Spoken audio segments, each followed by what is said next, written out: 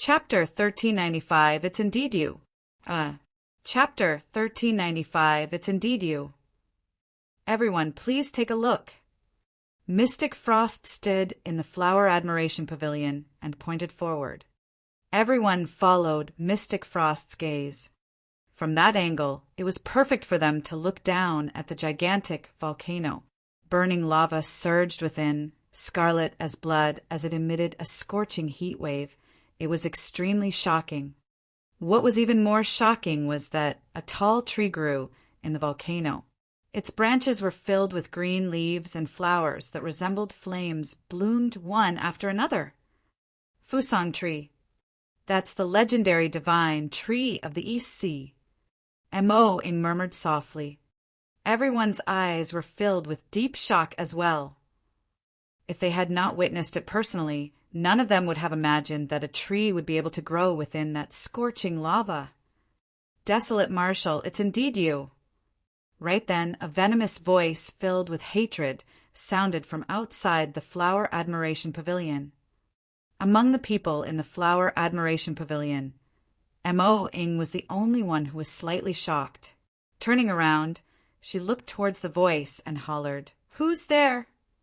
The others, including mighty figure Mystic Frost, Heavenly Phoenix, and even Su Zimo, did not have much of a shocked expression on their faces, as though they had known that this would happen. Anyone who could recognize him as Desolate Marshal must have met him before. On the East Sea, there was only a single person who had seen him before, the Golden Crow Third Prince. Su Zimo turned around slowly and looked at the Golden Crow Third Prince, who was not far away with a mocking expression. "Indeed, it's you." Actually, when he heard about the East Sea, Su Zimo already thought of the Golden Crow Third Prince. Legend has it that the forbidden ground of the Golden Crow race was on Penglai Island of the East Sea. From your tone, you've already guessed it. Mighty figure Heavenly Phoenix asked with a smile. Su Zimo said, "It's been hard on you to have to wait so long before making your move. When did you start suspecting me?" Mighty figure Heavenly Phoenix was puzzled and asked, "I've never acted strange towards you. Even for your status as a young master, I was the one who took the lead to greet you. I had my doubts the first time we met." Su Zimo said, "At that time you asked me where the woman with the divine phoenix bone went. I said that she left a long time ago and had never returned." "That's right, that's true." Mighty figure Heavenly Phoenix nodded. Su Zimo continued, "When you heard that news, you seemed to have some regrets. However, I could vaguely sense that you had heaved a sigh of relief and relaxed considerably. That's because with that you could attack me without any reservations." Mighty figure Heavenly Phoenix could not help but laugh and nod. "Not bad. Your senses are truly sharp. Even such a slight change in emotions can't deceive you." Su Zimo continued, "After that, everything went out of your control. You were unprepared when I suddenly wielded the Dragon Soul Saber and became the young master of Divine Phoenix Island." When he heard that, mighty figure Heavenly Phoenix's expression darkened immediately.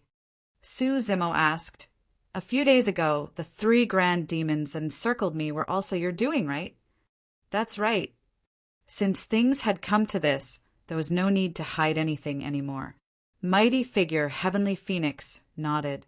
"At that time, I obtained a secret letter from Penglai Island that said that you were the legendary Tao Lord Desolate Marshal.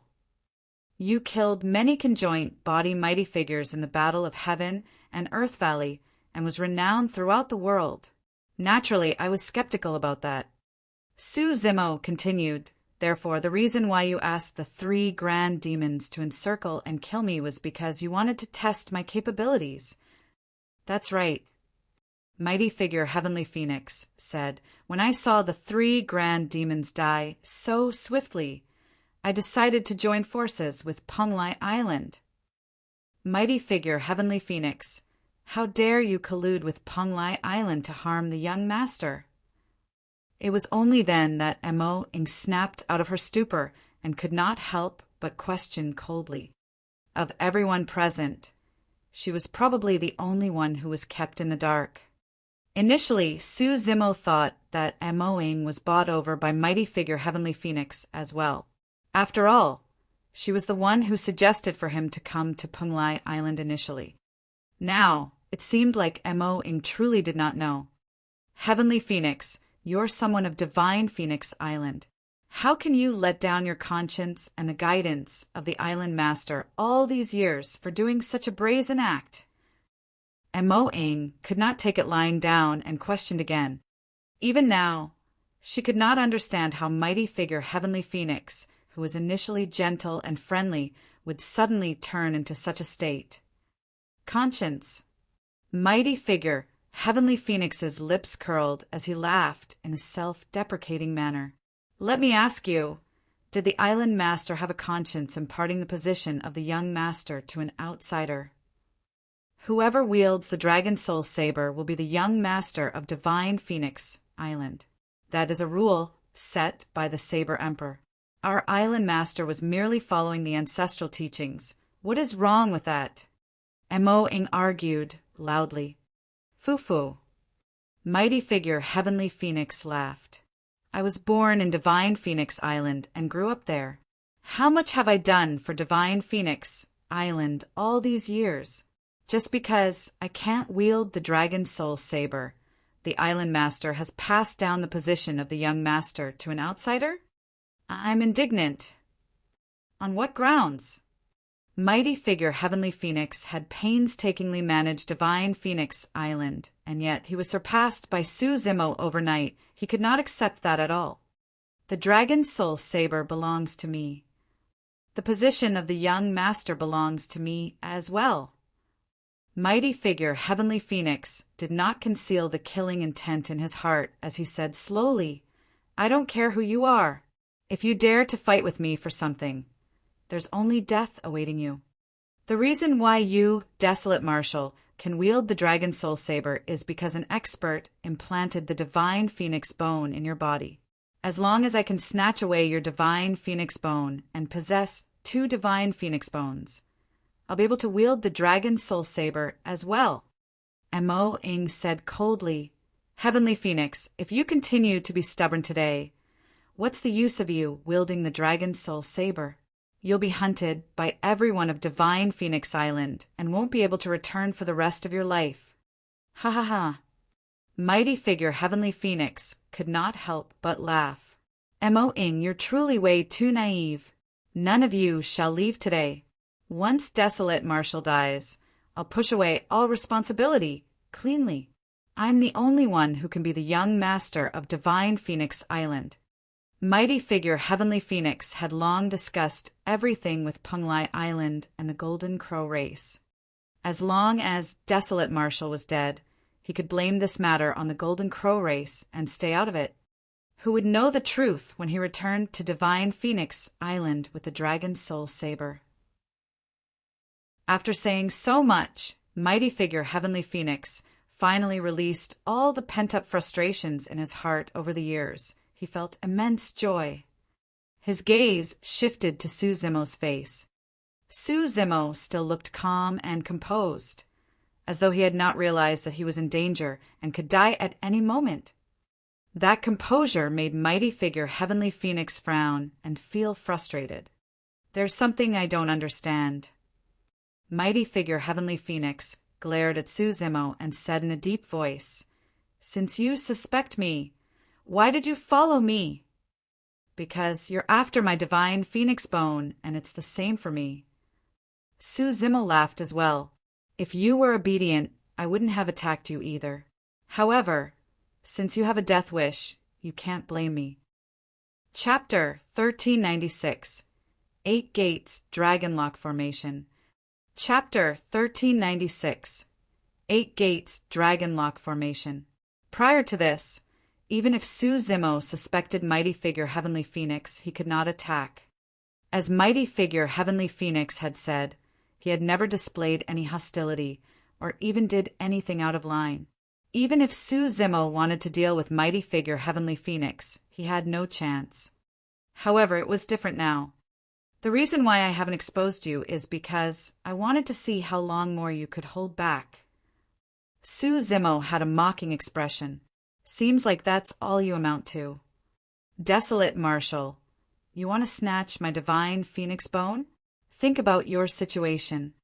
Mighty figure Heavenly Phoenix sneered. Since I chose to lay my cards on the table with you, I've made thorough preparations. Even if you're Tao, Lord Desolate Marshal, you'll have to die here today. To someone like you.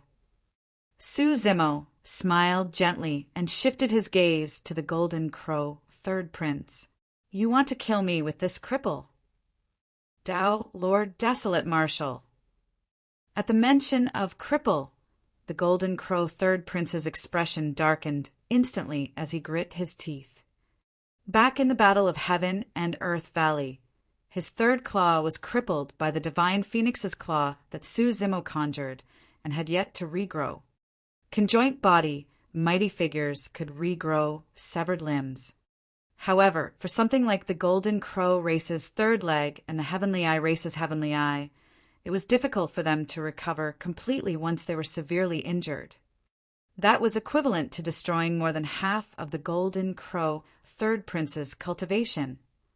Right now, although the Golden Crow third prince was still at the conjoint body realm, his combat strength was no longer as strong as before, and he was ranked last among the 10 princes.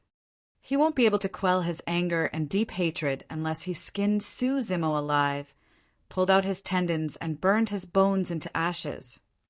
Mystic Frost, as the young master of Penglai Island, you're actually helping the Golden Crow race to plot against the young master of Divine Phoenix Island? Mo questioned loudly, unwilling to give up. It's useless to talk about that. Su Zimo shook his head. Since Penglai Island invited me here, they have no intention of letting me leave alive. Smart. Mystic Frost nodded and praised. Su Zimo changed the topic and swept his gaze across Mystic Frost and the others. However, the few of you are not enough to hurt me. On the side of mighty figure Heavenly Phoenix, including Mystic Frost and the 3 conjoint body mighty figures behind him and the Golden Crow third prince, there were only 6 mighty figures. This lineup was far inferior compared to Heaven and Earth Valley. Desolate Marshal, don't get worked up. The Golden Crow third prince laughed sinisterly. Since I know that you're the young master of Divine Phoenix Island, I naturally prepared a huge gift for you. Activate. The Golden Crow third prince stomped his feet and hollered. The moment he said that, a bedazzling light burst forth from the surroundings of the entire Flower Admiration Pavilion. It emanated an extremely strange power that coiled toward Su Zimo like shackles. A formation had long been set up around the vicinity of the Flower Admiration Pavilion, waiting for Su Zimo to step in. The strange thing was that the power of the formation only affected Su Zimo, but Mo could not sense anything at all. Suddenly, Su Zimo frowned. He could sense that his bloodline was being suppressed by a strange power within the formation. Even his essence spirit was not spared. This formation is an array formation passed down from the upper world of the primordial era. It's called the 8 Gates Dragonlock Formation and is specifically targeted at the dragon race. The Golden Crow third prince said, "How is it, Desolate Marshal? Do you feel that your bloodline and essence spirit are restricted and can't be activated? Your dermic arts, secret skills, divine powers, and bloodline are all crippled. Right now, you're equivalent to half a cripple." With a grim expression, Mo shielded Su Zimo tightly. Su Zimo was silent as well. Ha ha ha. When he saw that, the Golden Crow third prince was even more smug. He could not help but rear his head in laughter, thinking that he had complete control of the situation. Desolate Marshal, stop thinking about dispelling the formation. The Golden Crow third prince continued. The reason why the formation was established here was because of the power of the lava in this sacred volcano. Given your strength, there's no way you can dispel this formation. Of course, I heard that you're extremely accomplished in array formations as well. Unfortunately, I won't give you the time or opportunity to dispel the formation.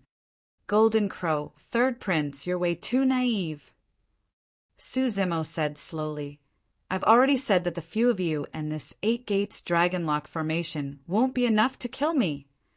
Before his sentence was finished, 2 blazing flames burst forth from Su Zimo's eyes and shot towards the Golden Crow third prince, with 2 scarlet divine lights.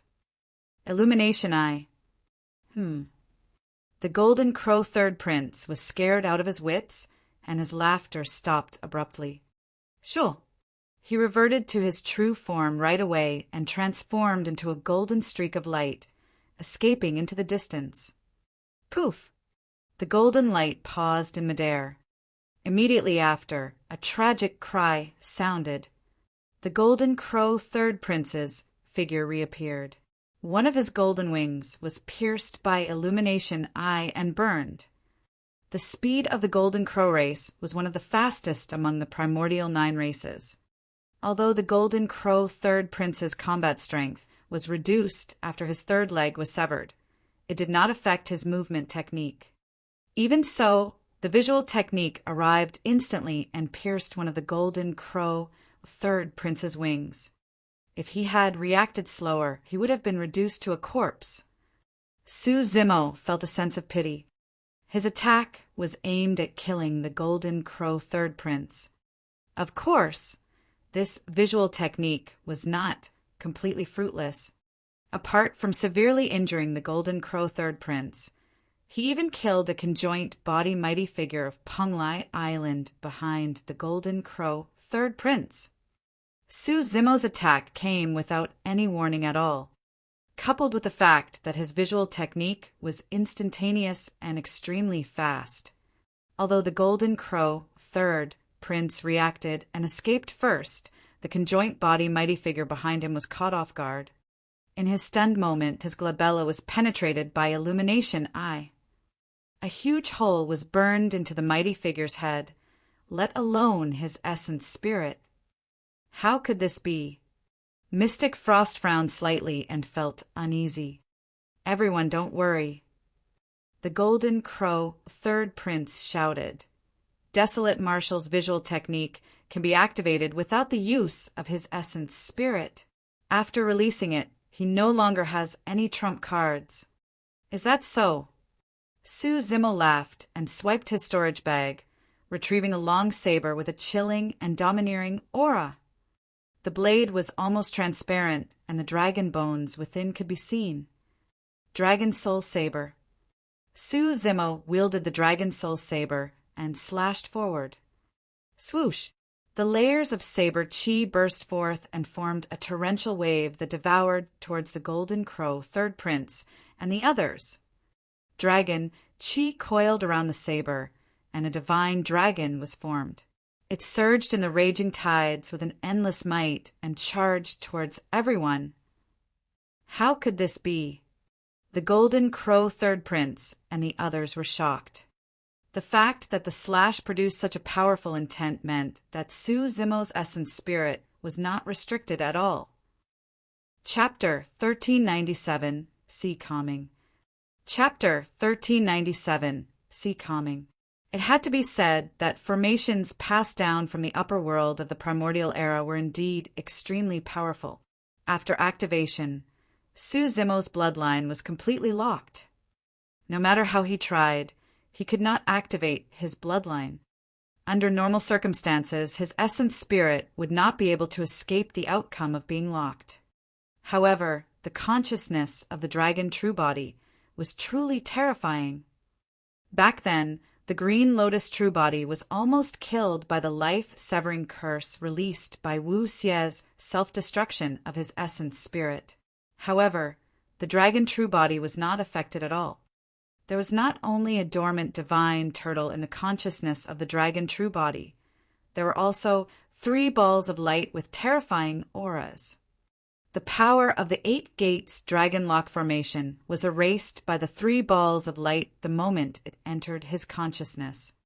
Therefore, although Su Zimo could not activate his bloodline, His essence spirit was not restricted in any way. Although he had lost the killing weapon of his body and bloodline, he still had many powerful trump cards that he could use. When the Dragon Soul saber slashed out, tsunamis and dragon roars exploded at the same time with a terrifying might. "Humph!" Mystic Frost harumphed coldly and chided. "You're only asking for trouble by using the sea calming saber technique on this sacred volcano." He summoned his destiny dermic weapon. It was a saber as well. The saber looked extremely extraordinary. It did not have the same majesty as the Dragon Soul saber and was relatively narrow and long, like a poisonous anaconda that could devour humans. Mystic Frost channeled his mental cultivation technique and slashed viciously at the incoming wave. Shing! A scorching saber chi burst forth and split the incoming wave into two, letting out the piercing sound of fire and water colliding. Even the divine dragon conjured by the Dragon Soul saber was severed. As a conjoint body mighty figure and the young master of Penglai Island, Mystic Frost was naturally a top-tier paragon monster incarnate. Compared to the titular disciples of Super Sex, he was definitely on par, or stronger. However, in the Tao of the Saber, he was not at the level where he could fight against Su Zimo. The reason why he was able to dispel Su Zimo's saber technique was because cultivation techniques had counters. The cultivation technique that Mystic Frost cultivated had a fire attribute. On the sacred volcano, the might of this cultivation technique was at its limits. On the contrary, every single slash of the sea calming manual contained the intent of the ocean. The moment the saber technique was released, the power of the saber technique on the sacred volcano was weakened. Su Zimo's expression was unchanged as he retracted his saber and attacked once more. That slash was ethereal and impossible to detect. However, at that moment, the entire world seemed to have stopped. Mystic Frost watched as the Dragon Soul saber slashed down from above his head slowly, but he could not move at all. Finally, he let out a shocked expression. Legend has it that this was the most terrifying saber technique in the Saber Emperor's inheritance. All these years, although the cultivators of the two islands had sparred countless times, no one had been able to release that saber technique. In fact, in the minds of the crowd, that saber technique had already become an illusory legend. Now that sea calming had descended, Mystic Frost finally experienced the fear of being unable to dodge the incoming blade. Clang! Right then, the sound of the blade being unsheathed echoed. An unparalleled saber beam descended, and the saber intent was the same as sea calming, slashing towards Su Zimo's Dragon Soul saber. The two almost identical saber intents collided, fought, negated, and devoured one another. Instantly, Mystic Frost broke free from that terrifying power and had a bewildered expression. Unknowingly, he broke out in cold sweat. Su Zimo focused his gaze. Heavenly Phoenix. This scene had somewhat exceeded his expectations. To think that you've also comprehended sea calming. Su Zimo said, "Earlier on, mighty figure Heavenly Phoenix was the one who released sea calming to save Mystic Frost." He smirked proudly. "Desolate Marshal, you underestimate me. This is not the only thing that will surprise you." Indeed, mighty figure Heavenly Phoenix had hidden himself extremely well. Even Mo-ing did not know his true strength, let alone Su Zimo. She did not know that mighty figure Heavenly Phoenix had also cultivated sea calming. "Oh, what other tricks do you have up your sleeves?" Su Zimo raised his brow. Mighty figure Heavenly Phoenix said in a deep voice, "The reason why I joined forces with Penglai and the Golden Crow race today was to ensure that nothing went wrong. Desolate Marshal, you might not be my match in a one-on-one battle even without this 8 gates dragon lock formation." "Is that so?" Su Zimo smiled. "Take my attack then." He channeled his spirit consciousness, and a divine light burst forth from his glabella, entering the firmaments. The power of divine power spread. Boom! A loud bang sounded from the skies. The clouds exploded, and a gigantic, thick stone pillar descended from the skies, charging towards mighty figure Heavenly Phoenix with a terrifying might. The stone pillar was grayish-white, and there was a 5-clawed, divine dragon climbing on it. It was lifelike, as though it could suppress the 10,000 races. The second innate divine power that Su Zimo comprehended, the ancestral dragon divine pillar. The moment the innate divine power descended, the battle exploded as well. The two conjoint body mighty figures of Penglai Island surrounded Emoing. Although Emoing was alone, she was not disadvantaged against two conjoint body mighty figures. On the other side, the Golden Crow Third Prince, mighty figure Heavenly Phoenix, and Mystic Frost were up against Su Zimo. The Golden Crow Third Prince and Mystic Frost released their trump cards one after another and struck the ancestral dragon divine pillar. At the same time, mighty figure Heavenly Phoenix channeled his bloodline and roared into the skies. He actually released a loud phoenix cry, and his power of blood chi surged as he slashed towards the ancestral dragon divine pillar. Boom! A deafening noise echoed. The ancestral dragon divine pillar was shattered by the combined attack of the three of them. Ha ha ha! Mighty figure Heavenly Phoenix burst into laughter. That's all there is to the legendary strongest monster incarnate in history. I'll let you witness my capabilities. The moment he said that, mighty figure Heavenly Phoenix's figure flashed and arrived before Su Zimo in the blink of an eye, slashing with his saber. Splash! Not only did that slash unleash multiple saber intents, the sound of tsunami echoed from within the body of mighty figure Heavenly Phoenix. Tsunami blood. The tsunami of his bloodline resonated with the sound of his saber intent and caused the might of that slash to increase tremendously. Su Zimo raised the Dragon Soul saber and slashed in reverse. Clang! Sparks flew as the sabers collided.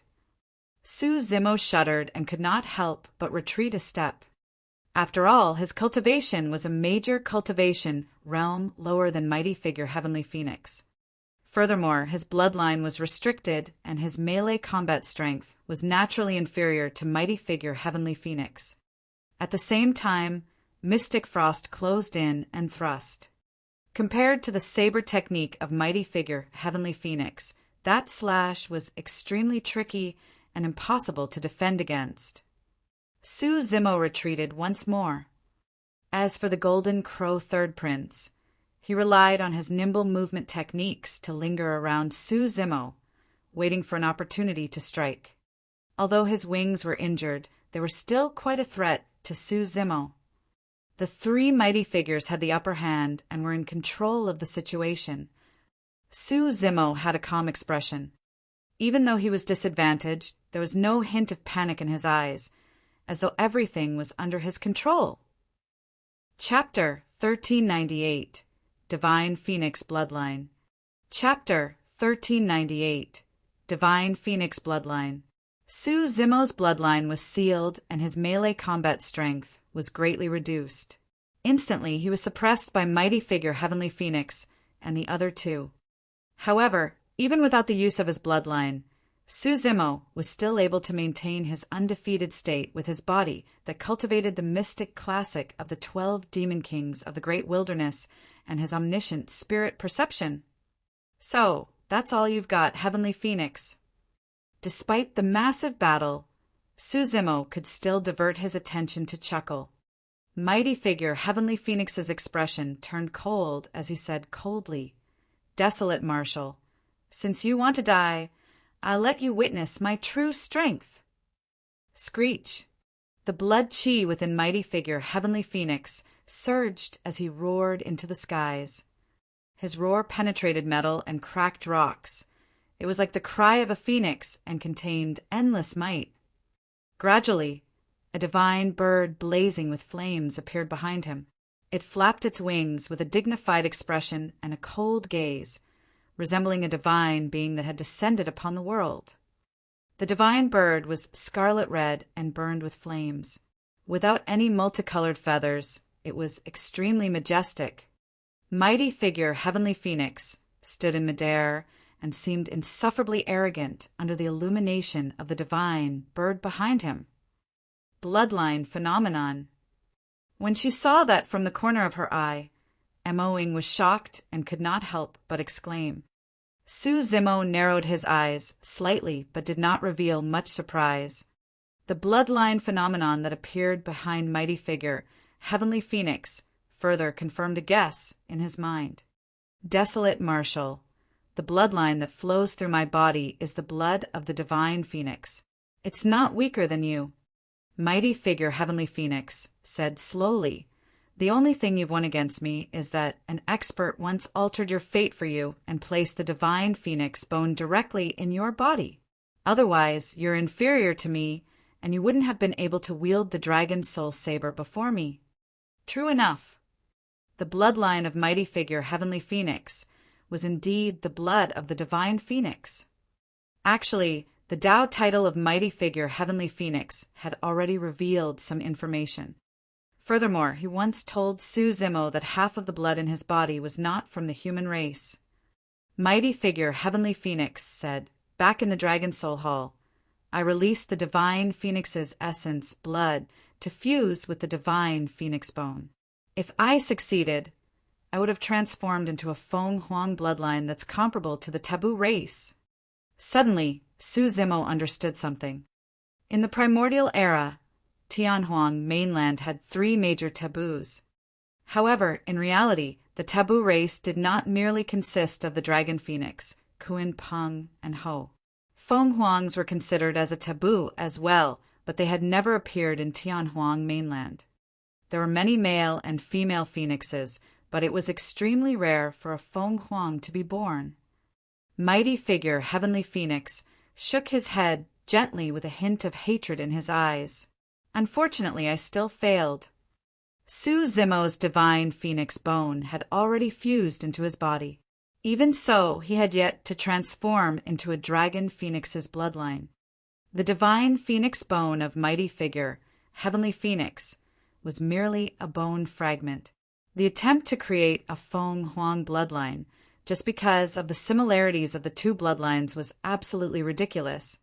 However, Desolate Marshal, you can die in peace. Mighty figure Heavenly Phoenix said, I'll definitely not waste the divine phoenix bone in your possession. With 2 divine phoenix bones, my chances of transforming will increase greatly. Stop wasting your breath on him. Mystic Frost urged, kill him quickly, lest something unexpected happens. Kill.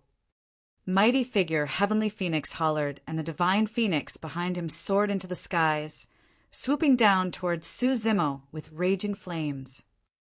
At the same time, mighty figure Heavenly Phoenix and the other 2 attacked at the same time, charging towards Su Zimo with the most ferocious attack.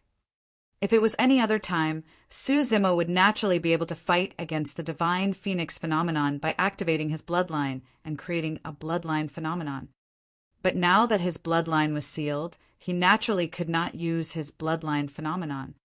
Su Zimo had a calm expression as he looked at the 3 incoming people. He conjured hand seals with his fingertips and waved his hands in front of him, causing gray fog to spread out beneath his palms. The gray fog emitted a strange dermic power fluctuation that enveloped the 3 of them like a gigantic swamp. Baron. Right now, the rate of lifespan reduction in the center of Baron was 1,000 years per breath. Mighty figure Heavenly Phoenix and Mystic Frost were both young and had already cultivated to the conjoint body realm after cultivating for thousands of years. All of them had more than 10,000 years to live. However, even Mahayana patriarchs were unwilling to endure the decline of their lifespans, let alone conjoint body mighty figures with 20,000 years of lifespan. Furthermore, it was 1,000 years per breath. That speed was way too fast, and nobody could withstand it. It's that dermic art. The Golden Crow Third Prince's pupils constricted. When he saw the gray fog surging in Suzumo's palm, he reacted right away and sped into the distance. After all, he had witnessed the might of Baron in Heaven and Earth Valley. Therefore, he was long prepared and fled the moment he sensed something amiss. However, Mighty Figure Heavenly Phoenix and Mystic Frost did not know about Baron's power. When the gray-colored ripples spread over and engulfed both of them, they were shocked and revealed stupefied expressions. "Lifespan! My lifespan!" Mystic Frost exclaimed. Although he had a noble status as the young master of Punglai Island and was experienced and knowledgeable, he was at a loss when faced with such a sudden situation. His lifespan had decreased way too quickly. Mighty Figure Heavenly Phoenix was shocked as well. His first reaction was still to channel his bloodline and essence spirit to condense dermic powers to fight against Baron. However, he realized that the dermic art was so domineering that it was useless even if the blood of the divine phoenix flowed through his body. At the same time, the divine phoenix phenomenon had already descended before Suzumo. The barren dermic art had no effect on the divine phoenix phenomenon. Humph! Suzumo harumphed coldly and extended his right arm, reaching to grab the divine phoenix phenomenon. Boom! The divine phoenix phenomenon collided heavily against Suzumo's right hand and let out a loud bang as flames surged into the air. Suzumo's face was pale. His entire arm was split open by the divine phoenix phenomenon. If not for the divine phoenix bone, his entire arm would have been crippled. Although his bloodline was sealed, the existence of the divine phoenix bone blocked most of the power of the divine phoenix phenomenon. He's not dead. The pupils of Mighty Figure Heavenly Phoenix constricted slightly as he retreated, wanting to escape from the radius of Baron.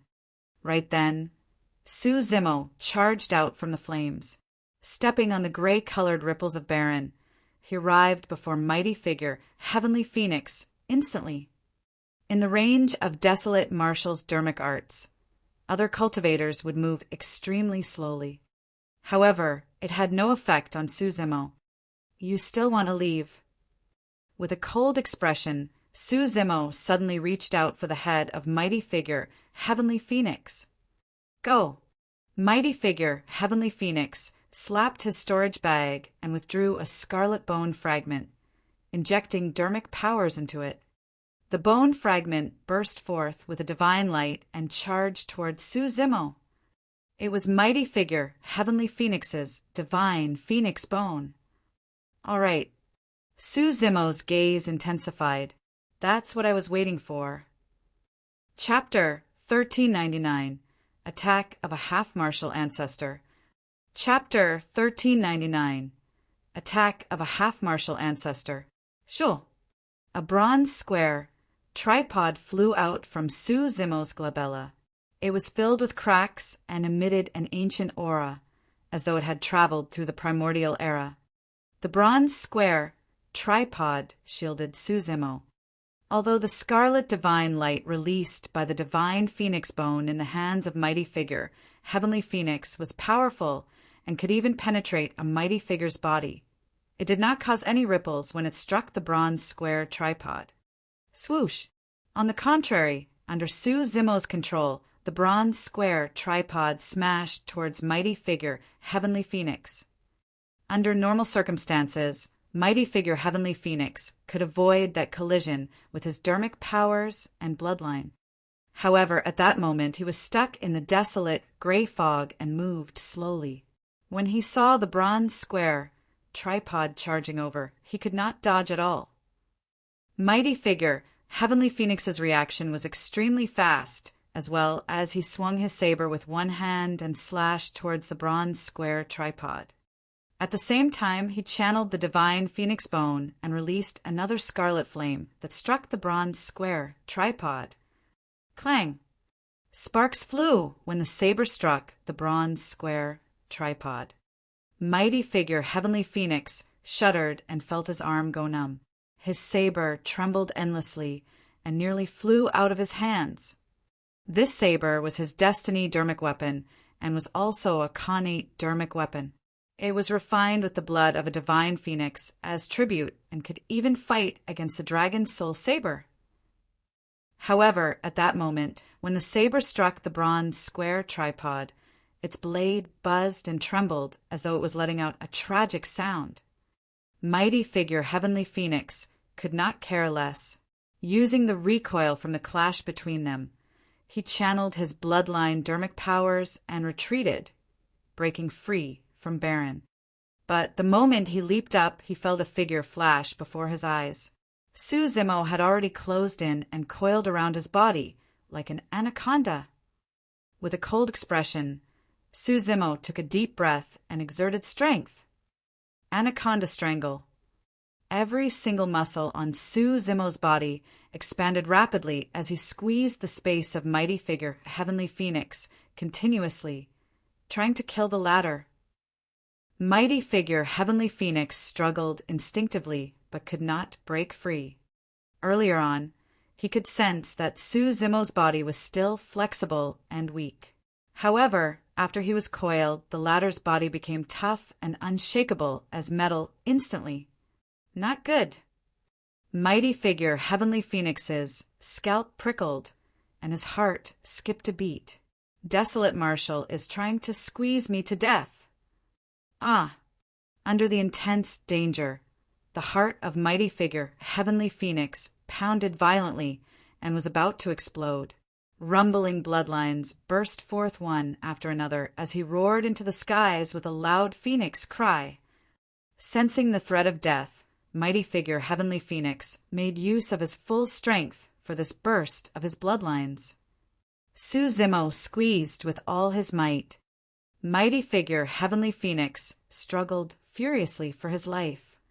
Both of them exerted strength wildly. If Su Zimo's bloodline was not sealed and his bloodline was released, he would have killed mighty figure Heavenly Phoenix in the blink of an eye. However, at that moment, Su Zimo could not use his bloodline and was in a stalemate with mighty figure Heavenly Phoenix. At that moment, the barren dermic art had dissipated as well. All of a sudden, two golden beams of light shot out from outside the Flower Admiration Pavilion like thunderbolts. They arrived instantly with endless killing intent. A terrifying spirit consciousness pressure descended. Mo Ying's heart skipped a beat and her expression changed. The pressure even made her feel suffocated. This is bad, a half-martial ancestor has arrived. Mo Ying was alarmed. From the corner of her eye, she caught sight of the two golden beams and her heart sank. The two golden beams surged with blood chi, and their auras were the same as the Golden Crow Third Prince. They were extremely scorching and were clearly from the Golden Crow race. It was a half-martial ancestor expert of the primordial races. It was over. Mo Ying felt despair. At the same time, Su Zimo sensed danger as well. The habitat of the Golden Crow race was on this Penglai Island. It was not surprising that two half-martial ancestors of the Golden Crow race had arrived. Even if Su Zimo's bloodline was not sealed, he would most likely be doomed against the Golden Crow half-martial ancestor as well. Furthermore, he could not use his bloodline and had already used all his trump cards. Right now, he had no chance of winning against two half-martial ancestors of the Golden Crow race. Desolate Marshal, you're dead! Ha ha ha ha! Mighty figure Heavenly Phoenix could not help but burst into laughter. Su Zimo had a calm expression and remained silent. Just as the two golden beams were about to reach Su Zimo, an extremely terrifying spirit consciousness fluctuation spread out from his glabella. Suddenly, a palm-sized scarlet scale the size of a crescent floated out from his glabella.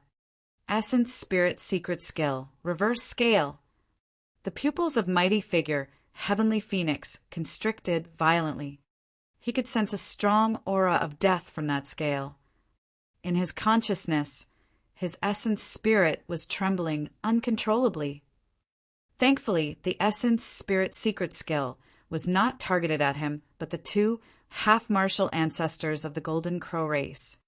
Otherwise, mighty figure Heavenly Phoenix believed that he would definitely die. The two half-martial ancestors of the Golden Crow race were shocked as well and paused in their tracks. Under normal circumstances, the essence spirit secret skill of a Dharma characteristic Tao Lord should not be a threat to them. Any single spirit consciousness could shatter the other party's essence spirit secret skill. However, it was different for the scale. Even the two half-martial ancestors of the Golden Crow race felt threatened. "You're asking for death." The two Golden Crow half-martial ancestors hollered and conjured their essence spirit secret skills as well. Two 3D golden crows that burned with golden flames flew out and smashed towards the scale. The three essence spirit secret skills collided silently. However, the surrounding void trembled and distorted. Even the trajectory of light was shifted. Cracks appeared on the reverse scale, and it shattered. Anyone who touched the reverse scale of a dragon would die. Although the reverse scale was strong, there was a limit to it. The essence spirit secret skills of the two Golden Crow half-martial ancestors shattered the reverse scale instantly.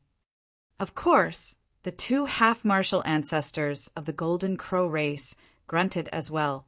Their essence spirits felt a sharp pain. While they were not injured, they were shocked.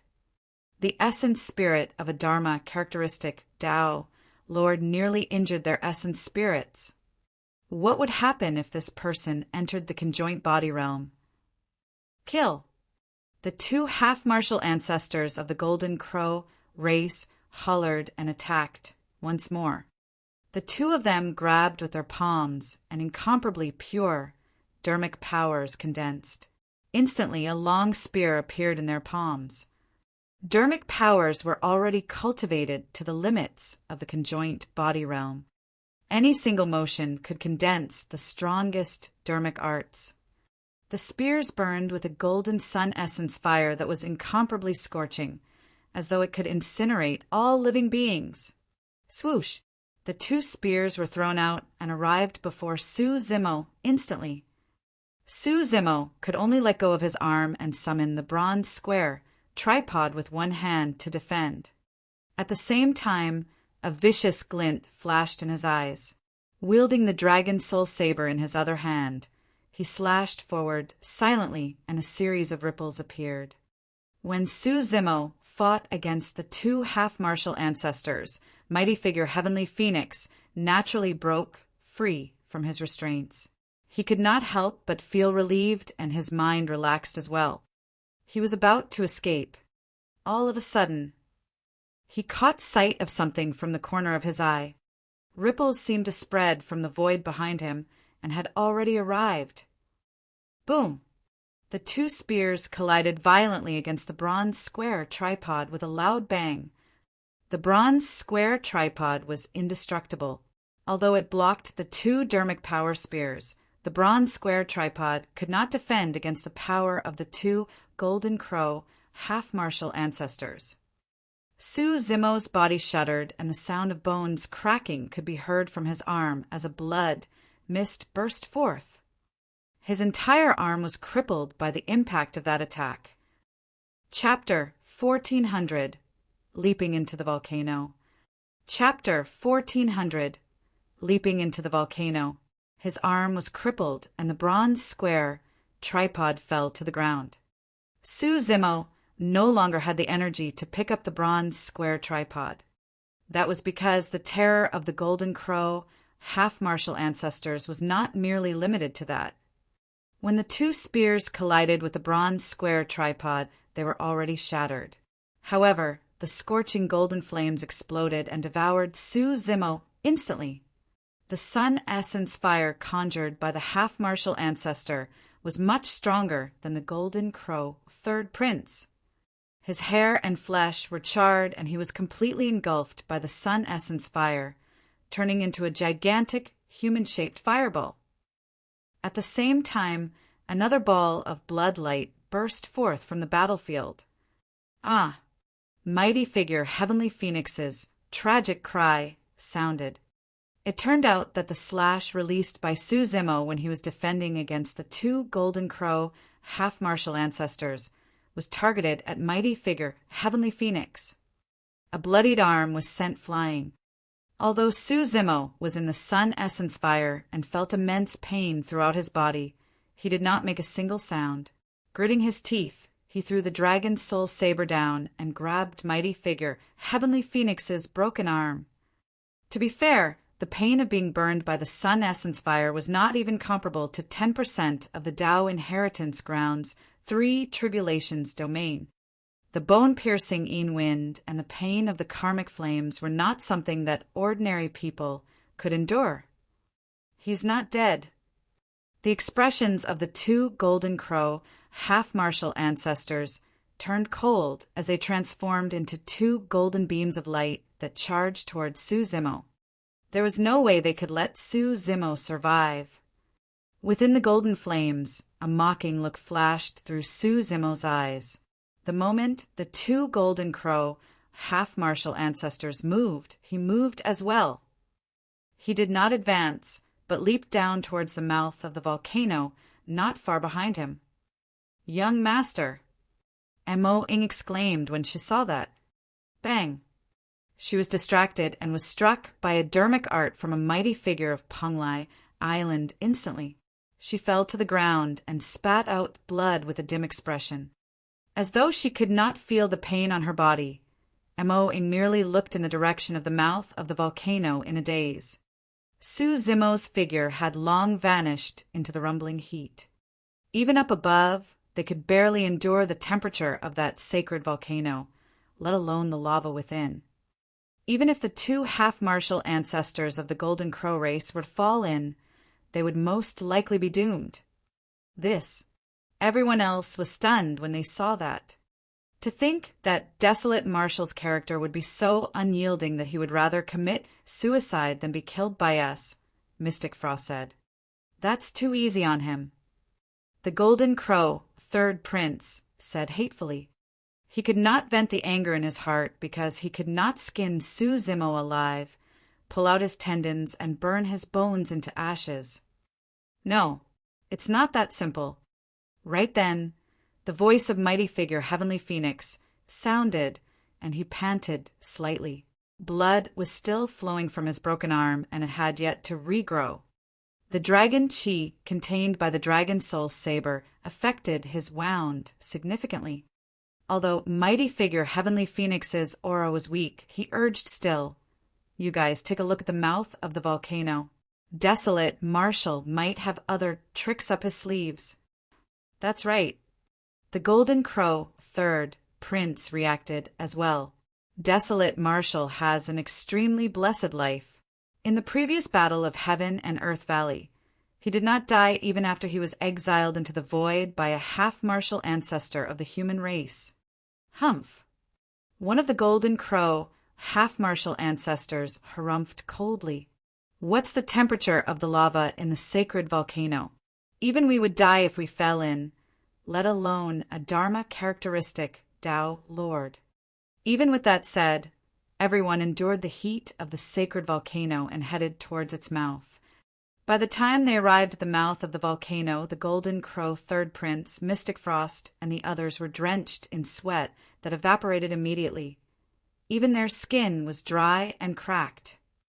A layer of sweat appeared on the cheeks of the two Golden Crow half-martial ancestors. Everyone focused their gazes towards the depths of the volcano. In the depths of the volcano, scarlet lava surged, and Suzimo's eyes were tightly shut. More than half of his body was drowned in the lava. His flesh was already burned into nothingness. Although only his skeleton was left, it began to melt under the terrifying lava as well. Before long, the lava surged and engulfed Suzimo completely. Everyone heaved a sigh of relief when they saw that. In that case, there shouldn't be any accidents. Everyone retreated one after another. Every single moment at the borders of the mouth of the volcano was an immense torture for them. How is it? Is desolate Marshall still alive? Mighty figure Heavenly Phoenix did not advance because his arm was snapped. He asked hurriedly when he saw everyone return so quickly. He's dead. Mystic Frost nodded and said with conviction, From this day forth, desolate Marshall will cease to exist in the cultivation world. He died so easily. Mighty figure Heavenly Phoenix still could not believe it. He turned to look at the two Golden Crow, half-Marshall ancestors, and could not help but say, Seniors, you should have been faster and stopped desolate Marshall from jumping down the volcano. Why, are you blaming us? A Golden Crow, half-Marshall ancestor had a cold expression, and his tone was sinister. And no, that's not what I meant. Mighty figure Heavenly Phoenix was alarmed and explained hurriedly. After all, desolate Marshall has too many secrets and treasures on him. It's a pity for him to die in the volcano just like that. Humph! The Golden Crow, half-Marshall ancestor, harumphed coldly. There's nothing to pity. Desolate Marshall's bronze tripod and dragon soul saber are still here on the volcano. But mighty figure Heavenly Phoenix wanted to speak, but stopped. But what? The other Golden Crow, half-Marshall ancestor sneered and asked, My arm. Foo-foo. Before mighty figure Heavenly Phoenix could finish, he was interrupted by a sneer. The Golden Crow, half-Marshall ancestor pouted. It's just an arm. Once you recuperate for a few days and the dragon chi around your wound dissipates, it'll naturally regrow. But mighty figure Heavenly Phoenix wanted to explain further. The Golden Crow, half-Marshall ancestor frowned slightly and waved his hand with an impatient expression. Mighty figure Heavenly Phoenix sighed internally. For some reason he felt uneasy. Indeed, his severed arm was not considered a serious injury. However, the key was that there was a divine phoenix bone in his palm. At that time, the situation changed drastically. In fact, desolate Marshall insisted on severing Heavenly Phoenix's arm instead of using his full strength to defend against the attacks of two half-Marshall ancestors. Later on, desolate Marshall's arm was crippled by the attacks of the two half-Marshall ancestors as well. However, he was willing to abandon his bronze square tripod and the dragon soul saber in order to get his hands on the divine phoenix bone. Desolate Marshall had painstakingly endured serious injuries and abandoned many treasures just to obtain the divine phoenix bone. Could he have done that just so he could commit suicide with it by jumping into the volcano? That did not make sense. Of course, since Mystic Frost and the others saw desolate Marshall die with their own eyes, there shouldn't be any accidents. Although desolate Marshall was killed in this battle, they suffered immense losses as well. It was even more so for mighty figure Heavenly Phoenix. Initially, he thought that he would be able to get his hands on desolate Marshall's divine phoenix bone, even if he could not cultivate the bloodline of the Feng Huang. His combat strength would increase tremendously. To think that he would have lost his divine phoenix bone just like that. Chapter 1401, Transformation. Chapter 1401, Transformation. Second, fourth brother, why are the two of you here? The Golden Crow, third, prince frowned, slightly in displeasure. I've long set up the 8 gates dragon lock formation in advance. Desolate Marshall's bloodline was sealed, and there's no way he could have escaped. Although the Golden Crow race had many clansmen, the younger generation of each generation viewed the Golden Crow, 10 princes, as their leaders. The 2 half-Marshall ancestors were also among the Golden Crow, 10 princes. One was the Golden Crow, 2nd prince, and the other was the Golden Crow, 4th prince. Among the Golden Crow 10 princes, their cultivation realms were different. However, the weakest were conjoint body mighty figures as well. Third brother, if we hadn't came, you would have been killed by desolate Marshall. The Golden Crow Fourth Prince laughed. Humph! The Golden Crow Third Prince clenched his fists. Don't think that I don't know what you guys are up to. You're just here to fight for Desolate Marshall's treasures. There was intense competition between the Golden Crow 10 princes, and it was not common for them to fight one another personally. The Golden Crow Second Prince did not say anything the entire time. However, he walked towards the bronze square tripod and lifted it up. So heavy. His heart skipped a beat. Although Desolate Marshall died, he left behind 2 treasures, the bronze square tripod and the dragon soul saber of Divine Phoenix Island. The dragon soul saber was famous outside. Furthermore, the Saber Emperor said that whoever could wield the dragon soul saber would be the young master of Divine Phoenix Island. However, in the eyes of the Golden Crow Second Prince, this bronze square tripod was even more precious and mysterious than the dragon soul saber. The bronze square tripod looked completely destroyed with cracks all over its body. However, it managed to defend against the attack of 2 half-martial ancestors. The Golden Crow Second Prince closed his eyes and condensed his spirit consciousness, wanting to erase the spirit consciousness imprint left behind by Desolate Marshall on the bronze square tripod. The bronze square tripod could only become his treasure if he erased the spirit consciousness imprint left behind by Desolate Marshall. On the other side, the Golden Crow Fourth Prince walked forward and picked up the dragon soul saber. He grinned at the Golden Crow Third Prince. Third brother, this dragon soul saber belongs to me. Humph! The Golden Crow Third Prince harumphed coldly with a terrible expression. Ever since the battle at Heaven and Earth Valley, where he severed his third leg and returned to Punglai Island with severe injuries, his status in the Golden Crow race had plummeted. For a Golden Crow, the loss of a third leg was equivalent to the loss of its strongest trump card. Initially, the Golden Crow Third Prince wanted to suppress Desolate Marshall this time round and obtain his treasures and cultivation techniques before making a breakthrough. To think that he did not manage to gain any benefits this time round as well and was interrupted by 2 of the Golden Crow 10 princes. The Golden Crow Fourth Prince walked forward with a smile. The moment his palm touched the dragon soul saber, a change happened. Clang! Clang! Suddenly, the saber quivered wildly and released streams of violent saber chi. The ancestral dragon chi spread and released a powerful might. Caught off guard, his palm was injured by the saber chi released by the dragon soul saber, and fresh blood flowed. How dare a ownerless weapon act so insolently? The Golden Crow Fourth Prince retracted his smile, and his expression turned cold. As a half-martial ancestor, he was completely unaffected by the wounds in his palm. In the blink of an eye, everything had healed.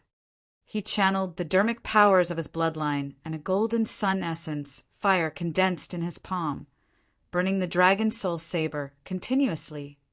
The saber chi of the dragon soul saber was burned into nothingness instantly. Even the ancestral dragon chi could not hold out. Roar! However, the dragon soul saber was still extremely violent. Sensing the unfamiliar bloodline, the ancestral dragon chi burst forth wildly and formed a phantom of the ancestral dragon in midair, letting out a resounding dragon roar at the Golden Crow Fourth Prince. Evil creature! The Golden Crow Fourth Prince said hatefully, "How dare you be so noisy in front of me?" Opening his mouth, the Golden Crow Fourth Prince suddenly spat out a stream of scarlet gold flames that devoured the ancestral dragon instantly and burned wildly. The ancestral dragon phantom let out a series of sorrowful cries. In the end, the power of the dragon soul saber could not defend against a half-martial ancestor of the Golden Crow race. When he saw that, the Golden Crow Third Prince could not help but laugh. Both the second and third princes met with considerable obstacles in their attempts to obtain Desolate Marshall's treasures. The sight of them suffering caused the Golden Crow third prince to gloat. What about that woman? Mystic Frost's gaze landed on Mo-ing in the pavilion. Kill. Mighty figure Heavenly Phoenix was expressionless and merely said a single word. Mystic Frost shook his head gently. It's a pity to kill such a beauty. Furthermore, she's a conjoint body mighty figure. That woman has to die. Mighty figure Heavenly Phoenix's tone was resolute. If Mo-ing were to return to Divine Phoenix Island alive, he would definitely be implicated. He did not care about women at all. When she heard the discussions of mighty figure Heavenly Phoenix and Mystic Frost, Mo-ying's expression did not change, nor was there any fear in her eyes. She was the saber attendant that Divine Phoenix Island had painstakingly selected. There was no longer a need for her to survive with the death of her young master. Strange. Right then, the Golden Crow, second prince, opened his eyes and frowned. Desolate Martial is only a Dharma characteristic, Tao Lord. Why is the spirit consciousness imprint left on the bronze square tripod so stable? Under normal circumstances, as a half-martial ancestor, he could erase the spirit consciousness of Dharma characteristic Tao Lords with a single thought. However, even after 5 minutes, the spirit consciousness on the bronze square tripod showed no signs of disappearing. The Golden Crow third prince laughed. You guys don't know yet, right? Even though Desolate Martial was buried in the sacred volcano earlier on, he's not dead. What do you mean by that? The Golden Crow second prince asked with a frown. Desolate Martial has 2 true bodies. The one that died earlier on was just his dragon true body. The Golden Crow third prince said, in other words, Desolate Martial isn't dead yet. It's not so easy to erase his spirit consciousness. Under normal circumstances, if a cultivator were to die, it would naturally be much easier to erase a remnant spirit consciousness imprint. However, if a cultivator was not dead, it would be much more difficult to erase the spirit consciousness imprint. That's not right either. The Golden Crow second prince shook his head. This bronze square tripod is clearly a dermic weapon of Desolate Martial's dragon true body. What has it got to do with his other true body? Unless Desolate Martial's dragon true body isn't dead. A thought flashed through the Golden Crow second prince's mind. Immediately he denied that thought. They had witnessed Desolate Martial jump into the sacred volcano and be devoured by the terrifying lava. How could he still be alive? The Golden Crow second prince laughed self-deprecatingly and thought to himself, I'm overthinking it. At that thought, he closed his eyes and continued to channel his spirit consciousness to refine the bronze square tripod. Actually, the Golden Crow second prince was not wrong. Indeed, Su Zima was not dead. Not only was he not dead in the sacred volcano, he was experiencing the greatest transformation of his body and bloodline ever since he started cultivating. Chapter 1402, Birth of the Dragon Phoenix. Chapter 1402, Birth of the Dragon Phoenix.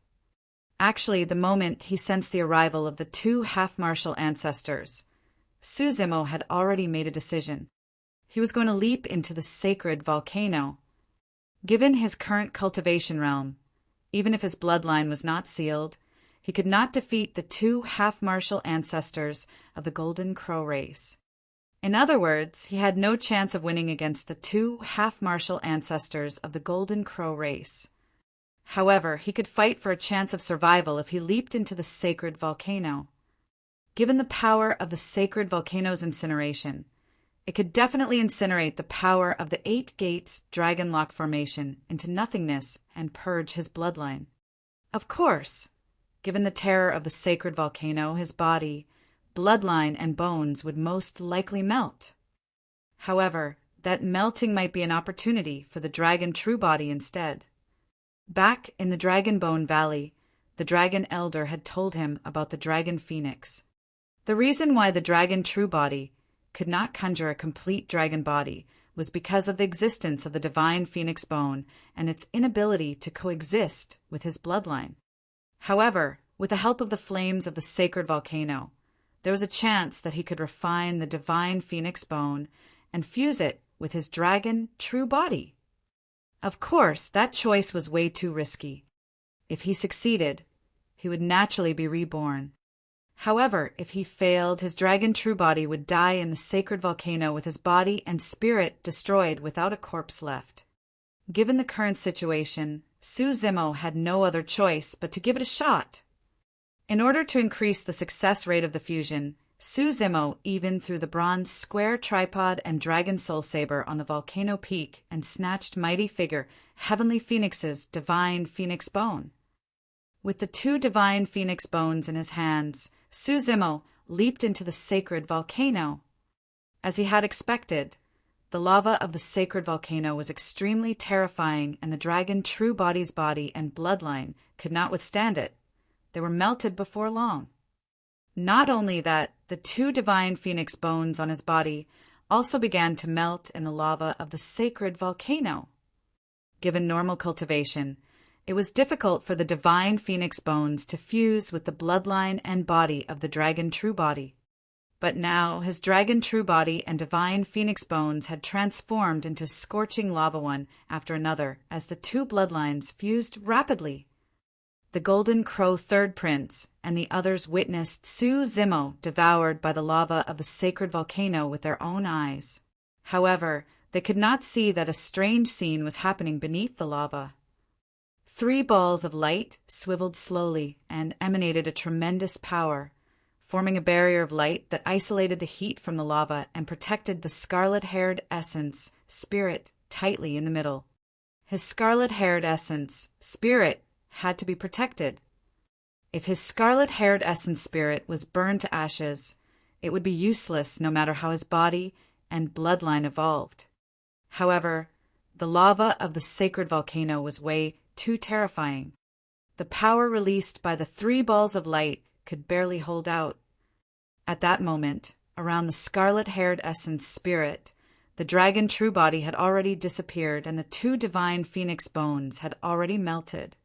The combination of the two was producing a brand new bloodline and an even more terrifying power through the refinement of the lava at the sacred volcano. The scarlet-haired essence Spirit sensed something, and the power of his essence Spirit surged, breaking through the barrier of the Dharma characteristic realm and entering the conjoint body realm. The fusion of the dragon true body was not a fusion of the heaven and earth Dharma characteristic. It was the fusion of the dragon and divine phoenix. A brand new body appeared in the steaming lava. Initially, it was just an outline. As time passed by, it gradually became clearer. If anyone could see what was beneath the lava, they would be shocked to discover that this body was not the body of a human. I still can't do it. The Golden Crow Second Prince opened his eyes once more and spat out hatefully. There was already a hint of impatience on his face. Should I give it a shot? The Golden Crow Third Prince gloated at the side. Humph! The Golden Crow Second Prince said coldly, I refuse to believe that I can't do it. If I can't refine it in a day, I'll refine it for a year. If I can't refine it in a year, I'll refine it for 10 years. On the other side, the Golden Crow Fourth Prince had finally suppressed the dragon's soul saber. At the back, he was even forced to use the power of divine powers. It's about time. Suddenly, mighty figure Heavenly Phoenix said, Mo-ing, it's time for you to die and accompany your young master. Fufu. Mo-ing smiled. Heavenly Phoenix, you plotted against our young master. You won't meet with a good end. You'll definitely suffer retribution. Retribution. Mighty figure Heavenly Phoenix could not help but burst into laughter. Ha ha ha ha. Now that desolate marshal is dead, I'll be the young master of Divine Phoenix Island once I return to Divine Phoenix Island. I'm not afraid of retribution at all. Is that so? Right then, a strange voice sounded from the top of the mountain. as though it came from beneath the sacred volcano. Everyone was stunned and looked over instinctively. The bottom of the sacred volcano was boiling lava. How could there be someone there? Clang, clang, clang.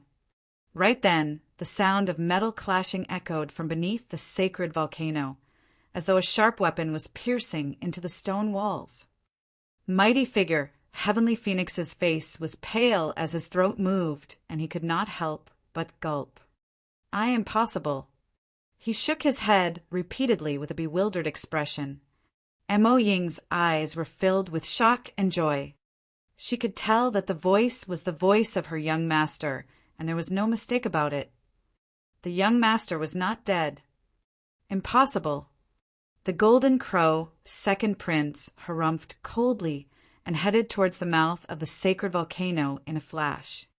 The Golden Crow, third prince, fourth prince, Mystic Frost, and mighty figure Heavenly Phoenix moved one after another as well. They endured the scorching heat and looked down at the bottom of the sacred volcano. Thereafter, the few of them witnessed a scene that they would never forget for their entire lives. In the rumbling lava, a gigantic living being crawled out slowly. It bore a dragon's head and a phoenix's tail alongside 5 claws. Every single claw was incomparably sharp and shone with a cold glint. At that moment, the life form was truly climbing the walls of the sacred volcano. The claws beneath its abdomen dug into the walls of the sacred volcano and punctured holes one after another. On the back of the life form was a gigantic pair of wings that were scarlet like smoke. Burning lava dripped from the life form but did not injure it at all. What was even more frightening was that the aura released by the living being caused the 3 princes of the Golden Crow race to feel shudders. This was a bloodline suppression. Even the Golden Crow race had to bow down in the face of this living being. What's that? Everyone was stunned on the spot with shocked expressions. It's mighty figure Heavenly Phoenix extended his single arm as though he recalled something. His eyes were filled with fear, and his lips trembled, unable to speak any more. All of a sudden, could it be? The Golden Crow second prince's heart skipped a beat as a possibility crossed his mind. Immediately after, blood drained from the faces of the Golden Crow third and fourth princes, and their bodies trembled slightly. Dragon, Phoenix. The Golden Crow fourth prince attempted to speak. The moment those words were said, the weather changed, and the entire world seemed to tremble in fear. One of the 3 primordial taboos, the Dragon Phoenix, was born. Chapter 1403, Taboo Power. Chapter 1403, Taboo Power. The taboo race was the strongest of the primordial era. Even though the Golden Crow race was one of the primordial 9 races, in the depths of its memories and bloodline, it still possessed an innate fear towards the taboo race. Su Zimo glared at the Golden Crow third prince and the others with a cold gaze. The dragon true body had already become a thing of the past. Right now, his body was the true body of a dragon phoenix. Su Zimo had just transformed into a dragon phoenix as well, and was not used to this body yet. Therefore, as he crawled out of the sacred volcano, he sensed the difference of the dragon phoenix body. It had to be said that Su Zimo could feel a tremendous amount of power coming from head to toe. Even every single muscle and fingernail seemed to be able to release a terrifying lethality. Be careful, everyone. The Golden Crow second prince was the first to react. With a deep shout, he swiped his storage bag and took out a golden badge, waving his hand to throw it over. The golden badge transformed into a golden streak of light that arrived in the firmaments and exploded, transforming into the shape of a 3D golden crow. That was the Golden Crow badge of the Golden Crow race. It would not be released unless it was absolutely necessary. Furthermore, the Golden Crow badge was the badge of the Golden Crow second prince. It was clear how serious this matter was. Don't panic. The Golden Crow, second prince, said in a deep voice, "Even if desolate Marshall transforms into a dragon phoenix, he has only just entered the conjoint body realm. How strong can he be? All we have to do is delay for a moment, and when the experts of the Golden Crow race arrive, desolate Marshall will definitely die." "That's right." The Golden Crow, fourth prince, nodded as well. "Taboos are not invincible either. Everyone, let's join forces and kill this taboo while its cultivation realm is unstable to eat its flesh and drink its blood. The body of a taboo is a treasure in itself." That statement caused the eyes of Mystic Frost and the two conjoint body mighty figures of Penglai Island to shine. There was nothing that moved them more than that statement. Relying on their half-martial ancestor cultivation, the Golden Crow second and fourth princes were fearless and wiped away the fear in Mystic Frost and the others' hearts with a few words. After all, this was Penglai Island, Mystic Frost's territory. There was no way a single taboo could overturn everything. Everyone's gazes turned fervent. It was even more so for mighty figure Heavenly Phoenix. It should have been mine. The fact that Desolate Marshall was able to transform into a dragon phoenix means that there's nothing wrong with my cultivation path as well. I can transform into a Feng Huang as well. That thought flashed through the mind of mighty figure Heavenly Phoenix repeatedly. However, he did not know that Su Zimo had not merely relied on 2 divine phoenix bones to transform into a dragon phoenix. He possessed the mystic classic of the 12 demon kings of the great wilderness. He comprehended divine powers. He utilized the power of the sacred volcano, and his fate was altered by Dayu. Su Zimo only descended upon the world as a dragon phoenix through various opportunities. Even if mighty figure Heavenly Phoenix obtained 2 divine phoenix bones and leaped into the sacred volcano, it would be difficult for him to transform into a Feng Huang. Most likely, he would have been burned into ashes. Among everyone, only the Golden Crow third prince was comparatively calmer. He had personally witnessed how the dragon true body killed everyone in the Battle of Heaven and Earth Valley, as well as the terrifying combat strength it possessed.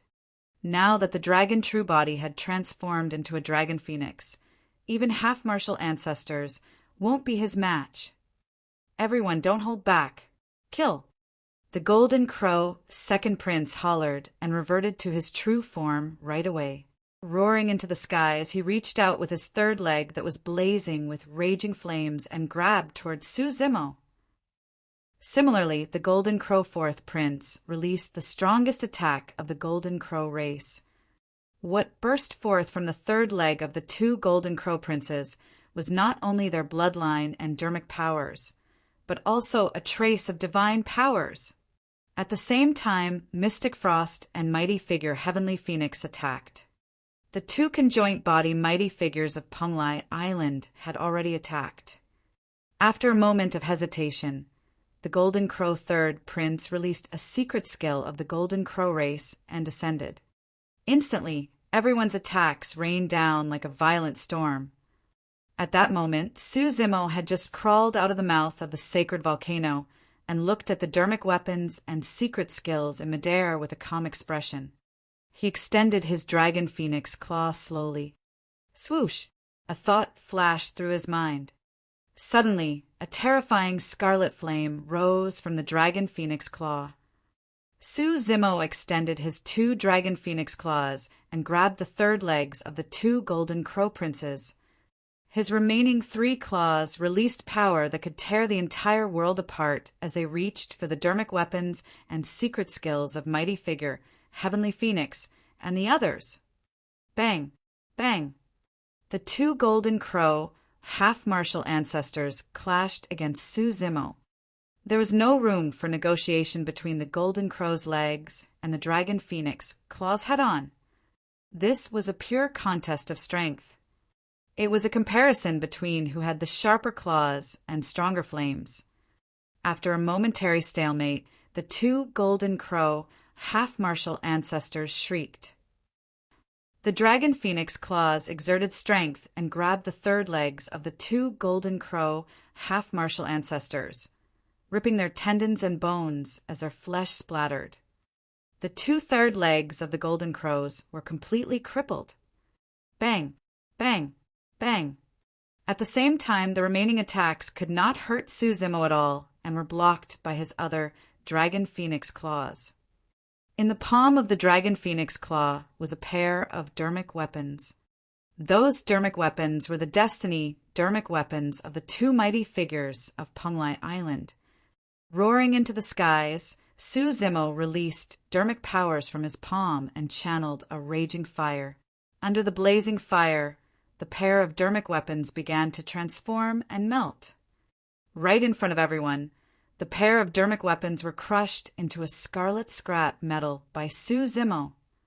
The power of a taboo was unstoppable. The two conjoint body mighty figures of Penglai Island could not help but grunt with pale expressions with their destiny dermic weapons destroyed. The dragon soul saber slashed down at his head. Suzimo did not dodge or avoid, and his blood chi surged. The moment he released his might as a dragon phoenix, the dragon soul saber submitted and returned to his control. Suzimo did not touch the dragon soul saber and merely moved his spirit consciousness. The dragon soul saber transformed into a streak of light and arrived above the heads of the two mighty figures of Penglai Island in the blink of an eye. It slashed down with the momentum of sea calming. The two conjoint body mighty figures could no longer control their bodies and could not move at all. The speed of the dragon soul saber was not fast. However, the two of them could only watch helplessly as the dragon soul saber slashed down slowly, splitting their heads into two. Their essence spirits could not escape at all. Two conjoint body mighty figures died on the spot. Retreat. Enduring the immense pain, the golden crow second prince hollered, and the golden wings behind him flapped, turning into a golden beam of light that fled towards the golden crow habitat. Without his reminder, the golden crow third and fourth princes moved as well. Mighty figure mystic Frost fled towards the inner island. Mighty figure heavenly phoenix fled out of the island. The golden crow race was ranked at the top of the primordial 9 races in terms of movement techniques and were comparable to the Rakshasa race. The golden crow second prince believed that while they might not be able to match Suzimo in terms of combat strength as a half-martial ancestor if he were to escape with all his might, Suzimo would definitely not be able to catch up to him. Under normal circumstances, he was not wrong. Even if the dragon true body entered the conjoint body realm, he might not be able to catch up to their speed. However, at that moment, Suzimo was a taboo dragon phoenix. The dragon phoenix had a pair of gigantic wings as well. Chapter 1404 Flames of the Dragon Phoenix. Chapter 1404 Flames of the Dragon Phoenix. Suzimo had just transformed into a dragon phoenix and was not completely familiar with the power of his body. Although he had a pair of gigantic wings behind his back, he had never used them when he fought with everyone earlier on. At that moment, when he saw the 3 princes of the Golden Crow race flee into the distance, along with mighty figure Heavenly Phoenix, Mystic Frost, and the others, Suzimo was anxious and channeled his bloodline, spreading the wings on his back. Swoosh! His wings burned with raging flames. Every single feather was scarlet and crystalline, shimmering with divine light without any impurities. Suzimo tried activating the pair of wings. His massive wings flapped and a powerful burst forth, turning into a scarlet beam of light. Suzimo chased after the 3 princes of the Golden Crow race. He had to kill the 3 princes of the Golden Crow race as soon as possible. When the Golden Crow second prince released the Golden Crow badge earlier on, Suzimo noticed it as well. It wouldn't be long before the Golden Crow army, and even the experts of the Golden Crow race arrived. It would be fine if they were just half-martial ancestors. However, if a patriarch of the Golden Crow race was alarmed, Suzumo would most likely die, even if he had transformed into a dragon phoenix. A patriarch had already entered the Mahayana realm and comprehended true divine powers. That sort of power was way beyond the conjoint body realm. The difference in lifespan alone was clear. Conjoint body, mighty figures of a human race had a lifespan of 20,000 years. After entering the Mahayana realm, one's lifespan would increase to 100,000 years. The Golden Crow, 3 princes, sprinted the entire way. However, within a few breaths, the 3 princes felt a scorching heat wave behind them, approaching them rapidly with a terrifying, killing intent. The Golden Crow, 2nd prince, turned around. That single glance almost scared him out of his wits. Not far behind the 3 of them, the terrifying figure of the dragon phoenix was closing in rapidly. Its wings flapped, and it was clearly much faster than them. Among the primordial 9 races, the Golden Crow race had the fastest movement techniques. However, it was a huge gap compared to the dragon phoenix of the taboo. Among the 3 princes, the Golden Crow 3rd prince had the lowest cultivation realm, and his movement technique was the slowest as well. Suzumo caught up to the Golden Crow 3rd prince first. Without stopping or decreasing his speed at all, he reached out with his dragon phoenix claws and grabbed the head of the ladder. The 5 dragon phoenix claws sealed all of the Golden Crow 3rd prince's escape routes. With nowhere to run, the Golden Crow 3rd prince's head was crushed by the dragon phoenix claws, and his essence spirit was destroyed, dying on the spot. After 3 breaths, Suzumo caught up to the 2 princes once more. Flapping his wings, he released 2 scorching flame barriers that blocked their path forward. Desolate Marshal, this is Penglai Island. When he saw that he could not escape, the Golden Crow 2nd prince could not help but turn around and shout, "I've already released my Golden Crow badge. Before long, a patriarch of my Golden Crow race will descend. If you dare to hurt me, you won't be able to leave Penglai Island either." The Golden Crow 4th prince shouted in a fierce manner as well. "Desolate Marshal, if you leave now, you might still have a chance to escape. If you linger here, the only thing awaiting you is death." The 2 princes were extremely smart. If Suzumo could be scared off by their words, that would be for the best. Even if they failed, they would definitely be able to intimidate him and buy time. Unfortunately, their opponent was Suzumo, who was decisive to kill. "How dare you threaten me? I'll kill you guys."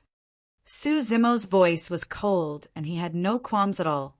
He was irreconcilable with the Golden Crow race a long time ago. Notwithstanding the fact that many Golden Crows died in his hands in the Battle of Heaven and Earth Valley, the Golden Crow race would not let him live with his status as a taboo dragon phoenix.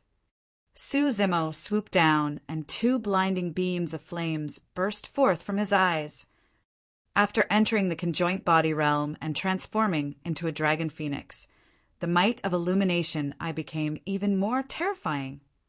The 2 half-martial ancestors tried their best to dodge, but their bodies were still struck by Illumination Eye. The wounds turned into ashes instantly. Suzumo swooped down and extended his sharp dragon phoenix claws to grab the Golden Crow 2nd prince. At the same time, he opened his mouth and bit towards the Golden Crow 4th prince on the other side. He used his fangs and claws completely. The 2 princes fought Suzumo in close combat. In just 2 to 3 breaths, the Golden Crow 2nd prince's body was crushed by the dragon phoenix claws, and his essence spirit was burned to ashes by the flames on the dragon phoenix's body. On the other side, the dragon phoenix bit the Golden Crow 4th prince's neck and snapped it. With a few consecutive bites, Suzumo crushed the Golden Crow 4th prince's head and devoured the latter's essence spirit and blood. After killing the 3 princes, Suzumo turned around and looked at Mystic Frost, who was escaping to the inner island. The young master of Penglai Island, Mystic Frost, played an important role in his trip here. This man must not survive either. Su Zimo flapped his wings and flames surged into the skies. Everywhere they passed, the white clouds in the firmaments were burned into a fiery red.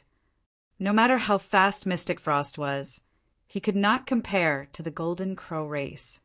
Even after Su Zimo killed the 3 princes and turned to chase after him, he had only just ran down the sacred volcano and was at the foot of the volcano.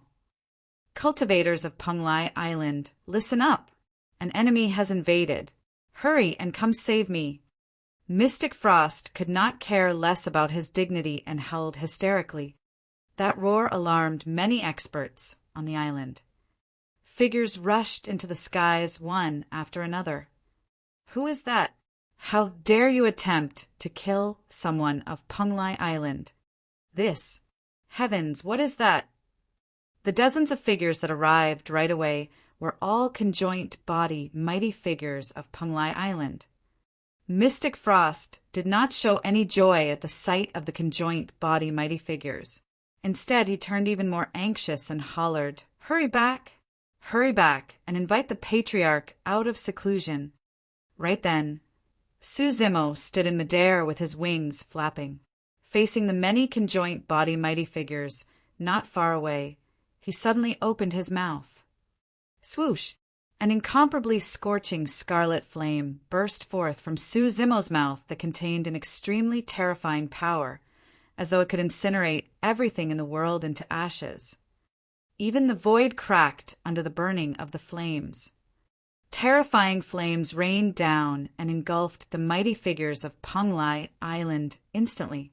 Even Mystic Frost was not spared. This was the innate divine power that Su Zimo comprehended after entering the conjoint body realm and transforming into a dragon phoenix. It was the innate divine power of a dragon phoenix. It was the divine phoenix flame. Ah, ah, ah! A series of tragic cries sounded from the crowd. Even conjoint body mighty figures could not break free from the sea of flames released by the dragon phoenix. In just a dozen breaths, many mighty figures of Penglai Island were burned to ashes without a corpse remaining. Chapter 1405, Extreme Speed. Chapter 1405, Extreme Speed. Su Zimo released the dragon phoenix flame and incinerated all the conjoint body mighty figures of Penglai Island who were in his way into ashes. Mystic Frost's pupils constricted at the sight of that. Swash! Su Zimo's figure flashed, and a scarlet beam of light approached. Against the terrifying might of the dragon phoenix, Mystic Frost no longer had any thoughts of defending. His head was punctured by Su Zimo's dragon phoenix claws, and his essence spirit was destroyed. The young master of Penglai Island was dead. After killing everyone, Su Zimo swept his gaze across the foot of the mountain. Not far away, there were even some corpses of cultivators. They were Jing Ming, Jing Sheng, and the others who had followed them here. Those people were initially subservient to mighty figure Heavenly Phoenix. However, in order to not expose what happened today, mighty figure Heavenly Phoenix killed those cultivators of Divine Phoenix Island first. Su Zimo spread his wings and flew back to the peak of the sacred volcano. At that moment, there was no longer a need for him to conceal his tracks. Given the massive commotion on the sacred volcano, many Penglai Island cultivators had already seen his true form. There was no way he could kill all of them. At that moment, there were still no half-martial ancestors. However, if he waited till half-martial ancestors or patriarchs of Penglai Island and the Golden Crow race arrived, he would most likely be doomed. He had to leave the island as soon as possible. The reason why Su Zimo returned to the peak of the sacred volcano was because he was worried about Mo Ing. Since Mo Ing had followed him here, he had to take her back alive. Young master. When she saw Su Zimo in that state, Mo Ing was still skeptical and shouted in an experimenting manner. "It's me." Su Zimo said in a deep voice, "We can't linger here. Leave with me. Mo Ing was severely injured, and Su Zimo tossed her onto his back. Flapping his wings, he soared into the skies and sped into the distance with a streak of flames. At the same time, Su Zimo released his massive spirit consciousness and searched the surface of the sea. After entering the conjoint body realm, Su Zimo's spirit consciousness expanded to a shocking range. Before long, he caught sight of a figure scurrying to escape. Mighty figure, heavenly phoenix. Su Zimo's expression was as cold as ever. Mighty figure, heavenly phoenix, set a trap to kill him. This was somebody he had to kill. The speed of the dragon phoenix was way too fast. Even half-martial ancestors of the Golden Crow race could not match Su Zimo in terms of movement speed, let alone mighty figure heavenly phoenix who was at the conjoint body realm. In just a dozen breaths, a large, scarlet cloud shrouded the head of mighty figure heavenly phoenix. Sensing danger, mighty figure heavenly phoenix looked up instinctively and saw Su Zimo flapping his wings through the clouds. Although Su Zimo's body was blazing with raging flames, his gaze was cold as ice. Mighty figure heavenly phoenix felt his scalp tingle. When he met with Su Zimo's gaze, his legs went limp. Although he possessed the bloodline of the divine phoenix, he was still inferior to the dragon phoenix. Heavenly phoenix, you can't escape. Su Zimo's voice sounded slowly with a chilling intent. Ha ha ha. When mighty figure heavenly phoenix saw that he could not escape, he gave up and paused before rearing his head in laughter. It's just because I'm unlucky. If I was the one who obtained the divine phoenix bones this time round, I would have had a chance of transforming into a Fenghuang. At that time, you would be the one escaping for your life, desolate marshal. Kill. Mighty figure heavenly phoenix refused to surrender and roared into the skies. His essence spirit, blood chi, and dermic powers were already channeled to their limits as he charged toward Su Zimo. Su Zimo had a fearless expression as he swooped down like a gigantic fireball. Boom! There was a deafening sound. Flames splattered everywhere. After a brief pause, mighty figure heavenly phoenix was devoured by the gigantic fireball, and his essence spirit was destroyed. Su Zimo's figure reappeared. After calming down, he continued speeding towards divine Phoenix Island. Before long, he felt a sense of trepidation. It was as though he was targeted by an extremely terrifying existence and could face a calamity at any moment. He had entered the conjoint body realm and had the potential to grow into a dragon phoenix with shocking combat strength. There were not many people in Tianhuang mainland who could threaten him anymore. There was only a single possibility for him to sense danger: a Mahayana patriarch. However, he did not know if it was a patriarch of Penglai Island or the Golden Crow race. All of a sudden, a warning flashed in Su Zimo's mind. He did not stop and looked up instinctively. The skies darkened. Above his head, a gigantic black cloud shrouded and rumbled like ink. Gradually, the gigantic cloud began to spin, forming a massive vortex. A strange power emanated from the center of the vortex. Su Zimo glared at the center of the vortex with a grim expression. All of a sudden, a divine light burst forth from the center of the vortex. Thankfully, the illumination stone was fused into Su Zimo's eyes. Otherwise, that divine light would have blinded him. Pissed, Su Zimo could not help but gasp when he saw the center of the vortex clearly. In the middle of the black cloud vortex was a gigantic eye. At that moment, the eye was glaring at Su Zimo with a cold, killing intent, as though it could detect him no matter where he escaped to. Su Zimo went on a massacre on Penglai Island and killed the young master of Penglai Island along with many conjoint body mighty figures. In the end, a Mahayana patriarch was alerted. This should be a patriarch of Penglai Island. If it was a patriarch of the Golden Crow race, the aura given off should be different from this. Suddenly, the eye blinked.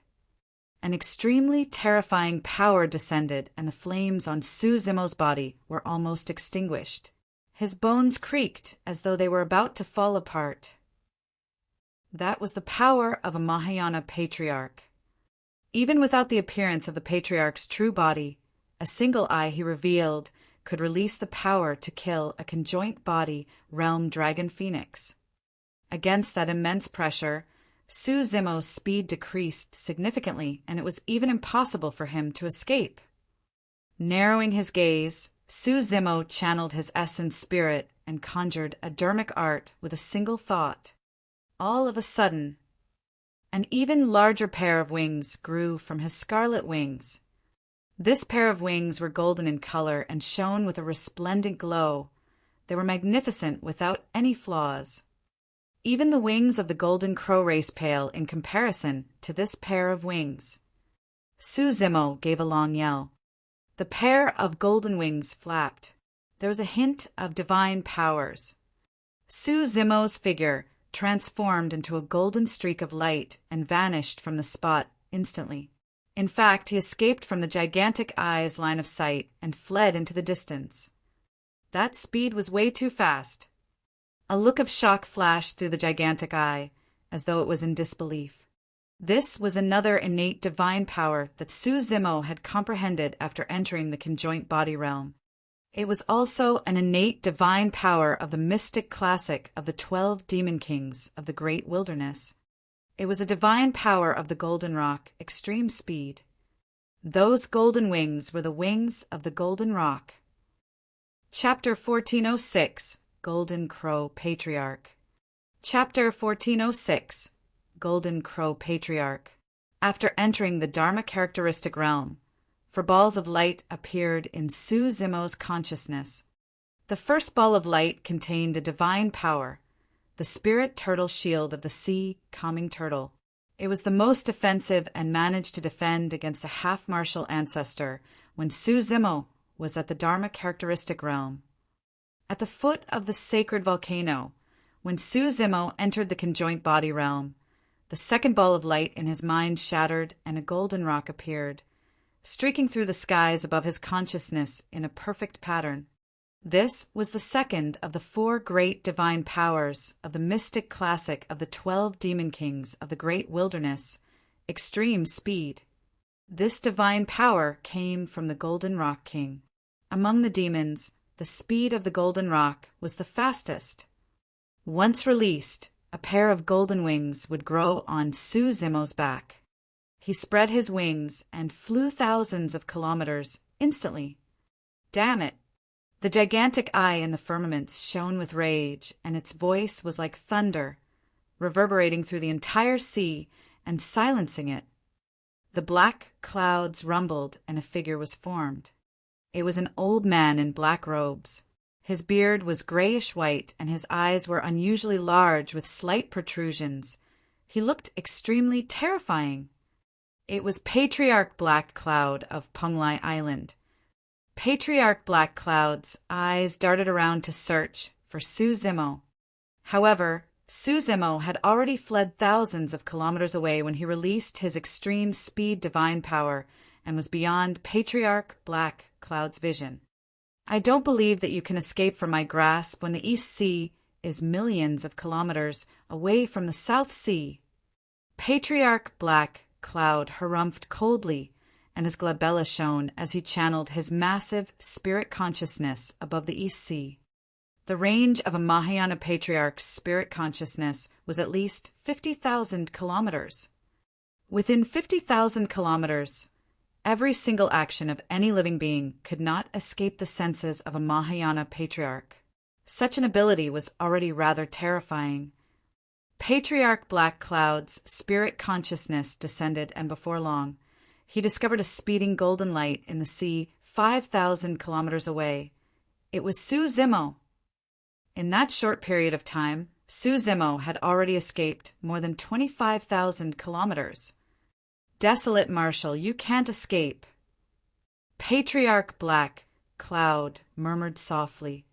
However, that voice crossed thousands of kilometers and entered Su Zimo's ears clearly, as though Patriarch Black Cloud was whispering to him. Su Zimo's heart skipped a beat. Extreme speed alone was not enough. The dragon phoenix wings on Su Zimo's back flapped at the same time. Initially, Su Zimo's figure was merely a streak of golden light, but now there was a scarlet shade on that golden light. Su Zimo's speed rose once more. As Patriarch Black Cloud sped with all his might, he suddenly realized that Su Zimo's speed had increased significantly once more. The distance between them was getting wider. Before long, Su Zimo's figure vanished from the range of his spirit consciousness completely. This meant that a conjoint body-mighty figure had escaped from his pursuit. Patriarch Black Cloud stopped in his tracks with a terrible expression. Given desolate martial speed, he would not be able to catch up even if he continued chasing, and it would be futile. I managed to let a conjoint body-mighty figure escape. Patriarch Black Cloud was secretly frustrated. Right then, his expression changed. As though he sensed something, he looked up instinctively with a hint of fear in his eyes. Thereafter, he sneered, "Desolate Marshal, you can't escape after all." On the surface of the sea, Su Zimo sprinted the entire way without daring to relax. He had already left the Patriarch with the gigantic eye far behind. However, for some reason, the sense of danger in his heart did not vanish. Before long, a warning flashed in Su Zimo's mind. A terrifying might descended. That pressure was even stronger than the Patriarch with the gigantic eye earlier on. Another Patriarch had appeared. Su Zimo was secretly shocked. What worried him was that although he had already released his extreme speed, divine power, and dragon phoenix wings, this Mahayana Patriarch still caught up to him. This meant that the Patriarch was even faster than him. If he was not wrong, the pursuer should be a Patriarch of the Golden Crow race. Only the Golden Crow race could possess such speed. Immediately after, a scorching aura descended from the skies and enveloped Su Zimo. Before it arrived, cracks were already formed in the surrounding space. Su Zimo did not look up. He no longer had the mind or energy to do so. All he could do was activate his bloodline wildly and extreme speed to flap his dragon phoenix wings to dodge to the side. Shing! The moment Su Zimo dodged, a gigantic golden claw descended beside him. The claw was sharp and shone with a cold glint as it crushed the void. Su Zimo did not dare to linger and continued escaping. On his back, Mo-ing looked up with widened eyes. In the skies above the firmaments, a gigantic figure could vaguely be seen flapping its wings and speeding forward with a faint golden glow on its body. All of a sudden, the clouds dispersed and a gigantic golden claw descended, grabbing towards their location at an astonishing speed. Although Mo-ing could clearly see it, she could not react to it at all. Su Zimo did not look over.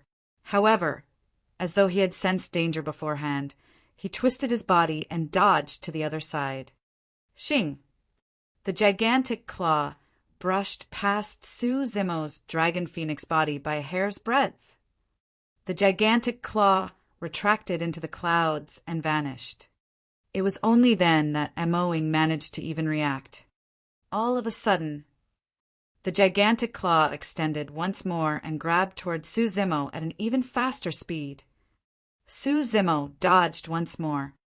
This time round he was a tad too slow and was scratched by the fingertips of the gigantic claw.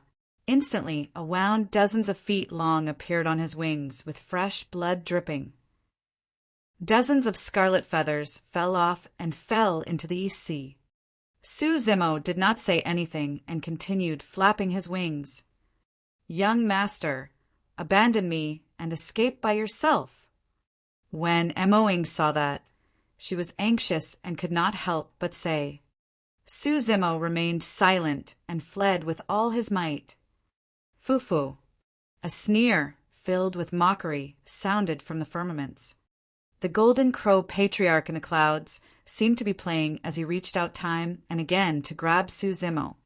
More wounds appeared on Suzumo's body.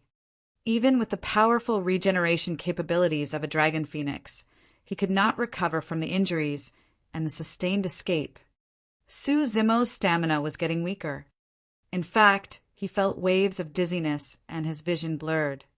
All of a sudden, right in front of him, a small boat floated horizontally across the horizon amidst the clouds. Compared to the massive ocean, the small boat was like a drop of seawater and could not even compare to a single scale on Suzumo's body. However, Suzumo was invigorated when he caught sight of the small boat. On the small boat laid a figure with a lazy posture. He wore a green woven rush raincoat and a green straw hat with a fishnet scattered beside his feet. The figure allowed the small boat to drift aimlessly in the seawater and was totally not bothered, looking extremely relaxed. Chapter 1407 Tribulation Transcendence Immortals. Chapter 1407 Tribulation Transcendence Immortals. Why is there a fisherman here? Mo-ing sighed softly. In her opinion, even Dharma-characteristic Tao lords would be shredded into pieces against the might of a Mahayana patriarch, let alone a fisherman. Right then, on the small boat, the fisherman removed the green straw hat on his face, revealing an ordinary face with an unshaved beard. The golden crow patriarch in the clouds attacked once more. A gigantic golden claw, blazing with flames, descended and grabbed toward Suzumo. The fisherman's eyes were clear as he looked at the firmaments. Suddenly, he raised his hand with a fake smile. The green straw hat flew from his hands and transformed into a green beam of light. Instantly, it arrived at the gigantic golden claw and slashed forward. Scarlet blood gushed out and scattered down. Mo-ying's pupils constricted. She could clearly see that the destructive golden claw in midair was severed by the unassuming green straw hat. Even though it was severed, the gigantic claw burned with flames as it fell into the ocean. The ocean blazed with raging flames that lasted for a long time. Groar! A tragic cry sounded from the firmaments. It was a piercing screech, and Mo-ing clutched her ears with a pained expression. Thankfully, the sound disappeared as quickly as it appeared. The Mahayana patriarch of the Golden Crow race had escaped. Mo-ying's eyes widened, and she could not snap out of her stupor for a moment. She felt as though she was dreaming.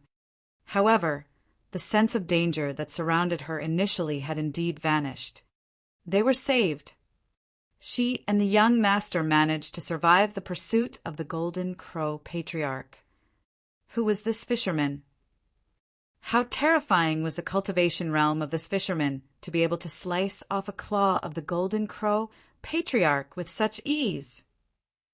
Right then, Suzumo had already reverted into his human form from his true form, landing on the fisherman's small boat with Mo-ing. He was covered in injuries and was almost completely exhausted to be able to escape here. When he descended, he could not control his body. He practically smashed onto the small boat.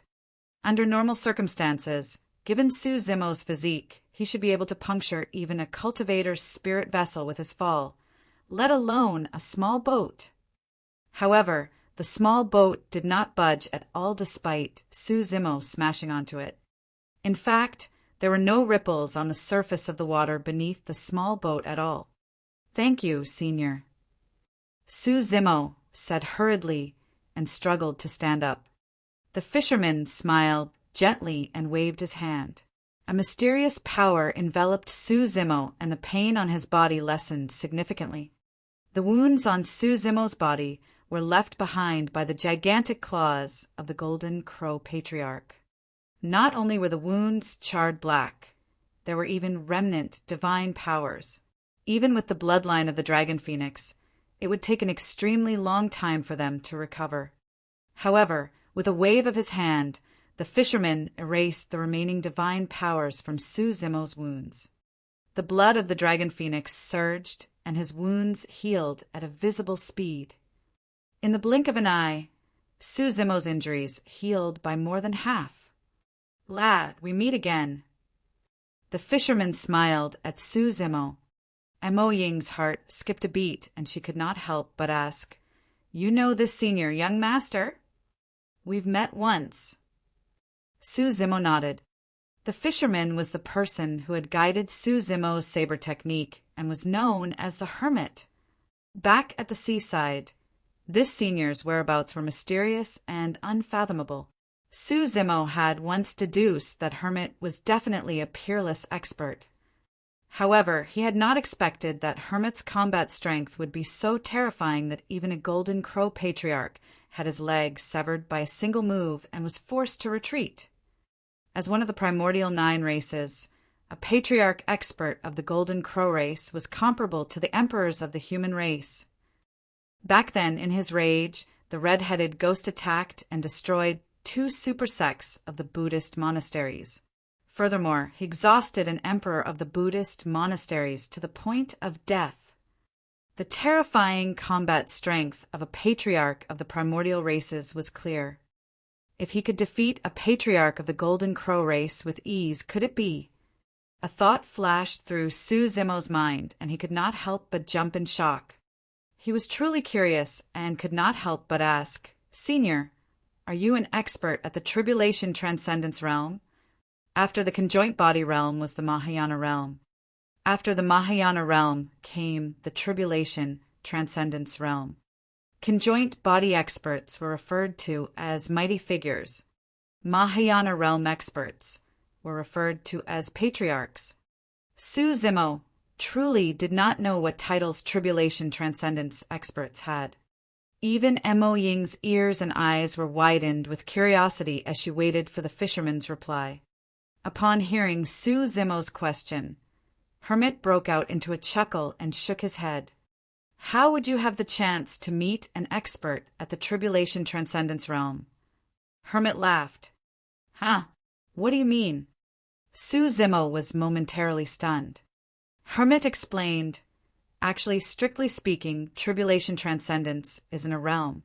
After the Mahayana realm, the cultivator's cultivation will continue to advance. When they cultivate to the perfected Mahayana realm, they will be able to sense the heavenly tribulation. If they can survive the heavenly tribulation, they will leave Tianhuang mainland and ascend to the upper world. There are extremely few people who can cultivate to the point of tribulation transcendence. The process of tribulation transcendence is even more treacherous, where only 1 in 10 will get to survive. For those that fail, their souls will dissipate and they will not reincarnate. However, those that succeed will ascend to the upper world, and you will naturally not see them." Suzumo's eyes revealed a look of realization. It was no wonder why he had never heard of experts at the Tribulation Transcendence realm. So, if they could survive the heavenly tribulation, they would ascend to the upper world. At the mention of the upper world, Suzumo's heart was suddenly filled with anticipation.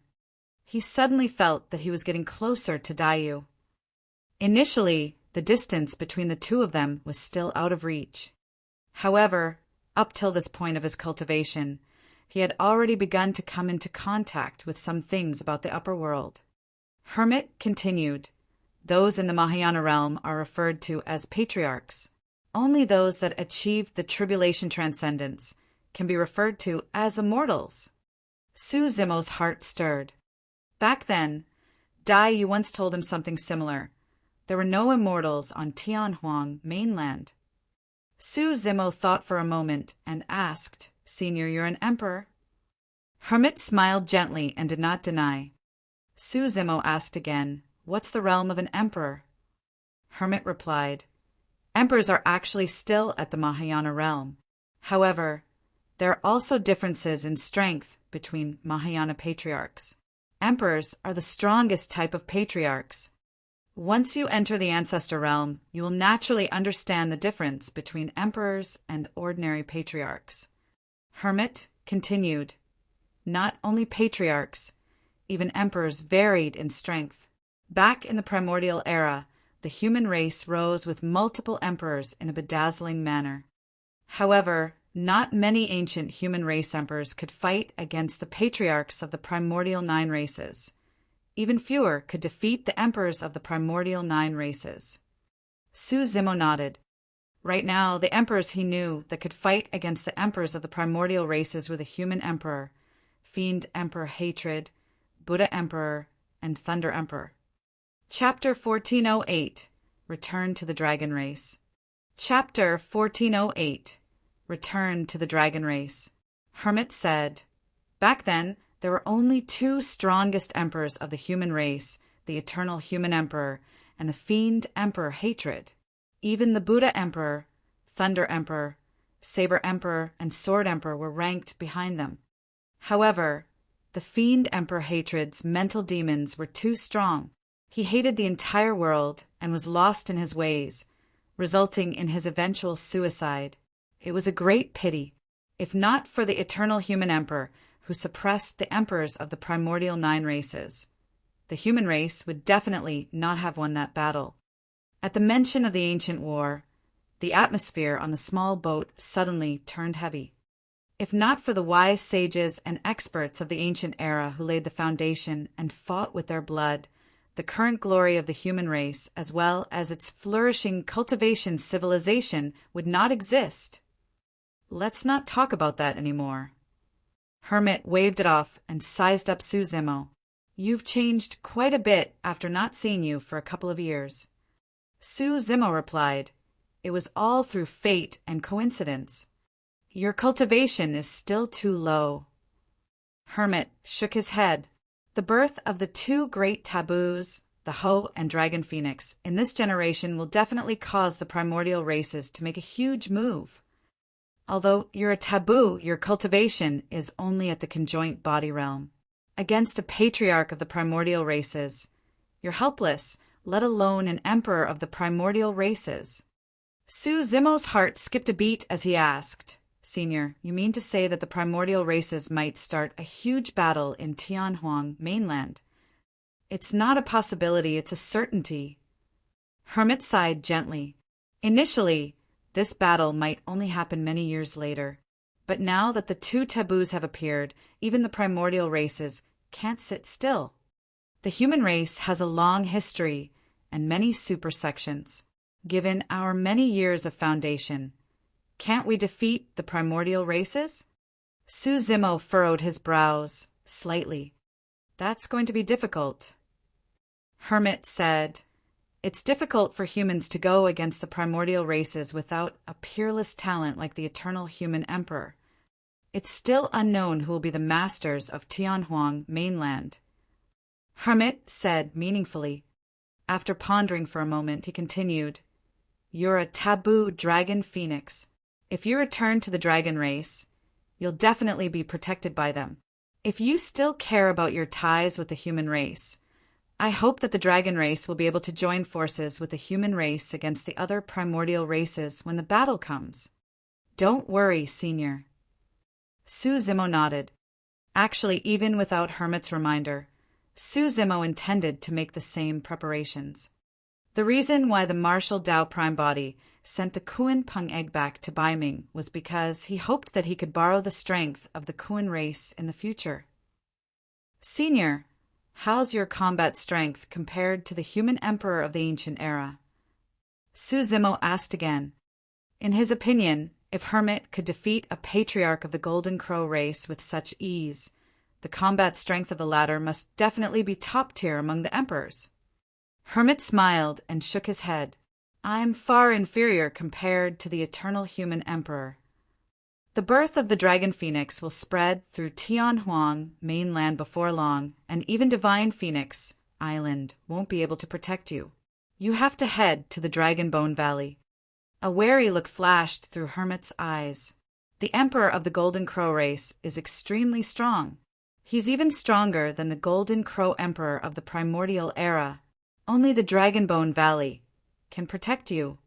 Even you can't defeat him, Senior. Su Zimo frowned and asked, "It's hard to tell." Hermit shook his head. "Furthermore, I can already sense the heavenly tribulation. I don't have much time left in Tianhuang mainland. If I leave, Divine Phoenix Island will no longer have any emperor. You'll be the only one we can rely on if anything happens. Don't worry, Senior. Su Zimo said deeply. As the young master of Divine Phoenix Island, I'll definitely protect all the living beings of Divine Phoenix Island with all my might. Yes. Hermit said, I'll tear through space and teleport you to the Dragon Bone Valley. There's no need for you to return to Divine Phoenix Island. The birth of the Dragon Phoenix would definitely cause a huge storm. The only way Su Zimo could survive was if he hid in the Dragon Bone Valley. Hermit extended his palm. Without making any motions, he merely grabbed at the void gently. The void before him suddenly collapsed, and a dark passage appeared as a sinister wind gusted within. A spatial tunnel was formed with a casual tear. This was equivalent to summoning a major transference talisman. The casual method of an emperor was already this shocking. Su Zimo narrowed his eyes slightly, seemingly shocked. Go on. Hermit nodded slightly. Young master, I'll follow you as well. Emoing said hurriedly. Su Zimo shook his head. No, that's the Dragonbone Valley. As a human, it's inconvenient for you to enter. Don't worry, we'll meet again. With that said, Su Zimo leaped into the spatial tunnel. Hermit retracted his palm, and the void gradually healed. You should head back too. He waved to Emoing. Thereafter, her body drifted uncontrollably towards Divine Phoenix Island and vanished in the blink of an eye. Hermit laid down once more with a faint smile and a sinister blood glint in his eyes. He picked up the green straw hat beside him and covered his face. Dragonbone Valley. Suddenly, a gigantic crack appeared in the skies, and Su Zimo's figure descended. Looking at the familiar surroundings and sensing the aura of the dragon race, Su Zimo heaved a sigh of relief. Thankfully, nothing went wrong. Hermit. Su Zimo murmured softly in deep thought. Who's there? Su Zimo's descent attracted the attention of some patrolling dragons before long. Many dragons rushed over. You are. Young master.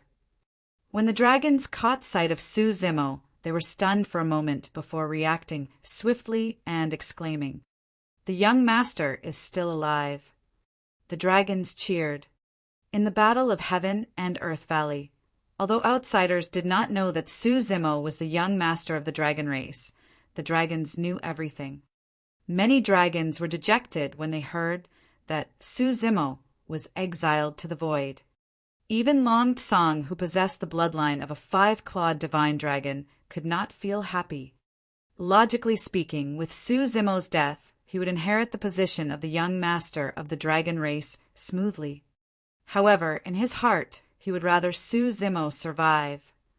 That way, he would be able to keep improving and have a goal to catch up to. Long Emo had returned. The news spread rapidly through the Dragonbone Valley.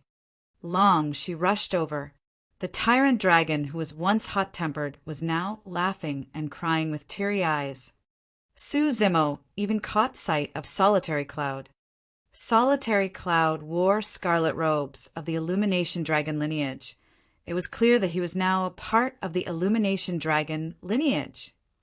Su Zimo could clearly sense that Solitary Cloud's dragon bloodline was now extremely pure. This meant that Solitary Cloud had already broken free from the bloodline of the Flood Dragon and transformed into a true dragon completely. Master. Solitary Cloud knelt before Su Zimo and kowtowed. Good, very good. Su Zimo nodded and waved his sleeves, helping Solitary Cloud up. In the Dao Inheritance Ground, Solitary Cloud had once risked his life to save Su Zimo. Now that Solitary Cloud had transformed into a true dragon and obtained an opportunity that was solely his, Su Zimo was delighted as well. Long Emo, it's great that you're not dead. Ha ha ha. Right then, Long Tsang's hearty laughter sounded. He strode over in huge strides and said with a smile, You've returned at the right time. I've comprehended another innate divine power. Let's fight again, and I can let you experience it. Chapter 1409, Wounded Red-Headed Ghost. Chapter 1409, Wounded Red-Headed Ghost. Oh! Su Zimo's gaze shifted to Long Tsang as he nodded slightly. Not bad. You've already entered the conjoint body realm. Long Tsang had been stuck at the perfected Dharma characteristic realm for many years. Although he was defeated in the battle with Su Zimo, his fighting spirit was ignited. Furthermore, he had benefited immensely from that battle. Not long after he returned to seclusion, he felt his cultivation realm shift and broke through to the conjoint body realm in one fell swoop.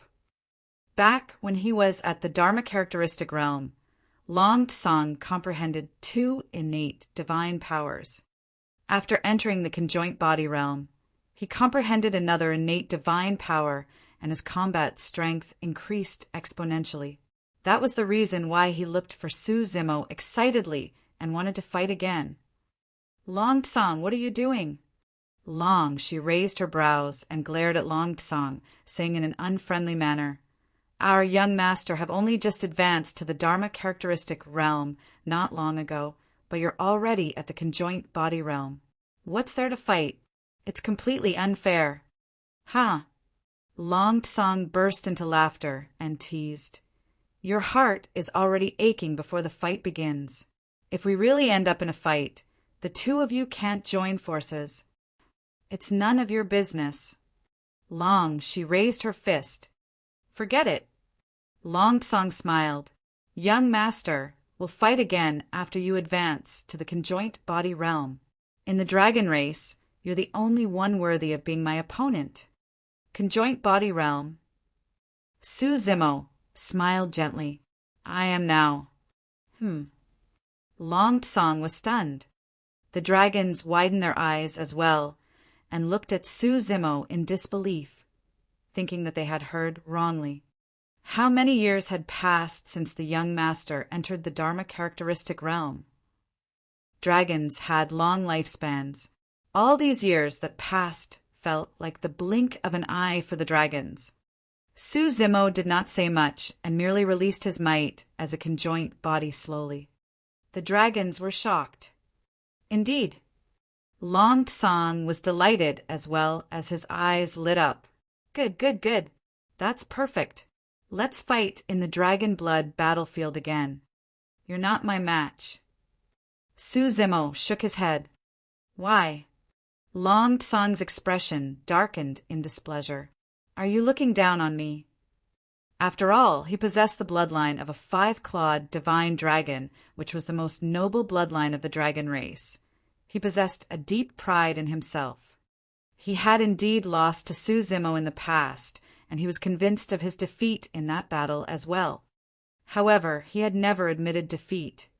He believed that one day he would defeat Su Zimo openly. He wanted to retrieve the glory of the five-clawed divine dragon. Su Zimo shook his head and did not explain. Instead, he channeled his bloodline, and his bones crackled as an extremely terrifying aura burst forth from his body. Roar! He reared his head and howled. That howl was not a pure dragon roar. Instead, it was mixed with a faint and clear phoenix cry. Immediately after, Su Zimo's hands turned into a pair of menacing claws. Suddenly, a gigantic pair of wings extended from his back.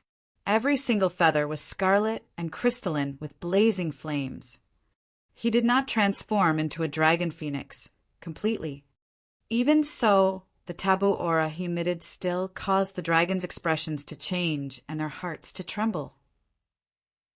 All the dragons present knelt on the ground with shocked expressions. Even Long Tsang lowered his head against the aura of a taboo. At that moment, the bloodline of the five-clawed divine dragon was suppressed completely. Not far away, there were initially a few dragon elders who were flying in the air. However, when that aura descended, they were shocked and descended from midair hurriedly with bewildered expressions. Bang! Bang! Bang! One after another, powerful auras burst forth from the Dragonbone Valley. Some of the grand elders of the dragon race, who were initially in seclusion, were alarmed by the taboo aura and came out one after another, looking over. Taboo Dragon Phoenix. The blue dragon grand elder exclaimed with widened eyes. He did it. The Illumination Dragon Grand Elder could not help but burst into laughter emotionally. All the dragons were shocked at the mention of the words Taboo Dragon Phoenix. Long Tsang felt a sense of helplessness when he looked at the figure in midair, a primordial taboo.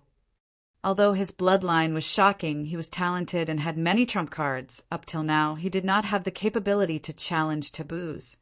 He laughed bitterly and shook his head. Initially, he was filled with confidence and looked forward to fighting Su Zimo again. To think that the gap between the two of them would only increase after a few years. Long M.O. The voice of the Illumination Dragon Grand Elder sounded. Follow me to meet someone.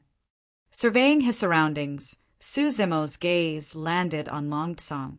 Nodding, he reverted to his human form and left with the Illumination Dragon Grand Elder.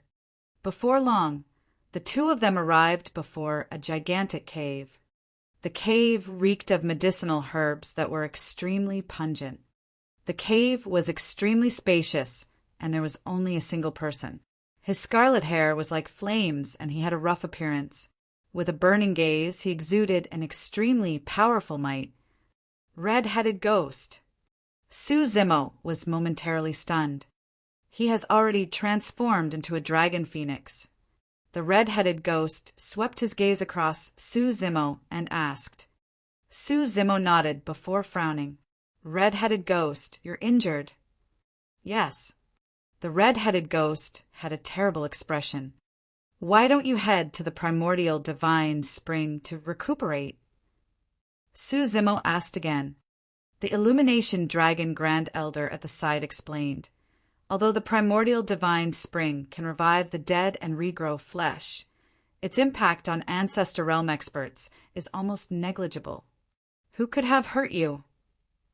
Frowning, Su Zimo could not help but ask, what sort of combat strength did the red-headed ghost possess?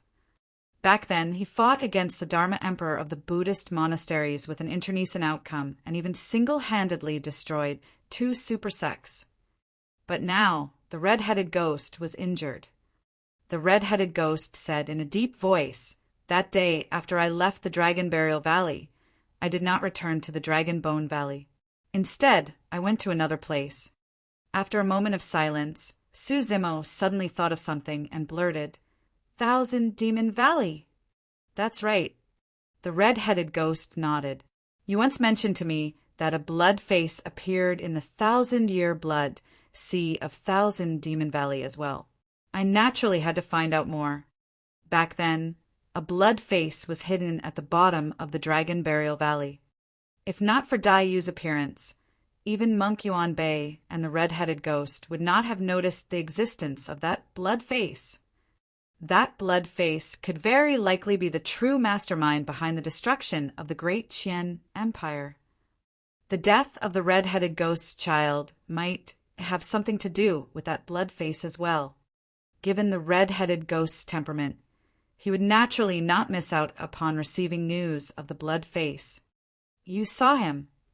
Su Zimo frowned and asked. No. The red-headed ghost had a grim expression. Before I could see clearly what was beneath the 1,000-year blood sea, I was injured by it and nearly died within. Su Zimo's heart skipped a beat. The 1,000-year blood sea was even more terrifying than he had imagined. The Illumination Dragon Grand Elder said in a deep voice, Zimo, that blood sea is extremely terrifying. You must not step foot into it before you cultivate to the Mahayana realm. Su Zimo nodded. Chapter 1410, Ancestral Dragon Ground. Chapter 1410, Ancestral Dragon Ground. Where have you been for the past few years? The red-headed ghost asked. Su Zimo recounted his experiences on Divine Phoenix Island in a rough manner, including how he killed the 3 Golden Crow Princes on Penglai Island, as well as Hermit. Hermit, The Illumination Dragon Grand Elder focused his gaze. If I'm not wrong, he should be this generation's Saber Emperor. The red-headed ghost said in a deep voice, "Since your identity as a dragon phoenix has been exposed, it won't be long before news of it spreads through Tianhuang mainland. For the time being, don't leave the Dragonbone Valley. Once the news spread to the various forbidden grounds, it would definitely cause a huge uproar. There was a high chance that experts of the primordial races would attack to kill Su Zimo the moment he showed himself. It was the same as Night Spirit back then. Let's head to the ancestral dragon ground." Right then, the red-headed ghost said in a deep voice, "Let Long Emo and Long Tsang go together. That's the only place where they can grow at the fastest speed." If the other primordial races were to disregard everything and join forces to kill the taboo dragon phoenix, the dragon race alone would definitely not be able to defend against it. The only way to tide through this calamity was to let the taboo grow as quickly as possible. Ancestral Dragon Ground. Su Zimo was momentarily stunned.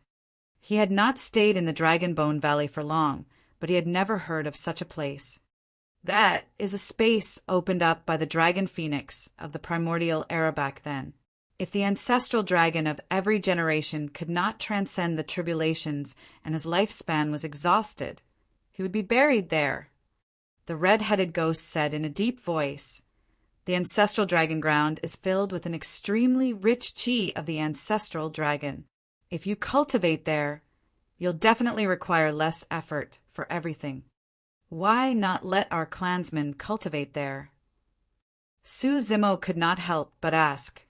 The red-headed ghost sneered. "Do you think that the chi of the ancestral dragon is something that anyone can endure? If not for the fact that you're a dragon phoenix and Long Tsang is a 5-clawed divine dragon, any other adult dragon at the conjoint body realm would explode and die inside."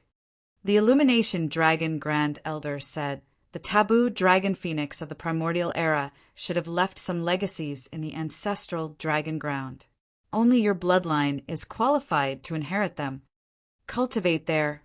Unless the Dragonbone Valley is destroyed, you'll definitely be safe in the ancestral dragon ground without any danger." "All right." Su Zimo nodded. With the Martial Dao True Body and Green Lotus True Body watching over Tianhuang mainland, nothing major should happen to it. "Go on. I still have to recuperate in seclusion." The red-headed ghost waved his hand. "Follow me." The Illumination Dragon Grand Elder left the cave first with Su Zimo right behind. Before long, the two of them arrived before the ancestral Dragon Divine Pillar. The Illumination Dragon Grand Elder released his spirit consciousness and sent out a series of messages. Before long, the Grand Elders of the other 4 lineages arrived, as well as Long Tsang. "Open the ancestral dragon ground and send Long Emo and Long Tsang in." The Illumination Dragon Grand Elder said in a deep voice. Under normal circumstances, the opening of the ancestral dragon ground required the elders of the 5 lineages to discuss it together. But now that Su Zimo was a dragon phoenix and Long Tsang was a divine dragon of the 5 lineages, this was an unprecedented situation. Without hesitation, the 5 Grand Elders made the decision. The spatial node of the ancestral dragon ground was on the ancestral dragon divine pillar. The 5 Grand Elders joined forces and pierced their fingertips respectively, squeezing out a drop of blood each. The blood landed in midair and transformed into a divine dragon that entered the ancestral dragon divine pillar. Only the ancestral dragon bloodline of the 5 lineages could open up the ancestral dragon ground. Bang! Boom! Boom! The ancestral dragon divine pillar swayed, and immediately after, a massive cave gradually appeared on the gigantic stone pillar with an ancient aura. "Long Emo, Long Tsang, you guys can head in." The Illumination Dragon Grand Elder nodded, slightly with a hint of anticipation in his eyes, feeling reassured. Su Zimo and Long Tsang exchanged glances and entered the cave without hesitation, disappearing from the Dragon Bone Valley. It was an extremely desolate land. From afar, there was no greenery to be seen. In the distance, gigantic stone pillars that towered into the skies were erected. They had some words of the dragon race etched on them. An ancestral dragon was buried beneath every single stone pillar. The stone pillars resembled tombstones of the human race. The two of them had just arrived in this space when they felt an extremely powerful ancestral dragon chi surge into their bodies wildly, tempering and transforming their bodies. Yes, Long Tsang grunted. Poof, poof, poof. Almost in the blink of an eye, his skin exploded with streaks of blood appearing. He was drenched in blood. The ancestral dragon chi here was left behind by the ancestral dragons of the past. Under normal circumstances, only the ancestral dragon could cultivate here. Conjoint body, mighty figures could not withstand it at all. However, Long Tsang was a 5-clawed divine dragon after all. Although he was only at the conjoint body realm, his body and bloodline were already extremely strong. Under the baptism of the ancestral dragon chi, he managed to survive and panted heavily. On the other side, Su Zimo merely frowned. The ancestral dragon chi entered his body and gradually fused with his body and bloodline without causing much of a reaction. The difference between the two of them was clear. Still all right. Su Zimo turned and asked. That pain was something he could not help with at all. Long Tsang could only depend on himself to endure, resolve, and comprehend it. Not bad, let's go. Long Tsang gritted his teeth and said. His voice trembled slightly against immense pain. Su Zimo nodded and began walking towards the gigantic stone pillars in the distance. With every few steps he frowned. The deeper one ventured into the ancestral dragon ground. The richer and more berserk the ancestral dragon chi became. After taking a few steps, even his dragon phoenix body felt uncomfortable. Su Zimo looked back. True enough. Long Tsang had a pained expression and could no longer hold on. The green veins on his neck popped out, and he suddenly growled deeply, transforming to his true form. He sprawled on the ground and panted heavily to neutralize the ancestral dragon chi in his body. I can't advance anymore. Long Tsang's voice was a little weak. Young master, walk forward yourself. Be careful. All right. Su Zimo nodded and continued forward. As he gradually ventured deeper into the ancestral dragon ground, the ancestral dragon chi became richer and surged into his body wildly, baptizing his bloodline and body continuously. By the time Su Zimo arrived in front of the cemetery, his dragon phoenix body was already at its limits. His forehead was filled with sweat, and scarlet scales grew on his body one after another. He was on the verge of transforming into his true form. There's a junior that can reach here? Suddenly, Su Zimo heard a soft exclamation. He turned towards the voice. At the entrance of the cemetery, an old man in his twilight years was looking at him. With a hunched and skinny body, he held a broom in his hands as though he was cleaning up the cemetery. There was a strange power in the old man's gaze. The ancestral dragon chi in Su Zimo's body exploded instantly. Roar. Su Zimo roared into the skies and reverted to his true form. With a dragon's body, phoenix's tail, and a gigantic pair of scarlet wings on his back, his entire body blazed with raging flames. The chi of the ancestral dragon coiled, and its might spread, causing the entire ancestral dragon ground to tremble. Taboo Dragon Phoenix. The old man narrowed his eyes. Chapter 1411. North Sea Glaciers. Chapter 1411. North Sea Glaciers. Suddenly, a storm brewed in the cultivation world of Tianhuang mainland, and news after news spread one after another, causing a huge uproar with countless cultivators of sex shocked. Have you heard? Desolate Marshall isn't dead. He appeared in the South region a while ago. I've heard about it as well. I heard that the primordial divine spring even appeared in the South region and was occupied by the Nangong aristocratic family. It seems like Desolate Marshal fought against the 3 aristocratic families. However, I don't know the exact details. Back then, when Su Zimo killed many mighty figures of the Dongfang and Shimin aristocratic families underground in Bimingtown, as well as 2 half-martial ancestors, the 2 aristocratic families remained silent about this matter and kept it a secret. Who would publicize something as such openly? Therefore, although news of the reappearance of Desolate Marshal spread in the cultivation world, nobody knew what exactly happened in the South region. This Desolate Marshal sure is lucky. He didn't die even after being exiled into the void by a half-martial ancestor. I heard that Desolate Marshal has already entered the conjoint body realm. If he's at the conjoint body realm, the only people who can stop him in the cultivation world are probably half-martial ancestors. Chaos Essence Sect. D-Fan sat in his cave abode with a dark expression when he heard the news from his disciples. He said in a deep voice, "Send some more cultivators to the South region to investigate the location of Desolate Marshal. Report to me immediately if there's any news. Master, if Desolate Marshal is at the conjoint body realm, it means that he must have already fused 3 supreme dermic bodies. It'll probably be troublesome." A cultivator said in a deep voice. "Humph." D-Fan remarked coldly, "No matter how strong he has only just entered the conjoint body realm. A half-martial ancestor is not somebody that any conjoint body mighty figure can challenge across a major cultivation realm." "Yes," the cultivator replied hurriedly.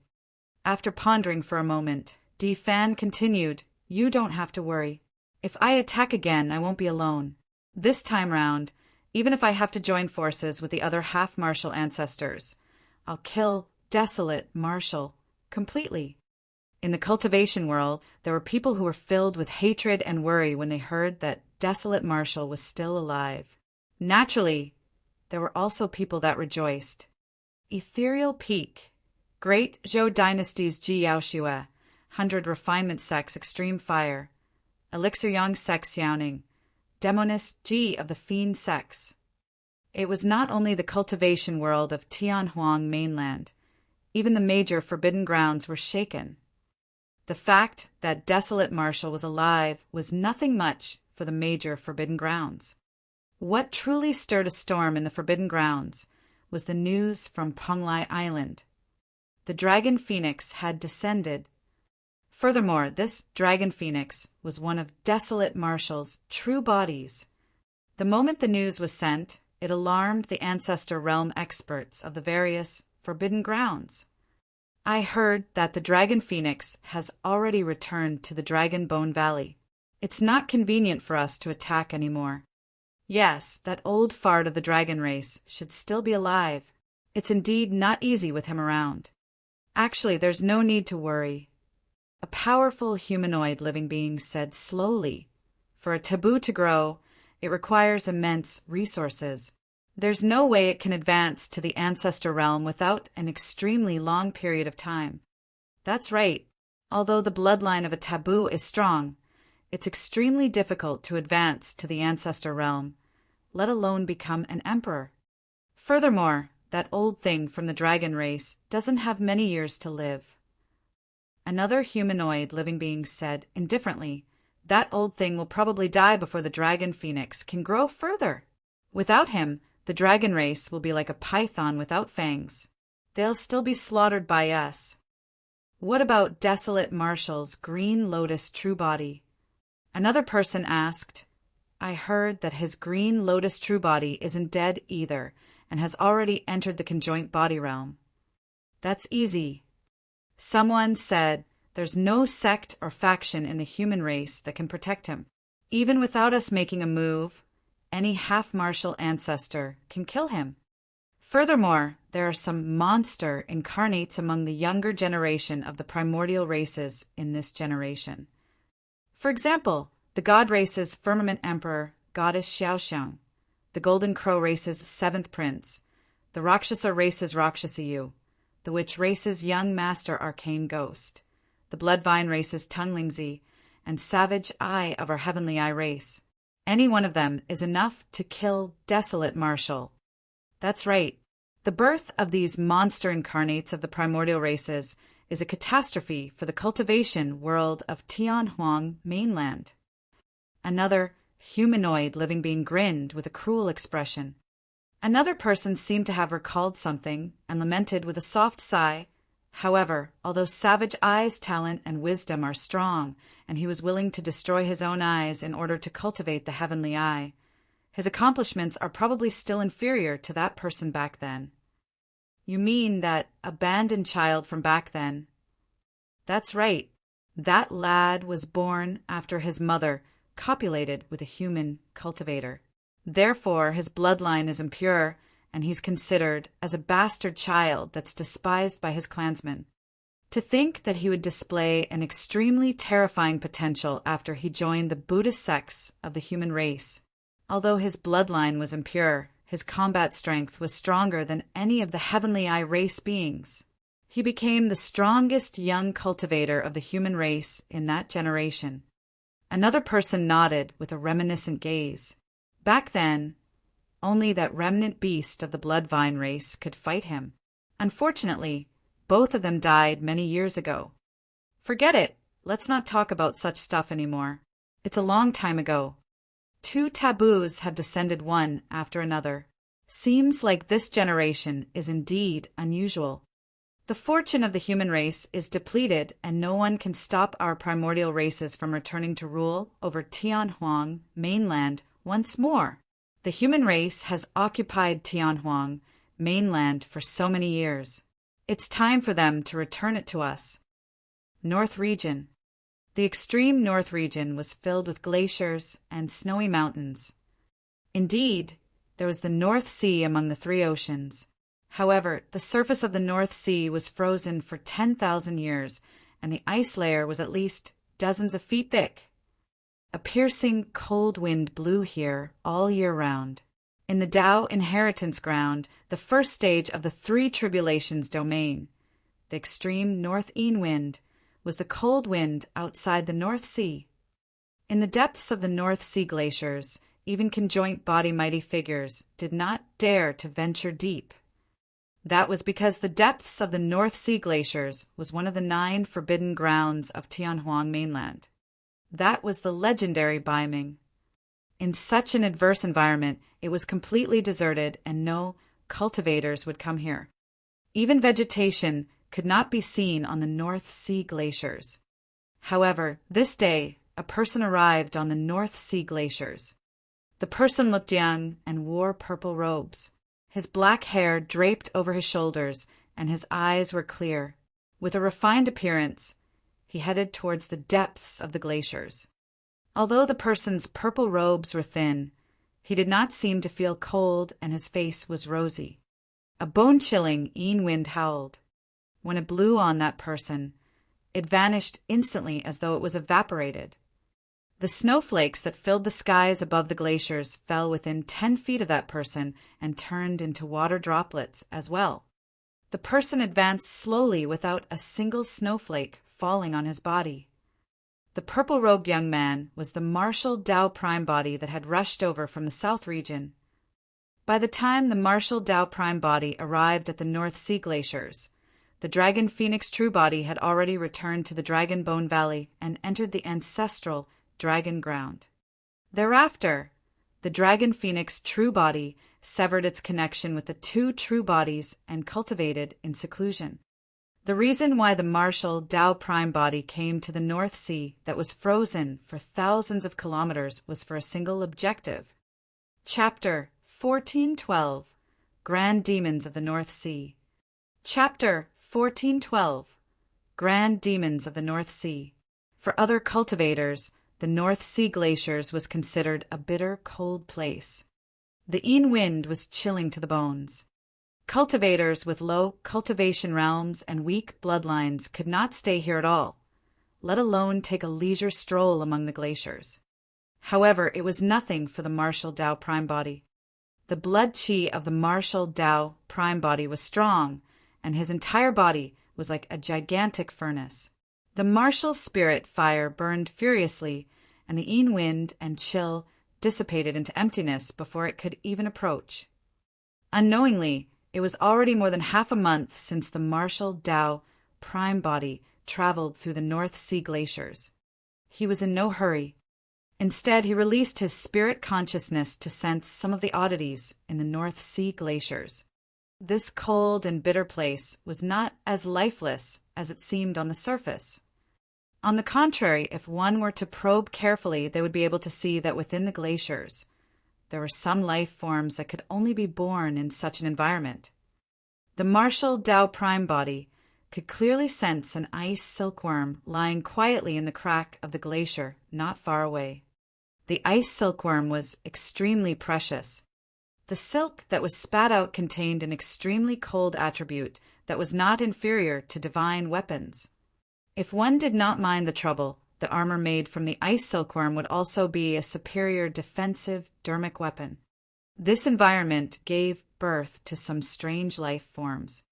The martial Tao prime body did not harm them and merely smiled gently as he continued through the glacier.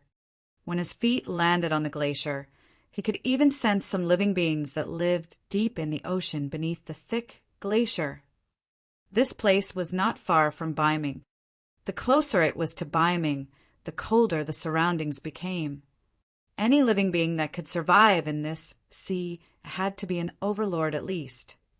That was equivalent to Dharma characteristic Tao, lords of the human race. At that moment, 3 North Sea grand demons were gathered in the sea beneath the glacier under the martial Tao prime body. Grand demons were equivalent to conjoint body mighty figures of the human race. It was nothing much for grand demons to gather. However, the conversation of the 3 North Sea grand demons caused the martial Tao prime body to frown. Why is there a human in the North Sea? I'm not sure. From the looks of it, this human has only just entered the Dharma characteristic realm. To think that he would be able to walk to this point. What powerful blood chi. That's right. Such strong blood chi is a great tonic for us. The 3 grand demons discussed in the depths of the sea. One of the grand demons exclaimed softly. That person stopped in his tracks. Could he have heard our conversation? How is that possible? Another grand demon shook his head. Unlike the outer perimeter of the North Sea, the glacier here is nearly 1,000 feet thick. Even the conjoint body mighty figure won't be able to hear what we're talking about down here. Furthermore, if he heard our conversation, his first reaction should be to turn around and flee. That's right, haha. The 3 grand demons of the North Sea gathered in the deep sea and looked at the martial Tao prime body above them through the thick ice layer, discussing how they should share their food.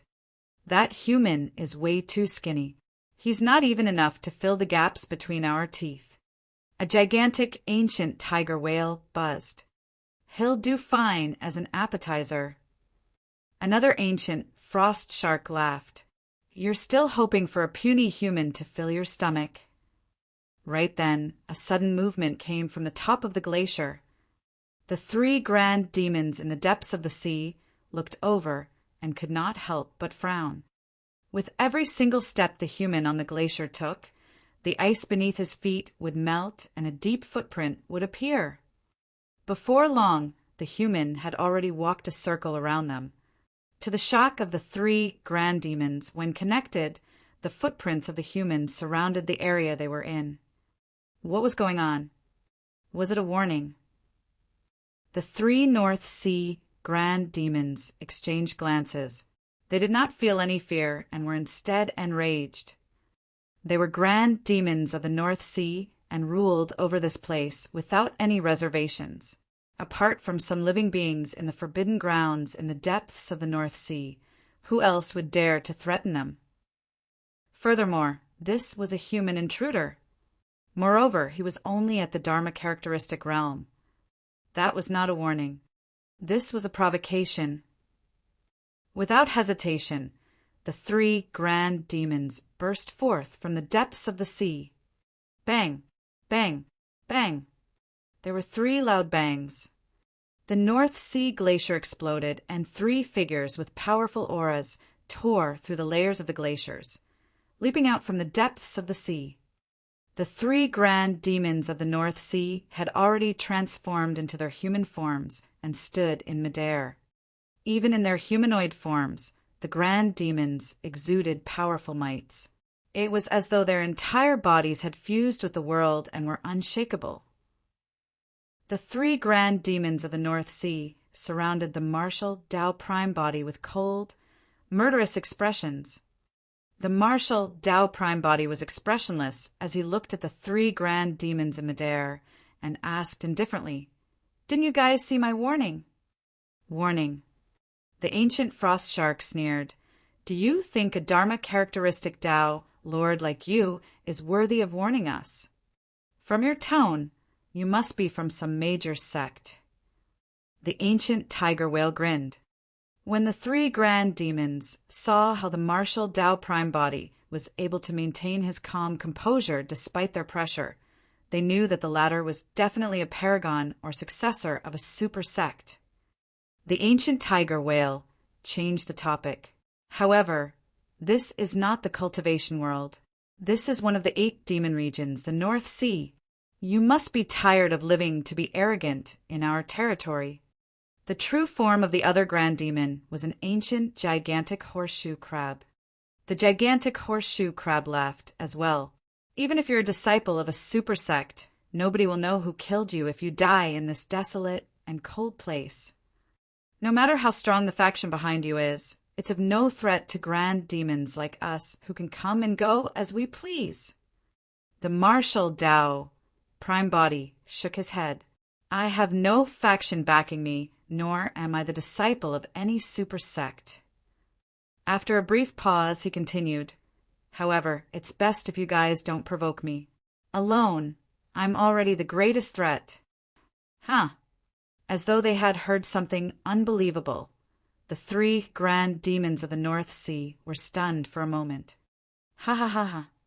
Immediately after, the three grand demons of the North Sea burst into laughter with mocking expressions. What an eye-opener! The ancient frost shark grinned.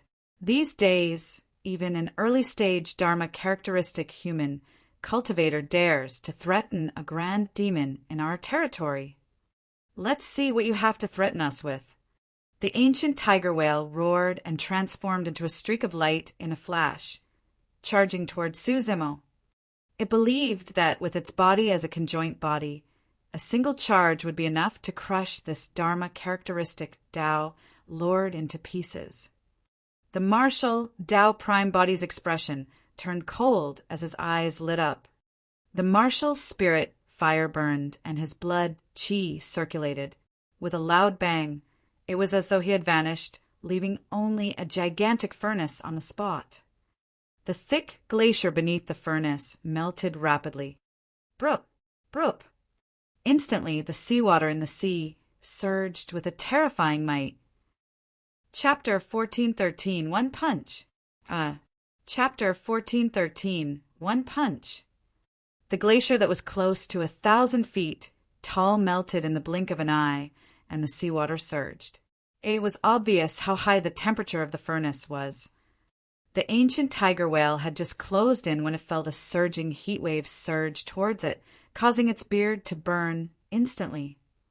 To the ancient tiger whale, it felt as though there was a gigantic furnace up ahead.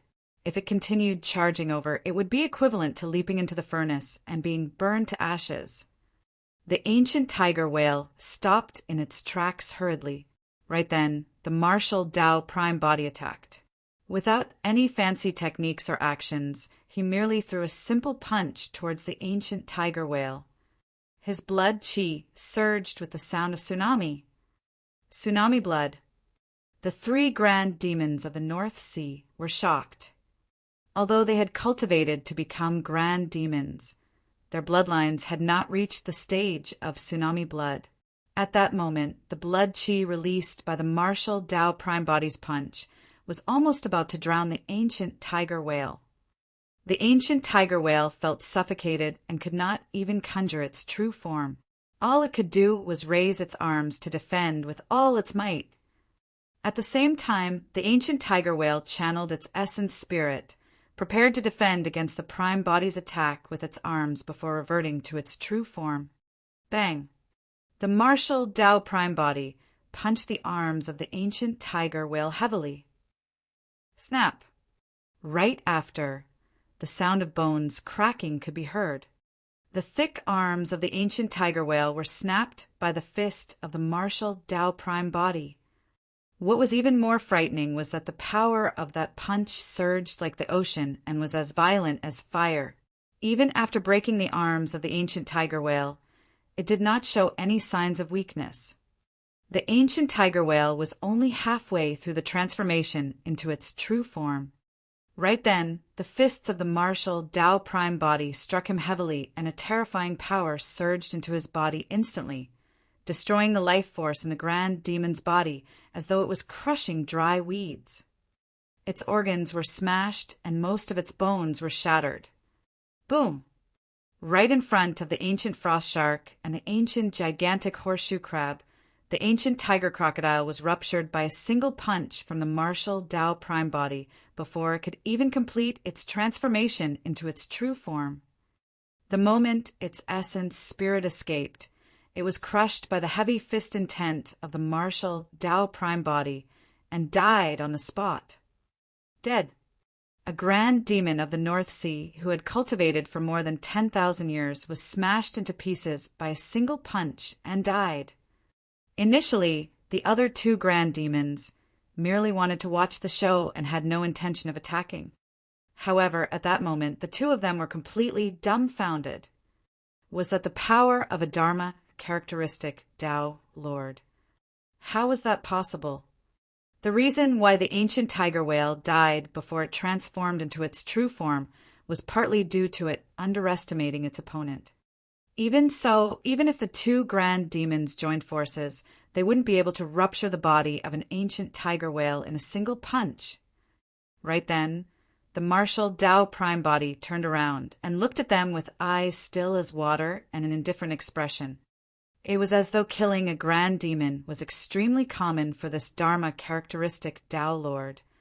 The calmer the martial Tao prime body was, the more uneasy the two grand demons felt. Both of them felt their hair stand on end from the gaze of the martial Tao prime body. Roar! Roar! The two grand demons did not dare to think further and reverted to their true forms right away. In the void, a gigantic shark, grand demon, floated. Its body was more than 1,000 feet long, and every single one of its teeth shone with a cold glint like a divine weapon, emanating an extremely cold aura. The other ancient gigantic horseshoe crab appeared. It resembled a gigantic turtle shell with a long tail. Beneath the shell, long, sharp legs grew one after another. When it opened its mouth, the air was filled with a torrential blood stench. Compared to the two grand demons, the martial Tao prime body was as tiny as a speck of dust.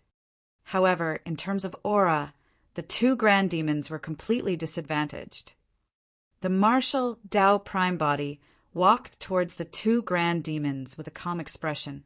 The pressure of conjoint body mighty figures and the thick and violent demonic chi could not get close to him at all. His body was a gigantic furnace that could smelt all living beings. The pressure and demonic chi were refined into nothingness the moment they descended.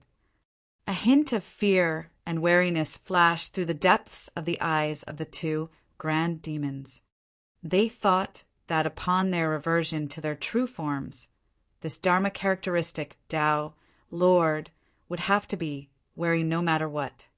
At that time, they would just make some tough remarks before leaving. However, they did not expect the martial Tao prime body to continue towards them fearlessly. It was clear that he had no intention of letting them off. Let's go! The two grand demons exchanged glances and scurried towards the depths of the sea in unison. After all, They were demon beasts from the depths of the sea. Although they had cultivated to the conjoint body realm and did not feel any discomfort on land, their combat strength could be maximized in the depths of the sea. Furthermore, even if they could not win, they would definitely be able to escape faster in the depths of the sea than on land. Humph! The martial Tao Prime body had a mocking expression and said indifferently, "It's too late for you to escape now." Since he decided to attack, the martial Tao Prime body would not be merciful. If experts of that level were let off, they would definitely become potential future problems. The figure of the martial Tao Prime body flashed, and he vanished from the spot instantly. Crossing the voids, he was so fast that buzzing sounds could be heard. Thud! Thud! The two grand demons dove into the sea, and their gigantic bodies created massive waves with a terrifying might that slammed towards the martial Tao Prime body. However, although the waves were terrifying and immensely powerful, they evaporated into steam before they even landed on Suzimo. Steam rose and mist shrouded the glacier. At first glance, it looked like a paradise. However, the steam was filled with a fatal killing intent. Sure. A black shadow tore through the air with an extremely sharp aura. It shone with a cold glint that was chilling to the bones and arrived at the glabella of the martial Tao Prime body instantly. It was extremely precise without any mistakes. If that attack struck the glabella of the martial Tao Prime body, his essence spirit would not even have a chance to escape. That was the tail of the ancient gigantic horseshoe crab. Although the ancient gigantic horseshoe crab seemed like it turned and fled into the depths of the sea, it made use of the heavy steam released to release a fatal killing move in reverse, wanting to kill the martial Tao Prime body on the spot. Puny light of a firefly! The martial Tao Prime body's expression did not change as he smiled faintly. In a flash, he suddenly attacked and grabbed the incoming tail of the gigantic horseshoe crab tightly. Sure, sure, sure. Sharp spikes suddenly grew from the initially smooth tail, wanting to pierce the palm of the martial Tao Prime body. This change happened without any warning at all. Furthermore, the martial Tao Prime body had a firm grip on the tail of the gigantic horseshoe crab. There was no time to dodge at all. That was a killing move of the ancient gigantic horseshoe crab. With those methods, countless demon beasts have died under its tail over the years. Once the Dharma characteristic, Tao, Lord's palm was pierced, the long tail of the gigantic horseshoe crab would release a powerful poison. Even though the blood chi of this Dharma characteristic Tao Lord was strong, and he might not die on the spot, he would definitely be affected and his strength would weaken. Its long tail could then stab into this person's glabella conveniently and pierce the latter's essence spirit. The ancient gigantic horseshoe crab had a great plan. However, it was wrong from the beginning. The spikes could not pierce the body of the martial Tao Prime body at all. Chapter 1414. Kill them all. Chapter 1414. Kill them all. The foundation of the martial Tao was the body. Practitioners of the martial Tao did not require spirit roots, and they could not sense the spirit chi of heaven and earth either. They could only use their bodies as the foundation to constantly develop their potential and open up secret grounds. The body of the martial Tao Prime body was the martial Tao furnace that nourished the 100 Sutras and contained all dharmic arts by fusing them into it. The martial spirit fire was relentless and refined continuously. The strength of this body was something that even his dragon true body back then could not match. How shocking was it for someone to possess the power of a dragon elephant at the Golden Core realm? Although the tail spikes of this ancient gigantic horseshoe crab were sharp, they could not pierce the flesh of the martial Tao Prime body. The ancient gigantic horseshoe crab's heart skipped a beat as disbelief filled its eyes. How was that possible? As a grand demon, its fangs and claws could even fight against mighty figure dharmic weapons. However, They could not pierce the flesh of this Dharma characteristic Tao Lord. Finally, the ancient gigantic horseshoe crab felt fear. At that moment, the martial Tao prime body frowned. Although the spikes of the ancient gigantic horseshoe crab's tail did not manage to pierce his flesh, it still caused him to feel pain. The expression of the martial Tao prime body turned cold. Exerting strength in his arm, he yanked the massive body of the ancient gigantic horseshoe crab that was dozens of feet tall out of the depths of the sea.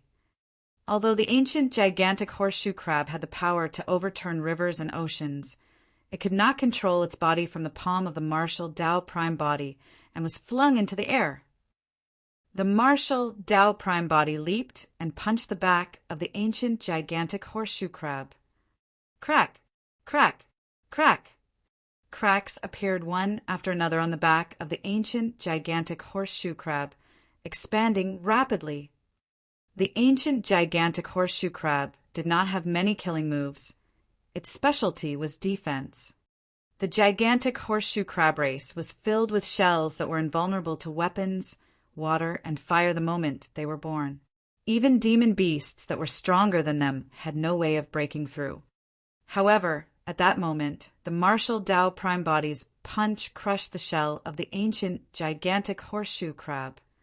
Without the protection of the tough shell, the terrifying power surged in and penetrated the body of the ancient gigantic horseshoe crab instantly. Flesh and blood splattered in midair in an extremely tragic manner. Sure, the essence spirit of the ancient gigantic horseshoe crab transformed into a streak of light and fled into the distance. The martial Tao prime body reached out and grabbed through the void. The void in the distance distorted, and the essence spirit of the ancient gigantic horseshoe crab was minced instantly by the distortion of space, dying on the spot. Suddenly, the storage bag of the martial Tao prime body moved. Something with a mysterious aura leaped out. It was rotund, and its body was filled with strange patterns, emitting a powerful, devouring power. That round object was the Kuan Peng egg. Sensing the aura of the flesh outside, the Kuan Peng egg could not hold it back any longer. Without waiting for the martial Tao prime body to take it out, the Kuan Peng egg dashed out of the storage bag on its own accord and devoured the flesh and essence of the two North Sea grand demons in huge mouthfuls with extreme excitement. The blood chi contained by massive demon beasts such as the ancient tiger whale and ancient gigantic horseshoe crab was shocking as well. The blood chi of those two North Sea grand demons was even more immense than the 30-odd conjoint body mighty figures of the two aristocratic families that died. The North Sea was the only place that could nurture a Kuan Peng. The martial Tao prime body ignored the Kuan Peng egg. After killing the ancient gigantic horseshoe crab, the gaze of the martial Tao prime body shifted, as though it could cross the layers of oceans and landed on the ancient frost shark that was escaping wildly in the depths of the oceans. Swash! The martial Tao prime body leaped into the depths of the sea. Bang! Boom! Boom! The seawater surged and spread to both sides, as though it was opening up a wide path for the martial Tao prime body. There was no seawater where the martial Tao prime body stepped foot. Although he was deep in the sea, a gigantic void was formed within 100 feet around him without any seawater surging in. The distance between the man and demon narrowed rapidly. The martial Tao furnace of the prime body smelted 100 sutras, and many powerful movement techniques were fused together. His speed was extremely terrifying, and the ancient frost shark could not escape at all. Fellow Taoist, I'm quite famous in these waters as well. At that moment of life and death, the ancient frost shark could not care less about its dignity and took the initiative to beg for mercy. As long as you're willing to let me live, I'll definitely lay my life on the line for any orders in the future. I've given you a chance, but you didn't cherish it. The martial Tao prime body replied blandly. Fellow Taoist, are you really going to be that ruthless? The ancient frost shark ground its teeth, so hard that they cracked. With its back facing the martial Tao prime body, its eyes were filled with hatred and indignance. The martial Tao prime body remained silent and moved even faster. "Human, I'll fight you." When it saw that it could not escape, the ancient frost shark suddenly turned around and roared. Its glabella shone as it gathered its spirit consciousness and released an essence spirit secret skill. A gigantic cold beam tore through the waves like a gigantic blade that slashed towards the martial Tao prime body. A fight between essence spirits was unlike a battle of dermic techniques or melee combat. In the ancient frost shark's opinion, no matter how strong this Dharma characteristic Tao Lord's body was, the strength of his essence spirit was limited due to his cultivation realm. It would be best if this person could be killed instantly. Even if not, an essence spirit fight would result in an internecine outcome. This human would not get off lightly either. Essence spirit secret skill. The martial Tao prime body had a calm expression and channeled his essence spirit as well. A purple flame floated out from his glabella and was filled with a shuddering aura. The flame looked extremely weak, as though a gust of wind could extinguish it. However, when the ancient frost shark's gigantic blade struck it, the purple flame merely swayed and continued burning. As for the ancient frost shark's gigantic blade, it melted into nothingness in the blink of an eye. The pupils of the ancient frost shark constricted with a horrified expression. The purple flame did not continue floating towards it and merely stopped not far away, gradually extinguishing. The ancient frost shark heaved a sigh of relief. All of a sudden, its expression changed. In its consciousness, a sharp pain came from its essence spirit. It was unbearable, as though some flame was burning its essence spirit. "Aha!" The ancient frost shark let out a hysterical roar as its massive body rolled in the depths of the sea, creating raging tides.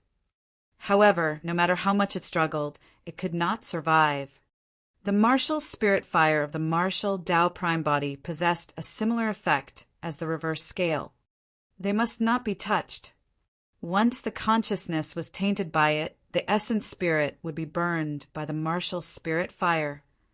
Within a few breaths, the ancient frost shark had already quietened down. There were no injuries on the gigantic body that was more than 1,000 feet long.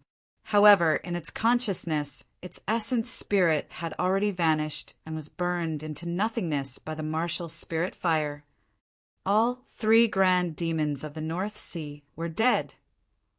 The martial Tao prime body waved his sleeves and collected the corpse of the ancient frost shark before turning back the way he came. Before long, he returned to the distance where the Kuan Ping egg was still trying its best to devour the essence energy of the flesh and blood of the ancient tiger whale and ancient gigantic horseshoe crab. The martial Tao prime body threw the ancient frost shark's corpse in front of the Kuan Ping egg as well. "Eat it." The Kuan Ping egg bowed repeatedly to express its joy. The martial Tao prime body turned around and looked in the direction of Bai Ming, murmuring softly, "This should be the last time I'm feeding you. From now on, you'll return to the world that belongs to you. I wonder when we'll meet again." When it heard that, the Kuan Ping egg that was initially excited calmed down and looked disappointed. Chapter 1415. Visit by Desolate Marshal. Chapter 1415. Visit by Desolate Marshal. The martial Tao prime body continued forward. The coldness in the depths of the North Sea was even more intense, and the Yin wind was chilling to the bones. Even the martial Tao prime body had to channel his bloodline with all his might to withstand the coldness. No life could be sensed within the range of the martial Tao prime body's spirit consciousness anymore. He was already in the depths of the North Sea. Right then, the martial Tao prime body looked into the distance, and his heart skipped a beat. On the distant horizon, there were no longer snow-white glaciers. Instead, a dark ocean with an extremely cold aura appeared. Even the outermost perimeter of the North Sea was frozen all year round. This was already the depths of the North Sea. However, there was an ocean that could withstand the surrounding cold without any signs of freezing. When he got closer and stood at the edge of the glacier and gazed at the deep ocean, the shock he felt was even more intense. The ocean was bottomless and boundless with a frightening calmness. It was as though there was an extremely terrifying life form hidden deep in the ocean that could explode at any moment and create torrential waves. The martial Tao Prime body knew that this was the legendary forbidden ground of the Kuan race, Baiming. Carefree, your home is here. The martial Tao Prime body removed Carefree from his storage bag and said softly. Although Carefree was afraid of the martial Tao Prime body in his heart, he had already gained sentience and knew that the martial Tao Prime body was his master. At that moment, he was extremely reluctant and dawdled, unwilling to leave. Go on. The martial Tao Prime body waved his hand. Cultivate well. Perhaps I'll look for you again one day. I hope that you'll still acknowledge me as your master at that time. The Kuan Ping egg was still motionless. The martial Tao Prime body smiled gently and gave a light push. Thump! Water splashed everywhere. The Kuan Ping egg fell into the deep ocean and disappeared in the blink of an eye. The Kuan Ping had returned to Baiming. The martial Tao Prime body did not linger and turned to leave. He knew very well that if nothing went wrong, that Kuan Ping egg would cause a huge stir in the Baiming, and the Kuan race would definitely hatch it with all their might. At that time, the Kuan race with the taboo Kuan Ping would most likely be a power that could change the situation in Tianhuang mainland. With this done, the martial Tao Prime body headed towards Pingyang town, prepared to continue his seclusion. Time was running out. Although Su Zimo had 3 true bodies, if a massive battle that affected the entire cultivation world were to break out in Tianhuang mainland, the strength of those 3 true bodies would not be enough. He had to advance to the Mahayana realm as soon as possible and become an ancestor realm expert. At the same time, the Green Lotus true body had already left the territory of the 3 aristocratic families and arrived near a temple with a long history. One of the 6 Buddhist monasteries, Dapamkara Monastery. Su Zimo had not seen Mingjin since the Tao inheritance ground. All the major sects and factions gathered for the Battle of Heaven and Earth Valley, but Mingjin did not appear. That was still considered normal. However, it was odd that Mingjin did not appear even with the passing of Patriarch Yuan Bei. Given Mingjin and Patriarch Yuan Bei's relationship, he would definitely rush back to the North region the moment he heard about this matter. However, Mingjin did not appear the entire time. Furthermore, Su Zimo received no news of Mingjin. Even the spirit crane that he sent to Dapamkara Monastery received no response. This time round, Su Zimo arrived at the South region by some freak coincidence. As such, he made a move to head to Dapamkara Monastery. Dapamkara Monastery had a long history, and every single building in the monastery exuded an ancient aura that was filled with signs of time. Su Zimo descended from midair. Usually, one would head through the entrance to inform others about their first visit. If he were to travel through the air, firstly, it would be disrespectful, and secondly, it would easily lead to misunderstandings. On both sides of the entrance of Dapamkara Monastery stood a little monk. Although the 2 little monks were not old, both of them were at the Golden Core realm. Patron, stop! A little monk reached out with his tiny hands and stopped Su Zimo from afar. Patron, may I ask why you are at Dapamkara Monastery? I'm Desolate Marshal, and I'm here at Dapamkara Monastery to look for an old friend. Fellow Taoists, please enter and inform him. When Su Zimo approached, he did not put on any airs as a mighty figure, nor did he make things difficult for the 2 little Golden Core monks. Instead, he cupped his fists and explained his intentions. Desolate Marshal. The 2 little monks turned their heads slightly and frowned in deep thought. That name sounds familiar.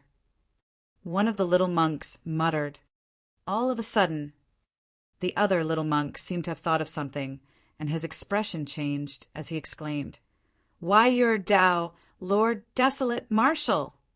"And no, your mighty figure, Desolate Marshal?" The little monk's face was pale, and his mouth was quivering. The other little monk looked at Susimo with widened eyes and said instinctively, "Legend has it that Desolate Marshal has green robes, black hair, refined features. There's no mistake about it." "Why you?" "Patron, no, Senior. Wait here for a moment. I'll inform about your arrival right away." One of the little monks muttered incoherently before turning to flee. The other little monk was also scared out of his wits and ran up the mountain, not daring to linger. Susimo shook his head gently and laughed. It was no wonder why the two little monks were so frightened. Back in the Shimen villa, even a conjoint body mighty figure was stunned by Desolate Marshal's name and did not dare to attack him, let alone two little golden core monks. Susimo was in no hurry. He stood at the entrance of the mountain and closed his eyes to rest, waiting quietly. Time slowly passed. Before long, an hour passed. The two little monks seemed to have disappeared and did not return. Susimo's expression was unchanged and his eyes were still closed. In the blink of an eye, 2 hours passed. Susimo frowned. Even if anything went wrong in between, 2 hours was more than enough time for the news to be sent. Susimo took a deep breath and did not act rashly, continuing to wait. For hours. 6 hours. The sun in the west gradually set. Susimo finally opened his eyes. Expressionlessly, he said slowly, "I'm Desolate Marshal, and I've come to Depamkara Monastery to meet an old friend. He is the titular disciple of Depamkara Monastery." Although his voice was neither loud nor soft, it echoed through every corner of Depamkara Monastery. "Patron Desolate Marshal, please return." Right then, a voice sounded from Depamkara Monastery. The titular disciple of Depamkara Monastery used to be Kongru. "He doesn't know you, Patron Desolate Marshal. Much less is he an old friend of yours." Susimo raised his brow. He remembered clearly that Mingjin used to be the titular disciple of Depamkara Monastery. Could the titular disciple of Depamkara Monastery have changed? Susimo was already getting impatient. With a cold expression, he declared once more, "The old friend that I want to see is Mingjin." A moment later, the voice from Depamkara Monastery sounded once more. "Mingjin has already left the monastery. Patron Desolate Marshal, if you wish to see Mingjin, please search for him yourself." Left the monastery? Susimo sneered internally. If Depamkara Monastery had told him that in the beginning, he might have believed it. But now that Depamkara Monastery was being secretive and even forbade him from entering the monastery, there was no way Susimo could believe that. "Since that's the case, I won't request to meet my old friend for my visit to the monastery today. Instead, I want to meet all the accomplished monks and discuss the Tao and Buddhism with them." Susimo's expression was cold as he rose into the air slowly, shouting, "If you guys refuse to meet me, don't blame me for barging in." Chapter 1416. Challenging the Monastery. Chapter 1416. Challenging the Monastery. Audacious. Upon hearing Desolate Marshal's words, a soft holler sounded from Depamkara Monastery, as though the person who spoke was enraged as well. No matter what, Depamkara Monastery was one of the 6 Buddhist monasteries and was definitely a super sect in Tianhuang mainland that had been passed down through history. It had never been threatened like this before. "This is Depamkara Monastery.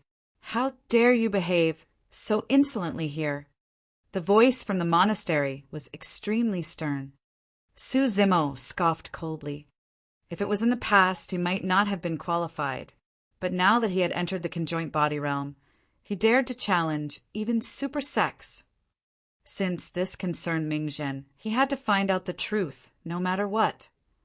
Su Zimo ignored Dipamkara Monastery's warning and flew into the air, heading towards the monastery on the mountain. Desolate Marshal. When he saw Su Zimo ignore the warning, the voice from Dipamkara Monastery seemed to get anxious as well. If you dare to advance recklessly, don't blame Dipamkara Monastery for taking you down. That's great. I want to witness the capabilities of the accomplished monks of Dipamkara Monastery. Su Zimo burst out in laughter. Activate the formation. The voice of Dipamkara Monastery sounded. Hum, hum, hum. Instantly, a blinding golden light burst forth from the surroundings of Dipamkara Monastery and illuminated the entire place in a blinding manner. Dipamkara Monastery's Sect Protection Formation. At the same time, sacred Sanskrit sounds echoed from the formation, one after another. When heard clearly, it made one feel a sense of guilt and regret unconsciously. If a cultivator with a lower cultivation realm were to hear the Sanskrit sounds, they would have surrendered to their sins immediately. Furthermore, there was a high chance that they would even convert to Buddhism. However, Su Zimo was well versed in Buddhism and sat in the Tao inheritance ground for 5,000 years to deduce the martial Tao. His experience forged an unshakable and indestructible determination. The Sanskrit did not affect him at all. It went in by one ear and out by the other. However, the sect protection formation was indeed troublesome to deal with, and it was almost impossible for him to barge in. Su Zimo's expression was unchanged as he focused his gaze at the formation. The monk of Dipamkara Monastery sensed that Su Zimo had stopped in his tracks and seemed to be in a predicament. He could not help but say again, "Patron Desolate Marshal, please head back." Power of the Ancestor Realm is required to break through this sect protection formation. Even half-martial ancestors can't do it, let alone you who have just advanced to the conjoint body realm, Patron. Su Zimo was unmoved. Actually, at that moment, he was already deducing the sect protection formation. His mind was churning rapidly as he tried his best to locate the formation eye.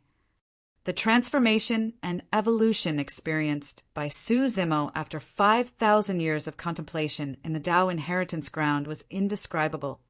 The martial Tao was the final gain and outcome. However, during that period of time, Su Zimo obtained the inheritances of more than 30 mighty figures and half-martial ancestors. Formation techniques were one of them. Without the inheritance of formation techniques, he could not have comprehended the incomplete teleportation formation either. Patron Desolate Marshal. When the monk of Dipamkara Monastery saw that Su Zimo was still unwilling to leave, he seemed to get impatient and said in a deep voice, "Buddha is benevolent and our monastery is unwilling to sow ill will with you. This formation is only in a defensive state right now. If you refuse to leave, don't blame me for activating the offensive formation." Fufu. Right then, Su Zimo's eyes flashed and he suddenly laughed. "You won't have that chance." Su Zimo said indifferently. Boom! He waved his sleeves and conjured a sword art. Instantly, 49 extremely sharp sword chi burst forth from his sleeves in a blinding manner. TSK! TSK! TSK! The world changed in a vast expanse of white and killing intent surged through the starry skies. Those were all heaven-slaying sword chi and were extremely sharp. Under Su Zimo's control, the 49 heaven-slaying sword chi shot towards every single corner of Dipamkara Monastery with extreme precision. Some of the sword chi entered the grass. Some of the sword chi stabbed into the green stone. Some of the sword chi severed the ancient trees. When the monk of Dipamkara Monastery saw that, his expression changed. Those sword chi were not stabbing casually. Every single sword chi landed at the formation eyes. Actually, the sect protection formation was already rather complicated and had as many as 49 formation eyes. It formed a heavenly cycle and had an extremely strong defense. Only true Mahayana patriarchs could break through the formation with their divine powers. However, no matter how complex or powerful the formation was, it had weaknesses and openings, the formation eyes. Formation eyes were the crux and core of how formations functioned. No matter how strong a formation was, once the formation eye was destroyed, it would naturally not be able to hold out. There was no way the 49 formation eyes could defend against the sharpness of the heaven-slaying sword chi, and they were pierced almost instantly. Bang! Boom! Boom! The sect protection formation dissipated instantly. Su Zimo had expended a lot of effort in this clash. After all, it was an immense burden for him to locate the 49 formation eyes of the sect protection formation in such a short period of time. However, the monks of Dipamkar Monastery saw the situation differently. None of them knew how much effort Su Zimo had expended.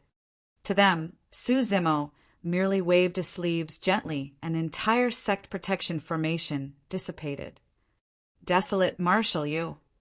It was clear that the monk from Dipamkar Monastery had not expected such a scene. Su Zimo strode forward and arrived in front of the tall and tightly shut monastery. He hollered softly, "Since all the accomplished monks are unwilling to meet me, I'll have to pay a personal visit." Before his sentence was finished, Su Zimo clenched his fists and punched towards the monastery door. Although this monastery door was made from a unique rock of the universe and was incomparably tough, there was no way it could defend against the power of a grade 7 creation, green lotus. Boom! The monastery door was smashed by Su Zimo's punch, and countless rocks exploded in all directions.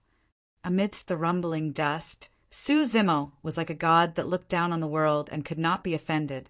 He crossed the ruins and walked slowly into Dipamkara Monastery.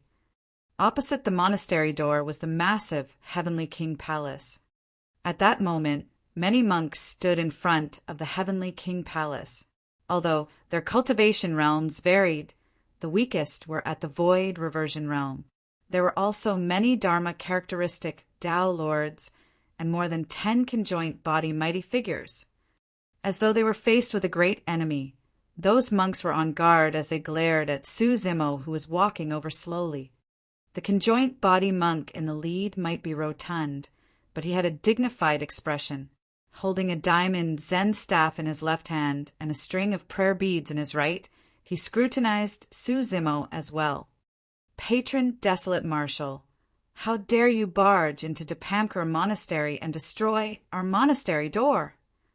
The diamond Zen staff in the hands of the fat monk slammed heavily onto the ground with a deafening bang that sounded like thunder. The thump of the diamond Zen staff, coupled with the fat monk's shout, produced an extremely powerful sound domain attack. However, Su Zimo's expression was calm. The sound domain attack could not hurt the grade 7 creation green lotus at all. In the current cultivation world, apart from some cultivators of the 3 aristocratic families, no one knew what sort of transformations Su Zimo had undergone in Beiming Town. "Who are you?" Su Zimo asked expressionlessly. "I'm the abbot of Dipamkara Monastery. My dermic title is Hui Xin," the fat monk said slowly. Chapter 1417, A Single Roar. Chapter 1417, A Single Roar. "Oh," Su Zimo replied, casually with a calm expression. Given his current reputation, he could even address the sect masters of the super sects as equals without bowing down. "Desolate Marshal, Buddha is compassionate. If you retreat now, Dipamkar Monastery will let bygones be bygones for today's matter. If you continue to push your luck, don't blame us for suppressing you as an enemy." Abbot Hui Xin had a stern expression, and his voice was stern. "Master, why argue with him?" A young monk stood out with a burning gaze and a powerful aura.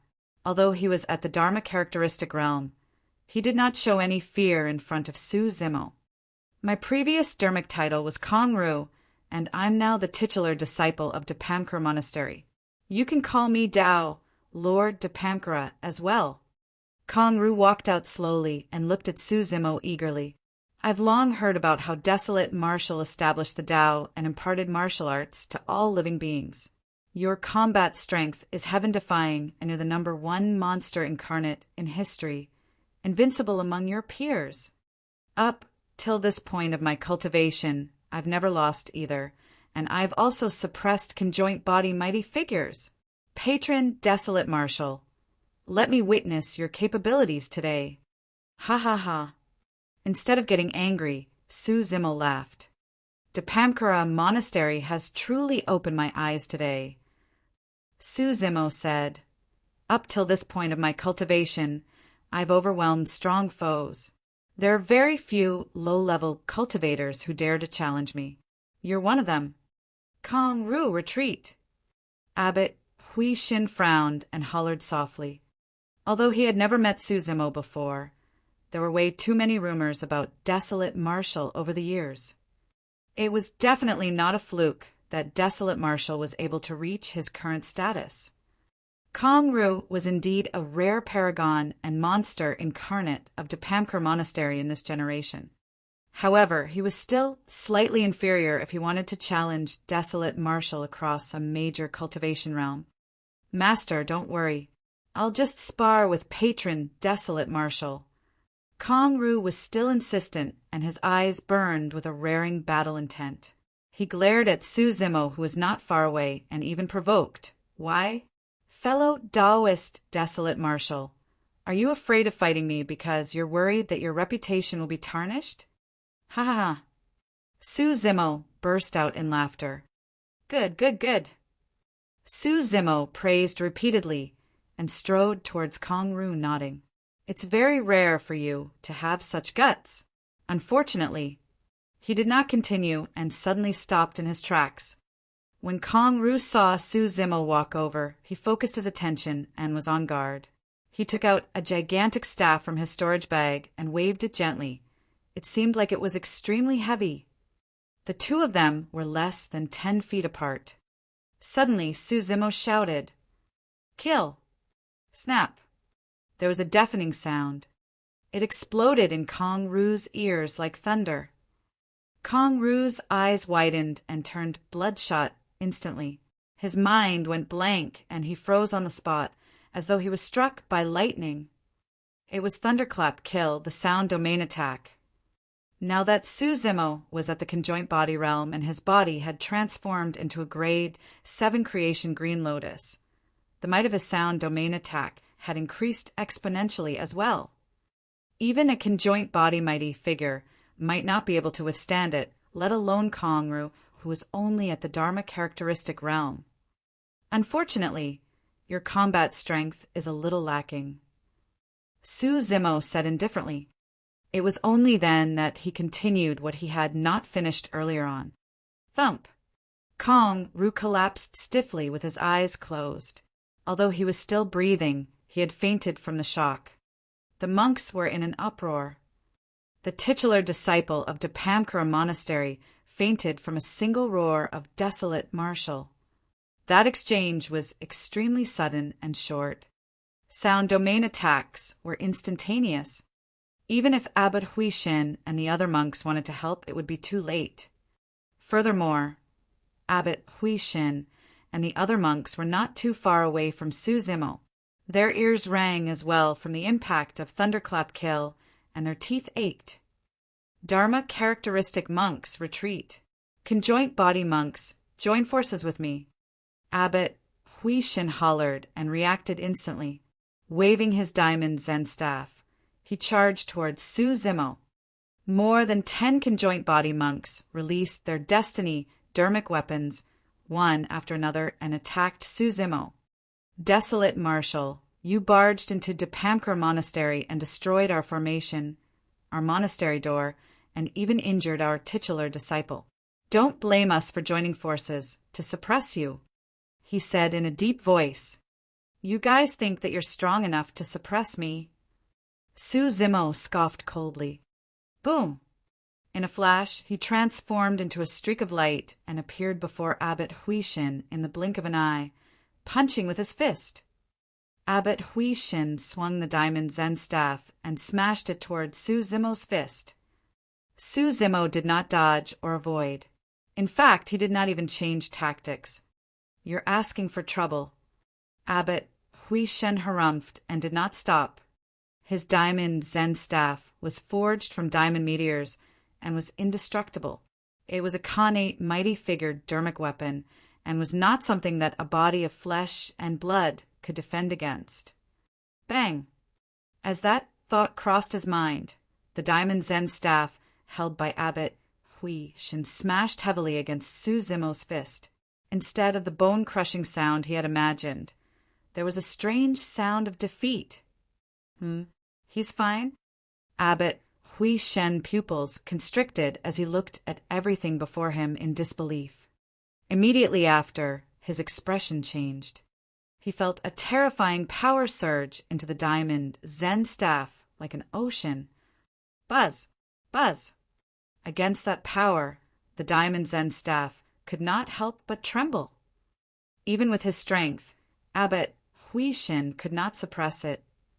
Using his fist as a palm, Su Zimo's strength changed from extreme toughness to extreme gentleness as exerted a punch and a tremble on the diamond Zen staff.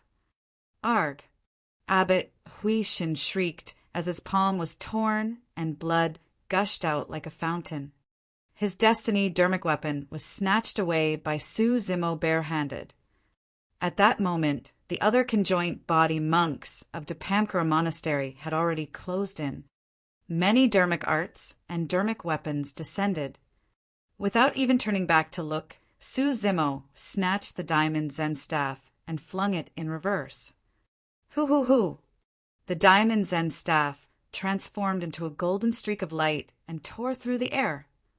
Clang! The diamond Zen staff collided against a wooden fish that was flying over and shattered it. A conjoint body monk's expression changed, and he spat out blood. That wooden fish was his destiny dermic weapon, but it was destroyed by Su Zimo in a single move. The diamond Zen staff continued its momentum and charged towards the embrace of another conjoint body monk. The monk hurriedly retracted his destiny dermic weapon. It was a gigantic ancient bell that shielded him. Dong! The diamond Zen staff collided against the ancient bell with a long bang. The conjoint body monk shuddered and fell from midair with a dazed expression and listless eyes. He was stunned by his own ancient bell that was in his embrace. Swoosh! Suddenly, the sound of a tsunami surged from within Su Zimo's body. Ah!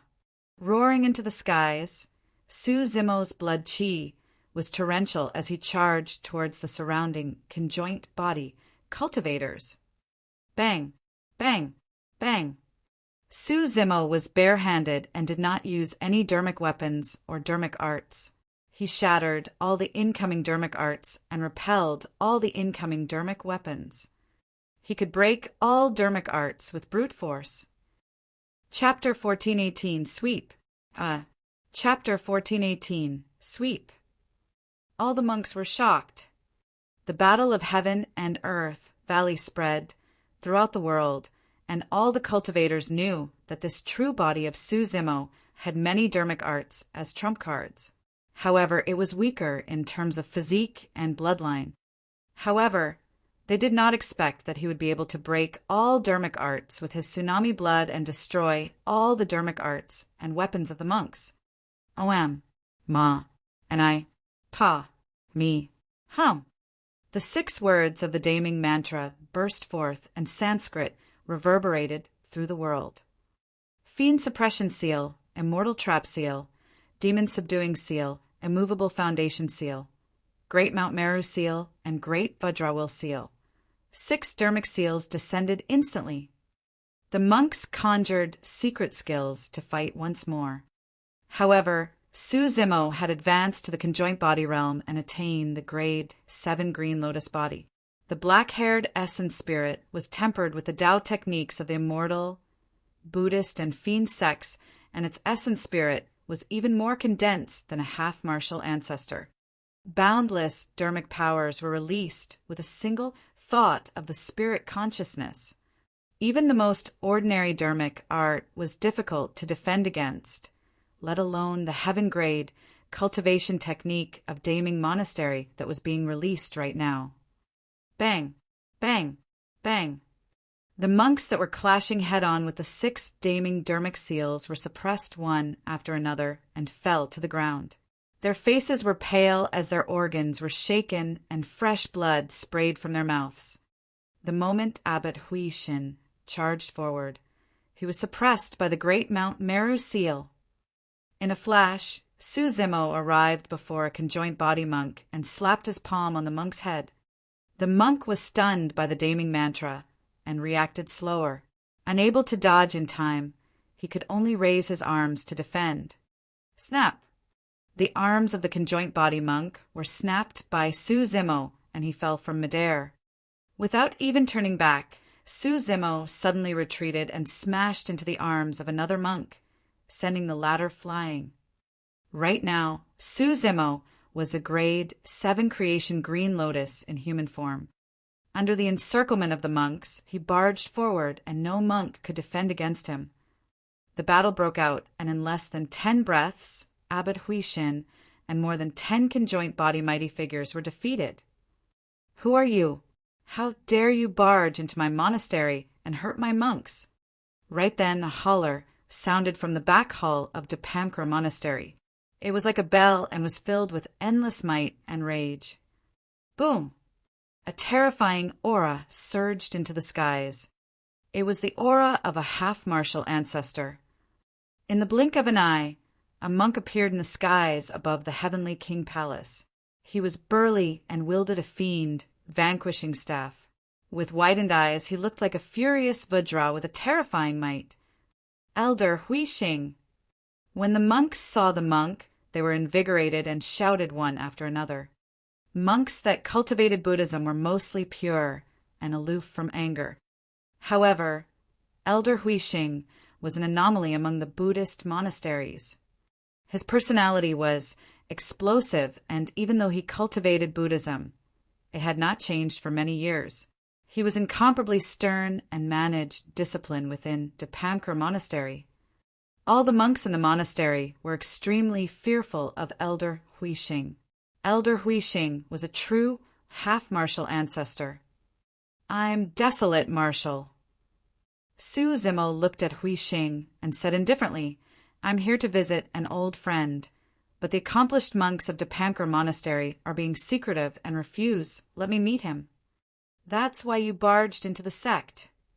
Elder Hui Xing glared at him and shouted, I want to know about Ming Zhen's situation. Su Zimo replied, If you tell the truth, I'll leave on my own accord. At the mention of Ming Zhen, Elder Hui Xing frowned. It was clear that he knew something as well. What a joke! Suddenly, Elder Hui Xing shouted, You barged into the sect and injured our disciples. Do you think you can leave unscathed? Desolate Marshal, aren't you way too arrogant? I'll teach you a lesson today. The moment he said that, Elder Hui Xing leaped down from the heavenly king palace and released the might of a half-martial ancestor. Gripping the fiend vanquishing staff with both hands, he descended from the skies and smashed it towards Su Zimo's head. Su Zimo did not dare to underestimate a half-martial ancestor expert. A grade 7 creation green lotus could defend against mighty-figured Dermic weapons. However, the Dermic weapon of a half-martial ancestor was fused with a trace of divine power and could already pose some threat to him. Su Zimo's gaze intensified, and a green lotus platform suddenly flew out from his glabella. It shone with a bedazzling green light that was like the most beautiful treasure in the world. Creation Lotus Platform. Heavens, it's a grade 7 creation lotus platform. When they saw the green lotus platform, the monks were shocked and exclaimed. Some of the monks even had greed in their eyes. The creation green lotus was an utmost treasure of the universe and the Buddhist monasteries. Although this was only a creation lotus platform, it was already a grade 7 and was an irreplaceable treasure. Who wouldn't be tempted? Su Zimo held the creation lotus platform and his blood chi surged. Instantly it exploded and struck towards Elder Hui Xing's fiend vanquishing staff. Boom! The creation lotus platform collided with the fiend vanquishing staff with a loud bang. A blinding light burst forth from the collision point of the two dermic weapons. It was colorful and spread rapidly in all directions, causing the tiles on the heavenly king palace to fall. Su Zimo's figure fell to the ground, and he left two heavy footprints. Elder Hui Xing was not in the best state either, as he was sent flying by the terrifying power. He somersaulted a few times in midair before landing slowly. Great! The rage in Elder Hui Xing's eyes intensified as he said coldly, "No wonder you dare to barge into the sect and injure our monks. It's because you have this as your backing. To think that you would be able to defend against my power. A half-martial ancestor? You're nothing much." Su Zimo had an indifferent expression as he flicked his finger. A white sword chi surrounded his fingertip in an extremely sharp manner. There were probably not many people in the world who would dare to say that a half-martial ancestor was nothing much. Extremely arrogant. Extremely arrogant. Elder Hui Xing was enraged and hollered, "Today I let you witness the secret skill of Dipamkara Monastery." His hands shifted continuously as he conjured hand seals. A shuddering aura emanated from Elder Hui Xing's hands. Su Zimo narrowed his eyes. That was the power of divine powers. Anyone who could become a half-martial ancestor had touched on the surface of divine powers and comprehended a divine power. Even a single trace of divine power was far stronger than dermic arts. Swoosh! A green lantern appeared between Elder Hui Xing's hands. It burned with a wisp of flame that flickered indeterminately. However, that wisp of flame emitted a terrifying heat. "Go!" Slapping his storage bag with his left hand, Elder Hui Xing summoned a golden alms bowl that shone with a golden glow. It expanded against the wind and arrived above Su Zimo's head swiftly. The golden alms bowl shone with a mysterious light that enveloped Su Zimo. The mysterious light possessed an extremely strange, noble might that could restrict Su Zimo's figure. It was as though Su Zimo was rooted to the spot. Su Zimo frowned slightly and was about to activate his bloodline to negate the might. "Go!" Elder Hui Xing hollered and pointed at Su Zimo. The wisp of flame on the green lantern descended instantly. The methods of a half-martial ancestor were indeed extraordinary. Elder Hui Xing first stabilized Su Zimo's figure with his dermic weapon before enveloping him with a wisp of flames condensed from the power of divine powers. His attacks front and back were fluid as water without any gaps. Su Zimo could not dodge at all. Chapter 1419. Suppressing a half-martial ancestor. Chapter 1419. Suppressing a half-martial ancestor. The divine power flames descended and enveloped Su Zimo, blazing brightly. Almost in the blink of an eye, Su Zimo's hair and clothes were burned to ashes. Upon seeing that, the monks heaved a sigh of relief.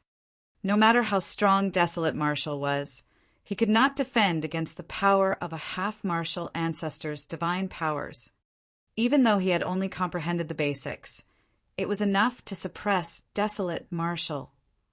In the flames, Su Zimo's expression was calm and there was no fear or pain in his eyes. Although the divine power flame was extremely powerful and even caused him to feel waves of searing pain, it was nothing much. Splash!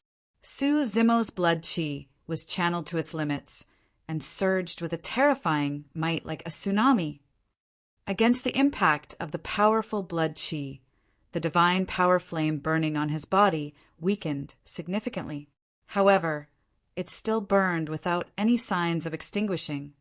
Humph! Elder Hui Xing said coldly, "Desolate Marshal, this flame has fused with a wisp of my divine power's comprehension. Even if you've cultivated to the tsunami blood realm, You won't be able to defend against it. Is that so? Su Zimo's voice was still unusually calm. However, his aura was rising continuously. Flames flashed. All of a sudden, Elder Hui Xing's expression changed. Right in front of him, Su Zimo's figure disappeared in the flickering flame, and in its place was a lotus that was around half the height of a human. It was green all over, and the lotus leaves were green and crystalline, swaying gently in the flame. Even the divine power flame could not incinerate the green lotus. This is... When the other monks saw that, all of them were shocked with widened eyes. Bloodline phenomenon. Elder Hui Xing had a grim expression as he vaguely realized something.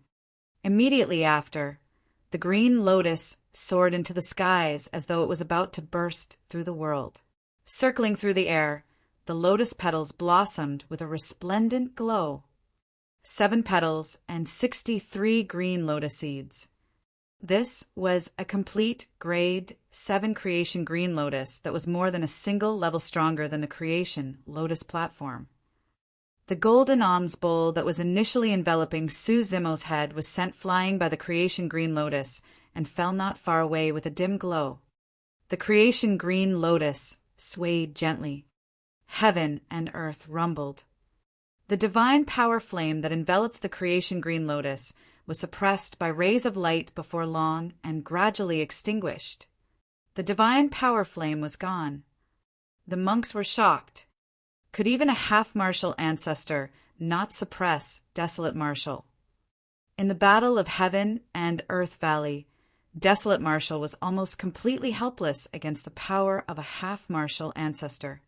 How did he grow to such an extent in just a few years? Su Zimo's figure reappeared. Initially, his hair and beard were burned to ashes. However, after cultivating to the conjoint body realm, his dermic powers were boundless, and as he surged, his long black hair grew once more. Swiping his storage bag, Su Zimo took out a set of green robes and wore it again. You really think that you can teach me a lesson with such puny methods? Su Zimo sneered and closed his sword finger, slashing gently in the direction of Elder Hui Xing. TSK! TSK! TSK! 1,000 heaven-slaying sword chi burst forth instantly. The vast expanse of white was blinding and weaved an inescapable net made of sword chi that enveloped Elder Hui Xing. The sharpness of the heaven-slaying sword chi was way too immense. Elder Hui Xing did not dare to be careless either. He waved the fiend vanquishing staff in his hands and channeled his dermic powers, condensing dermic arts to collide with the incoming heaven-slaying sword chi. Clang! Clang! Clang! The heaven-slaying sword chi collided with the fiend vanquishing staff, and the sound of metal clashing echoed with sparks. Every single heaven-slaying sword chi was not to be underestimated. Furthermore, the heaven-slaying sword chi was unusually agile and pervasive. Elder Hui Xing was already drenched in sweat after defending against the 1,000 heaven-slaying sword chi. Thankfully few. Elder Hui Xing lamented internally. Thankfully, there's only slightly more than 1,000. If Desolate Martial's comprehension was deeper and there were more sword chi, I might not have been able to defend against it. He heaved a sigh of relief. He did not know at all that not long ago the half-martial ancestors of the Dongfang and Shimin aristocratic families died under Su Zimo's heaven-slaying sword chi. At that time, Su Zimo released 10,000 sword chi instantly and killed 2 half-martial ancestors. It was not that Su Zimo had not cultivated to that stage. He did not release 10,000 sword chi merely because he retained his rationality and did not wish to harm Elder Hui Xing's life. Swash! After the 1,000 heaven-slaying sword chi, Su Zimo's figure flashed, and he had already arrived before Elder Hui Xing, raising the creation lotus platform. He pushed down onto Elder Hui Xing's head. Clang! In his hurry, Elder Hui Xing did not have time to think and could only raise the fiend vanquishing staff to defend. He had just dealt with 1,000 heaven-slaying sword chi, and his dermic powers took an immense toll.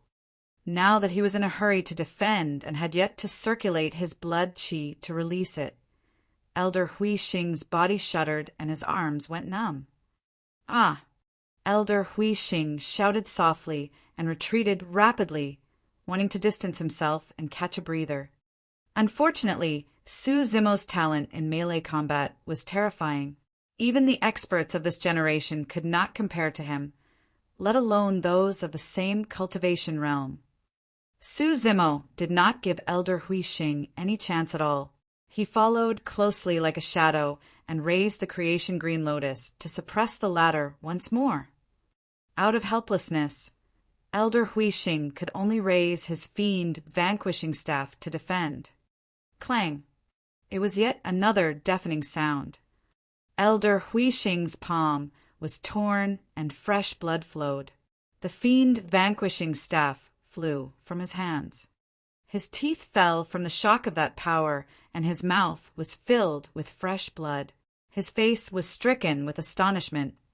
Those injuries were nothing to conjoint body mighty figures, let alone half-martial ancestor experts.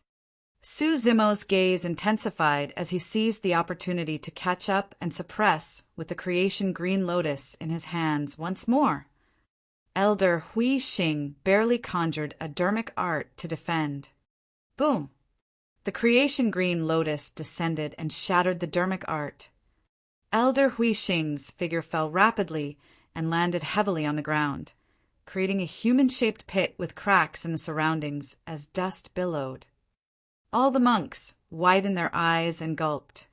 Patriarchs were reclusive and half-martial ancestors with the strongest existences in the cultivation world. But now a dignified half-martial ancestor expert was beaten into such a miserable state by desolate martial and was hammered into the ground. Su Zimo's figure descended as well. The hearts of the monks skipped a beat. Abbot Huishin shouted hurriedly, "Desolate martial, do you really think that Depamkara Monastery doesn't have anyone who can suppress you? We have a long history. If the Patriarch is summoned, you will definitely die." He held a talisman in his palm that could be torn apart at any moment. It was as though the Mahayana Patriarch of Depamkara Monastery would be alerted if the talisman was torn. Su Zimo's expression turned cold as he said slowly, "I just want to know where Mingzhen is. You guys refused to tell me, and now you're using a patriarch to suppress me? Given how guilty you guys are, you guys must have definitely harmed Mingzhen." The moment he said that, the temperature in the monastery dipped. It was as though all the monks would have to endure the wrath of desolate marshals, thunder the next moment. Chapter 1420, Ashoka Wood. Chapter 1420, Ashoka Wood. Cough! Right then, a soft cough sounded from the dust not far away. A figure slowly crawled out of the shattered pit. He was covered in dust and looked wretched. It was the half-martial ancestor expert, Elder Hui Xing, who was suppressed by Su Zimo earlier on. "Hui Shen, put away that talisman. There's no need to alarm the Patriarch about this." Elder Hui Xing shook his head. Abbot Hui Shen hesitated for a moment before putting the talisman into his storage bag. However, he was still on guard as though he could take it out at any moment. Elder Hui Xing looked at Su Zimo. "Desolate marshal, on account of the fact that you've established your Tao for all living beings, I'm not willing to alarm the Patriarch to kill you.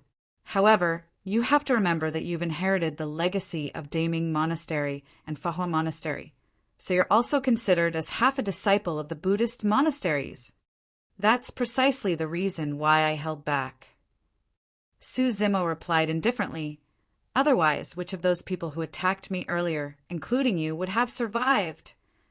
Su Zimo had always been decisive in killing.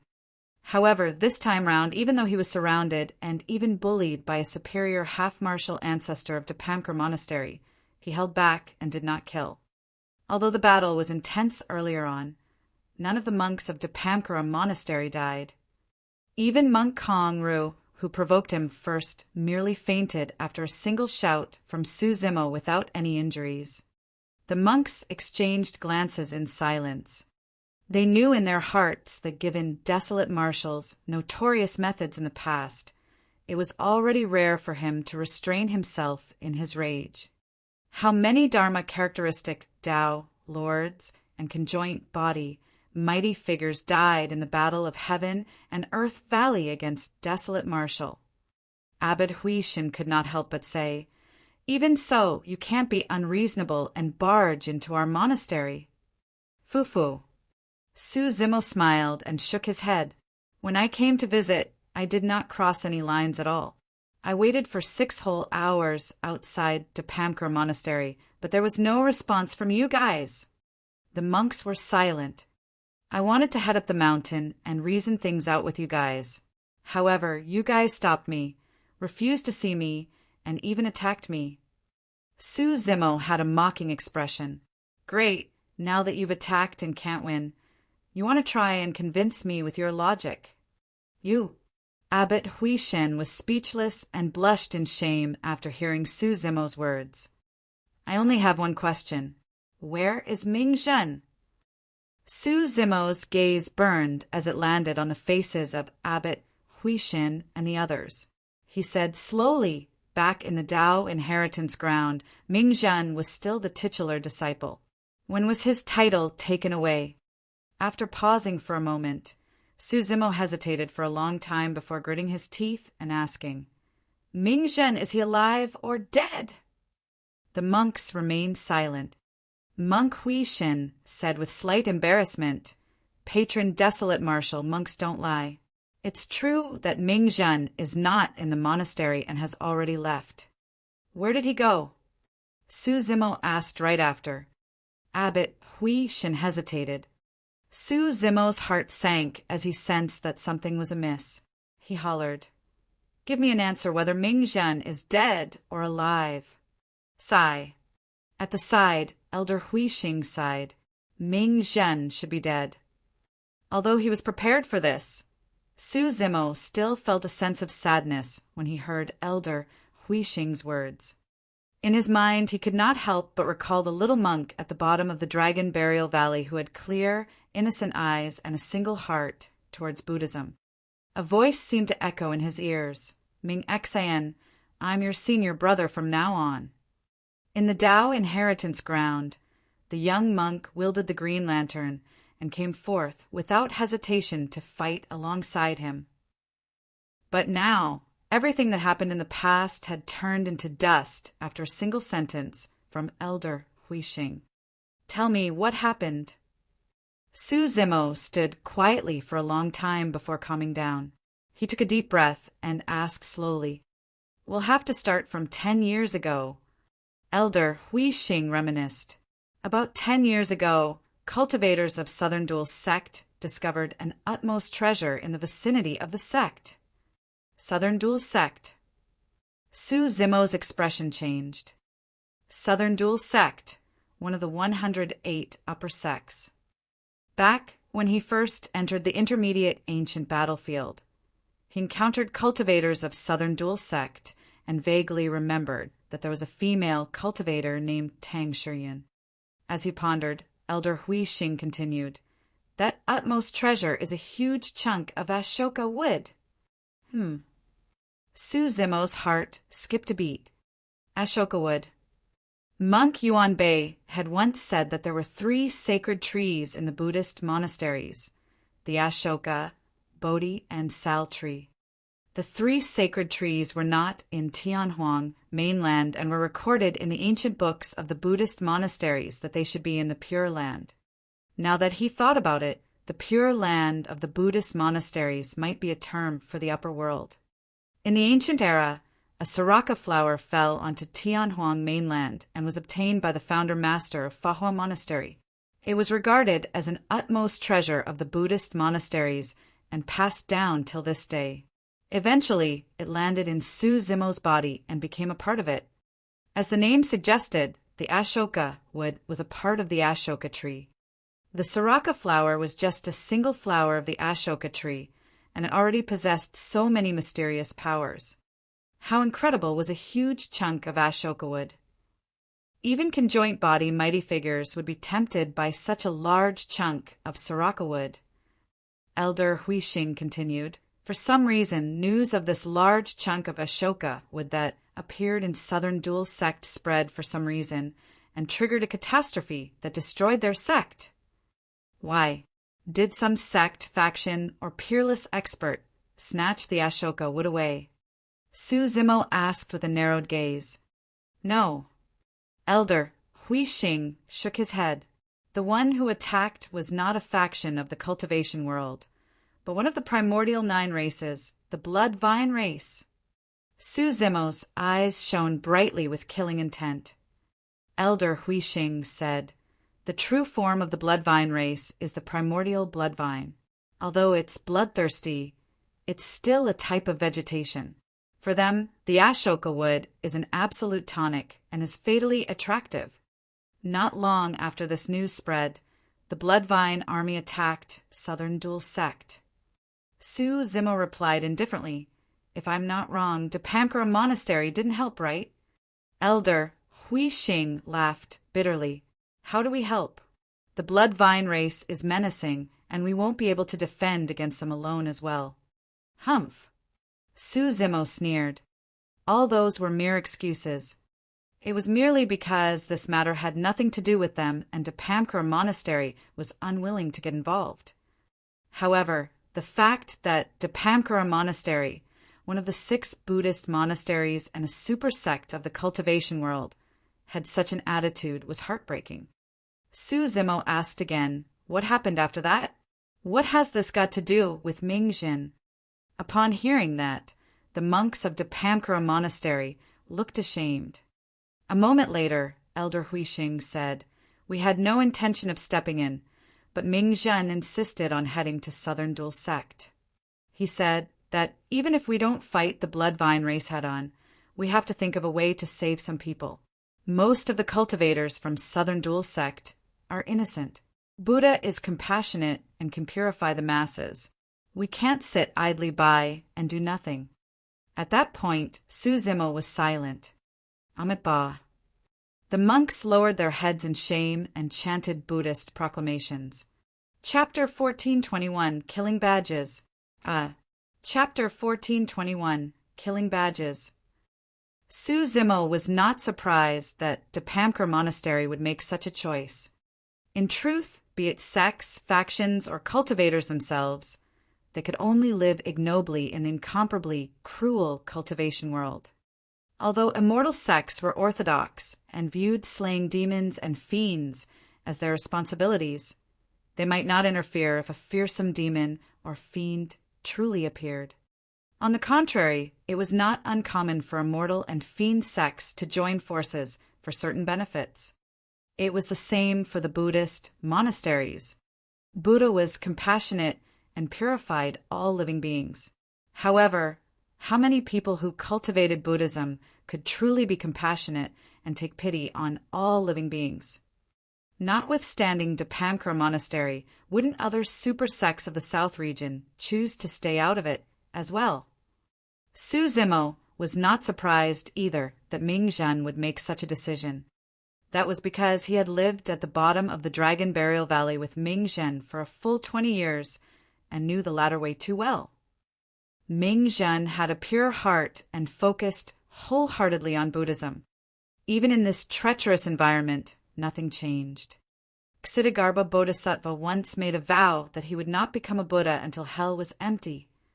It was because Mingjin inherited that vow that he was able to obtain the recognition and inheritance of Ksitigarbha Bodhisattva in the Tao inheritance ground. Southern Dual Sect was attacked by the Blood Vine race, and the dangers there were no different from hell. Su Zimo looked at Elder Huixing, Abbot Huixin, and the other monks, and said slowly, indeed, Mingjin is inferior to you guys in terms of cultivation realm. However, none of you can ever compare to his magnanimity. The monks sighed and lowered their heads without arguing. Letting out a long breath, Su Zimo asked again, What happened after? Ming Zhen insisted on heading there, so I could only remind him not to take the risk and to leave as soon as possible if anything went wrong. However, Abbot Hui Xin hesitated for a moment, and his eyes dimmed as he sighed. However, Ming Zhen never came out after entering Southern Dual Sect. Su Zimo's expression turned cold as he questioned loudly. Ming Zhen was the titular disciple, and yet Dipankar Monastery chose not to interfere even when something happened to him in the south region. Sigh. Abbot Hui Xin wanted to say something, but eventually he let out a long sigh. How should we interfere? Ming Zhen refused to heed our advice. A monk at the side muttered softly. What did you say? Su Zimo glared at that person coldly and hollered. The monk was so scared that he swallowed the words he was about to say and remained silent, not even daring to meet Su Zimo's gaze. Elder Hui Xing sighed gently. Patron Desolate Marshal, I know that you might not be able to accept some of the things we say. However, we truly have no other choice. We heard that the young master of the Blood Vine race led an army this time round and killed his way into Southern Dual Sect. There were thousands of them. As for the young master of the Blood Vine race, Tung Lingzi, he's the strongest monster incarnate of the current generation. Although he's only at the conjoint body realm, I'm not his match either. Fufu. Su Zimo could not help but sneer. As a super sect, Dipankar Monastery has Mahana patriarchs, right? If half-martial ancestors can't do it, summon patriarchs out of seclusion. Didn't you guys want to summon a patriarch to kill me earlier on? Why, you have the guts to kill me, but you don't have the guts to kill someone from another race? No. Elder Hui Xing shook his head. If we summon a patriarch, we can naturally suppress the Blood Vine race in Southern Dual Sect. However, that will definitely alarm the patriarch of the Blood Vine race, and that will be a disaster for Dipankar Monastery. Summon an emperor at that time, then. Su Zimo said in a deep voice. Dipankar Monastery has a long history. Don't you have any emperors? After a long silence, Elder Hui Xing sent a voice transmission slowly. Patron Desolate Marshal, how difficult is it to become an emperor? In the history of Dipankar Monastery, there have indeed been emperors. However, there were no patriarchs to become emperors in this generation. This is a secret of Dipankar Monastery. Patron Desolate Marshal, please don't spread it. Su Zimo was silent. The fact that Elder Hui Xing could reveal such a secret to him meant that he had indeed given it careful thought before making such a choice. Elder Hui Xing sent another voice transmission. We're not alone. We carry the fate of the entire Dipankar Monastery on our shoulders. If we save Ming Zhen and provoke the Patriarch or even the Emperor of the Blood Vine race, the legacy of Dipankar Monastery will be lost and will be eternal sinners of Dipankar Monastery. Although Su Zimo did not agree with Dipankar Monastery's decision, he could not find the heart to blame them further either. Against Ming Zhen and the sect's legacy and thousands of monks, Dipankar Monastery chose the latter to protect the sect's legacy and their monks. It was hard to tell if the choice was a right or wrong one. At the very least, Su Zimo did not agree with it.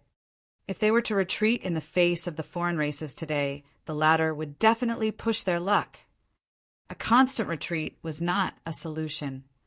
However, even if Dipankar Monastery wanted to join forces with the other super sects for this matter, they might not receive any response. Which sect or faction would want to provoke the primordial 9 races for no reason and attract trouble for themselves? After pondering for a moment, Su Zimo asked again, "Since that's the case, why did you guys have to be secretive? All you had to do was explain the matter. Even if you guys feel guilty, it shouldn't be to the extent where you guys should stop me from climbing the mountain and even fight me, right?" Dipankar Monastery chose to sacrifice Ming Zhen to protect the sect. It was only natural for the monks of Dipankar Monastery to feel guilty and dread facing Su Zimo. Even so, Dipamkar Monastery's reaction was a little extreme. This, Abbot Huishin hesitated for a moment and said embarrassedly, "Patron Desolate Marshal, you might not know about it yet. After news of you being alive spread, the god which Heavenly Eye, Golden Crow, Bloodvine, and Rakshasa races laid down killing badges for you one after another." Killing badges. Suzimo narrowed his eyes. He had read some records about that badge in some ancient books as well. In the primordial era, the killing badge was the most threatening death badge of the primordial 9 races. Once the killing badge was released, the primordial races would spare no effort to kill the other party. Anyone who received that badge would be equivalent to a dead man. In the ancient era, only the emperors of the human race ever received killing badges from the primordial races. Of course, some emperors were indeed killed by the primordial races. However, for existences like the eternal human emperor, the primordial races could not do anything to him even with their killing badges. The killing badge of the primordial races had not appeared ever since the ancient war. Nobody expected that badge to descend in this generation. Furthermore, all 6 races had released killing badges. The badges openly stated that anyone who tried to take in Desolate Marshal would be massacred in blood by the primordial races. Abbot Huishin said, "Patron Desolate Marshal, please forgive us. I'm afraid no sect or faction in Tianhuang mainland would dare to have anything to do with you, let alone our Dipamkara Monastery." Suzimo understood. If Dipamkara Monastery did not stop him from climbing the mountain, countless experts of the primordial races would descend upon Dipamkar Monastery if news of this spread. However, Dipamkar Monastery would not incur the hostility of the primordial races if they fought against Suzimo. Therefore, once Suzimo forced his way up the mountain, Dipamkar Monastery would attack no matter what to avoid the killing intent of the primordial races. Chapter 1422, Dead or Alive. Chapter 1422, Dead or Alive. The primordial 6 races, sure, think highly of me. Suzimo laughed without any fear in his eyes. "Patron Desolate Marshal, let me say one more thing. You must not underestimate your opponent. The killing badge is irreconcilable once released." Elder Huixing said earnestly, "The primordial races will send top-tier experts to look for you, and their combat strength is not something the primordial race, beings of heaven and earth valley can compare with. If these experts fail to succeed, the primordial races will send even stronger people to kill you. Even Ethereal Peak and 100 Refinement sect won't be able to defend against it, let alone you." In the ancient era, there were even many emperors of the human race who could not withstand the killing badges and died in the hands of the primordial races. "I got it. Thank you for your reminder, fellow Taoist." Suzimo nodded and turned to leave. He had already asked about Ming Zhen, and there was no need for him to get entangled with the monks of Dipamkara Monastery. Furthermore, now that he was hunted by the primordial 6 races, Dipamkara Monastery would want nothing more than to avoid him. Why should he linger here and attract attention? The monks of Dipamkara Monastery heaved a sigh of relief when they saw Suzimo leave. Only Elder Hui Xing frowned slightly with a worried expression and could not help but ask, "Patron Desolate Marshal, where are you going?" "Southern Dual Sect." Suzimo said indifferently. "Ah!" The monks exclaimed in shock. Desolate Marshal was truly audacious. Instead of hiding from the killing badges of the primordial races, he was going to offer himself to them. Elder Hui Xing hesitated for a moment and persuaded, "Patron Desolate Marshal, pardon me for being blunt. Right now, the 50 kilometers around 6 Stars Mountain of Southern Dual Sect is occupied by the Bloodvine race. There are probably more than 10,000 beings from the Bloodvine race on 6 Stars Mountain. With the young master of the Bloodvine race personally guarding, even super sects and factions won't be able to match them, let alone you." What Elder Hui Xing said was indeed the truth. Given the current strength of the Bloodvine race in Southern Dual Sect, unless a human patriarch appeared or super sects of the South region joined forces, Su Zimo would truly be weak alone. That's right, Ming Zhen is already dead. There's no hurry to take revenge. Patron Desolate Marshal. Abbot Hui Shin persuaded as well. How do you know that Ming Zhen is already dead? Su Zimo paused in his tracks and asked. It's been 10 years. Ming Zhen must have died a long time ago after falling into the hands of the Bloodvine race. How can he still be alive? Abbot Hui Shin laughed bitterly. Ming Zhen is my friend and also my senior brother. Since he's in Southern Dual Sect, I want to see him alive or dead. Su Zimo's face was filled with killing intent as he said murderously, if Ming Zhen dies, the Bloodvine race beings at Southern Dual Sect will have to die with him. With that, he left Depamkar Monastery without turning back. Patron Desolate Marshal. Elder Hui Xing looked at Su Zimo's back view and reminded once more, there's a high chance that a Bloodvine half-marshal ancestor is guarding 6 Stars Mountain. You have to be careful. Su Zimo's movement technique was extremely fast, and he disappeared from the monk's line of sight in the blink of an eye. Elder, what's the use of reminding him? A conjoint body monk said, Desolate Marshal is obstinate and egoistic. His personality is persistent and can't differentiate between good and evil. Since he insists on courting death, we've already done our best to explain both sides of the situation to him. Why should we have to persuade him insistently? That's right. Even if you persuade him out of goodwill, he might not reciprocate. Another monk added. Elder Hui Xing frowned and turned around.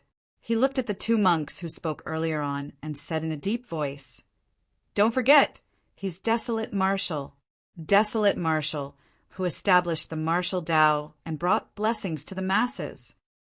That merit can be passed down through history and affect the world. Even ancient emperors can't compare to it. We should already feel guilty for not helping him. How can you guys have the cheek to say something like that? Elder Hui Xing was in charge of discipline and had always been stern. Although he was suppressed by Desolate Marshal earlier on, he was still a fearsome presence in Depamkara Monastery. The 2 monks lowered their heads and did not dare to say anything. The 2 of you reflect on your mistakes against an empty wall and copy the Heart Sutra 10,000 times. Elder Hui Xing said in a deep voice, not even a single time less. Yes. The 2 monks did not dare to argue and acknowledged their mistakes before scurrying away. Sigh. Elder Hui Xing looked in the direction Su Zimo left and sighed. I hope that the heavens will bless him. After leaving Depamkar Monastery, Su Zimo took out a map and determined his direction before heading towards Southern Dual Sect. In truth, this green lotus true body of his was the one that was truly in danger against the killing badge of the primordial 6 races. He had 3 true bodies. Right now, the Dragon Phoenix true body was in the ancestral dragon ground. Unless the primordial 6 races joined forces and attacked the Dragon Bone Valley, the Dragon Phoenix true body would not be in any danger. As for the martial Tao true body, it was outside the 3 realms and was not in the 5 elements. Not many people knew of its existence. Furthermore, his martial Tao true body was hidden in Pingyang town and cultivated in seclusion. It was difficult for the primordial 6 races to look for him. However, it was different for the Green Lotus true body. If the Green Lotus true body were to travel through Tianhuang mainland, he would definitely leave behind various traces, and it would be easy to be exposed. At that time, experts of the primordial races would definitely hunt him down. If his opponents were at the conjoint body realm, it would be fine. However, things would be troublesome if they were half-martial ancestors of the primordial races. The Green Lotus true body had just entered the conjoint body realm and could suppress human, half-martial ancestors. However, the outcome of a fight against a primordial race, half-martial ancestor was unpredictable. Tang Lingzi of the blood vine race was already troublesome to deal with.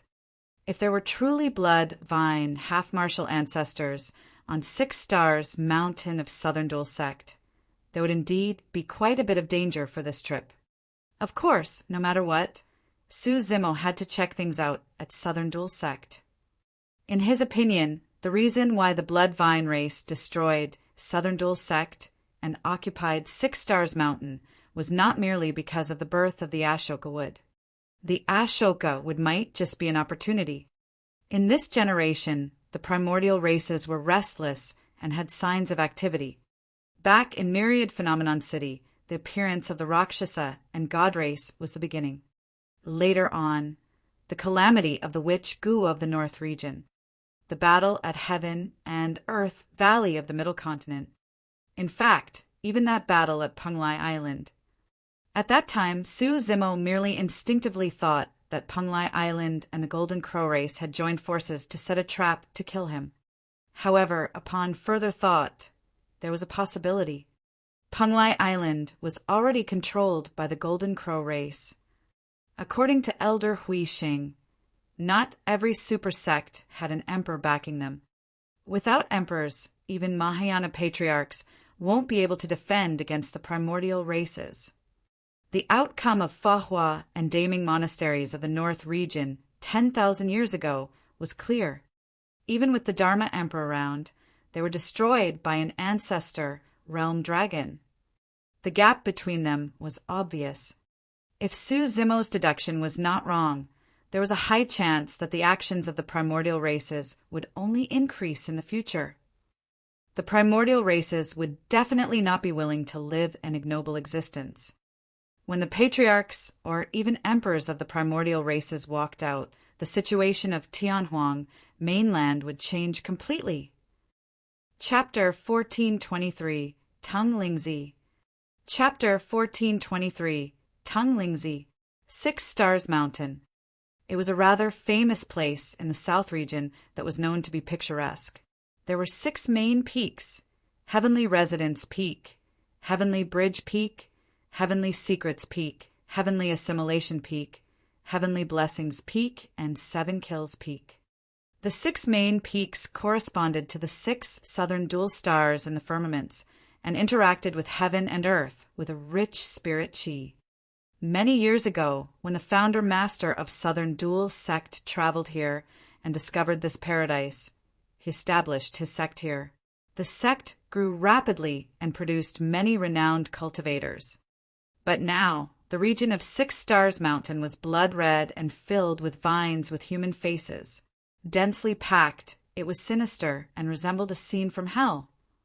The blood-colored vines extended rapidly over the past 10 years and had already occupied an area within 50 kilometers of 6 Stars Mountain.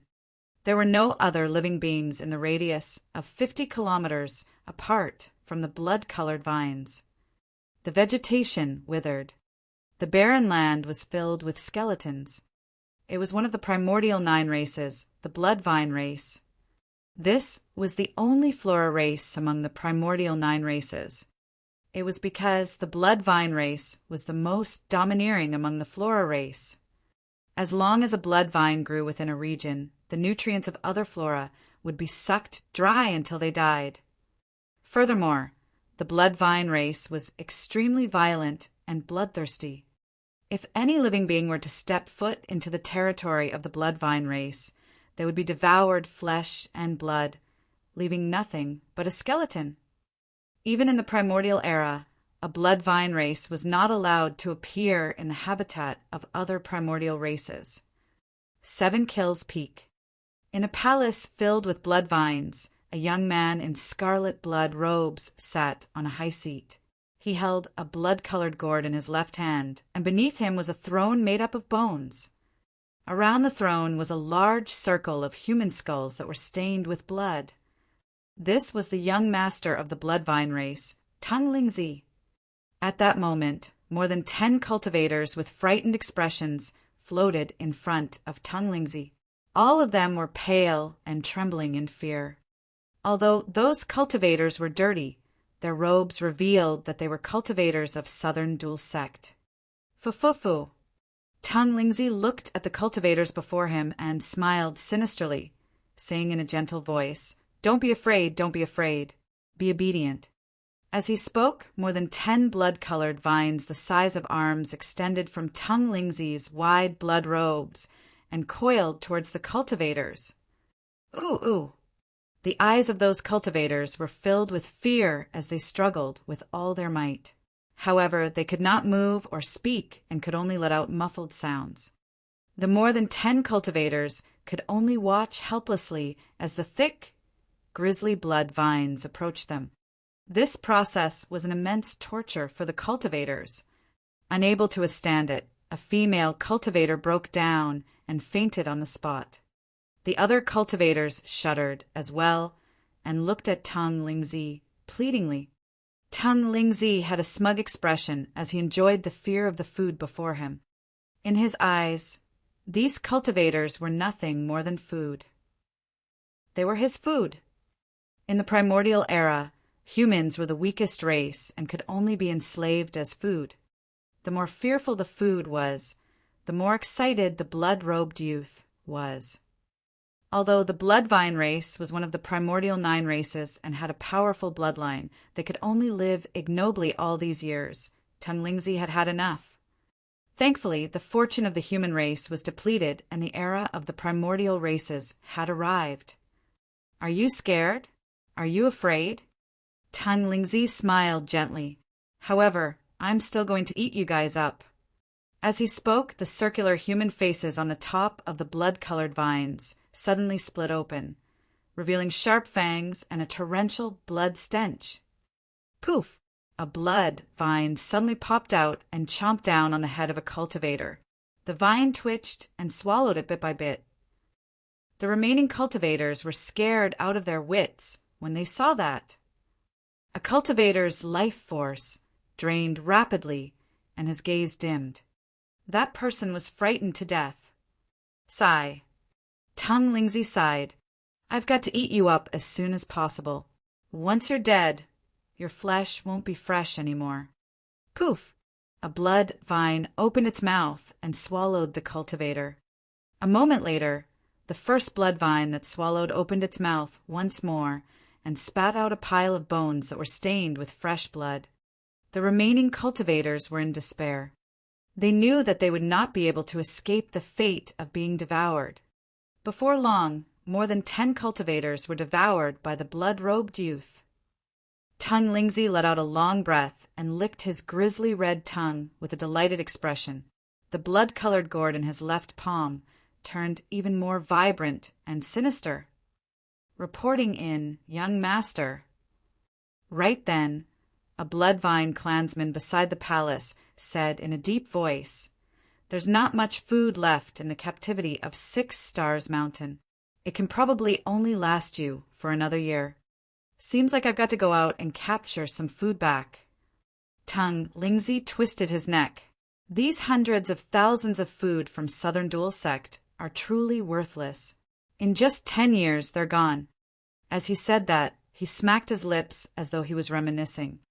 Actually, there's a monastery in the south region that has sufficient food. Furthermore, they're all of good quality. Tung Lingzi narrowed his eyes and said faintly, "You're referring to Dapamkara Monastery, young master?" The Bloodvine clansman below asked. "Yes." Tung Lingzi nodded. Dapamkara Monastery is one of the 6 Buddhist monasteries of the human cultivation world. We might not be able to take them down with our strength. The Bloodvine clansman analyzed. Tung Lingzi laughed. "If we want to attack Dapamkara Monastery, we'll naturally have to invite my father." Ah, if the clan leader were to attack, there would be no doubt about it. The Bloodvine clansman nodded. Tung Lingzi smiled. Actually, Dapamkara Monastery is only strong on the surface as well. Their titular disciple has been in my hands for 10 years, and yet no one dares to come. I'm guessing that there's no emperor in Dapamkara Monastery in this generation. You sure are wise, young master. The Bloodvine clansman hurriedly flattered before asking, "When are you prepared to attack Dapamkara Monastery with the clan leader? Young master. There's no rush, Tung Lingzi said indifferently. Once I absorb all the power of the Ashoka wood, I might be able to become a half-martial ancestor, or even advance to the ancestor realm. At that time, I can flatten Dipamkar Monastery without my father even stepping in. The 3 aristocratic families will be next after we flatten Dipamkar Monastery. At that time, the entire South region will be in the control of the Bloodvine race. The Bloodvine clansman was also excited and continued. Yes. Tung Lingzi nodded. That's for the future, and we'll put it aside for the time being. Right, is there any news of Desolate Marshal? I heard that this current one is the creation Green Lotus body. If we can capture him, he will be the greatest tonic for me. Not yet. The Bloodvine clansman replied. If there's any news, I'll definitely report it right away. Yes. Tung Lingzi reminded. The other primordial races have also set their killing badges for him. Keep a close eye on him. If Desolate Marshal appears, we must not let the God and Heavenly Eye races get their hands on him first. I'll definitely be the first to eat Desolate Marshal's flesh.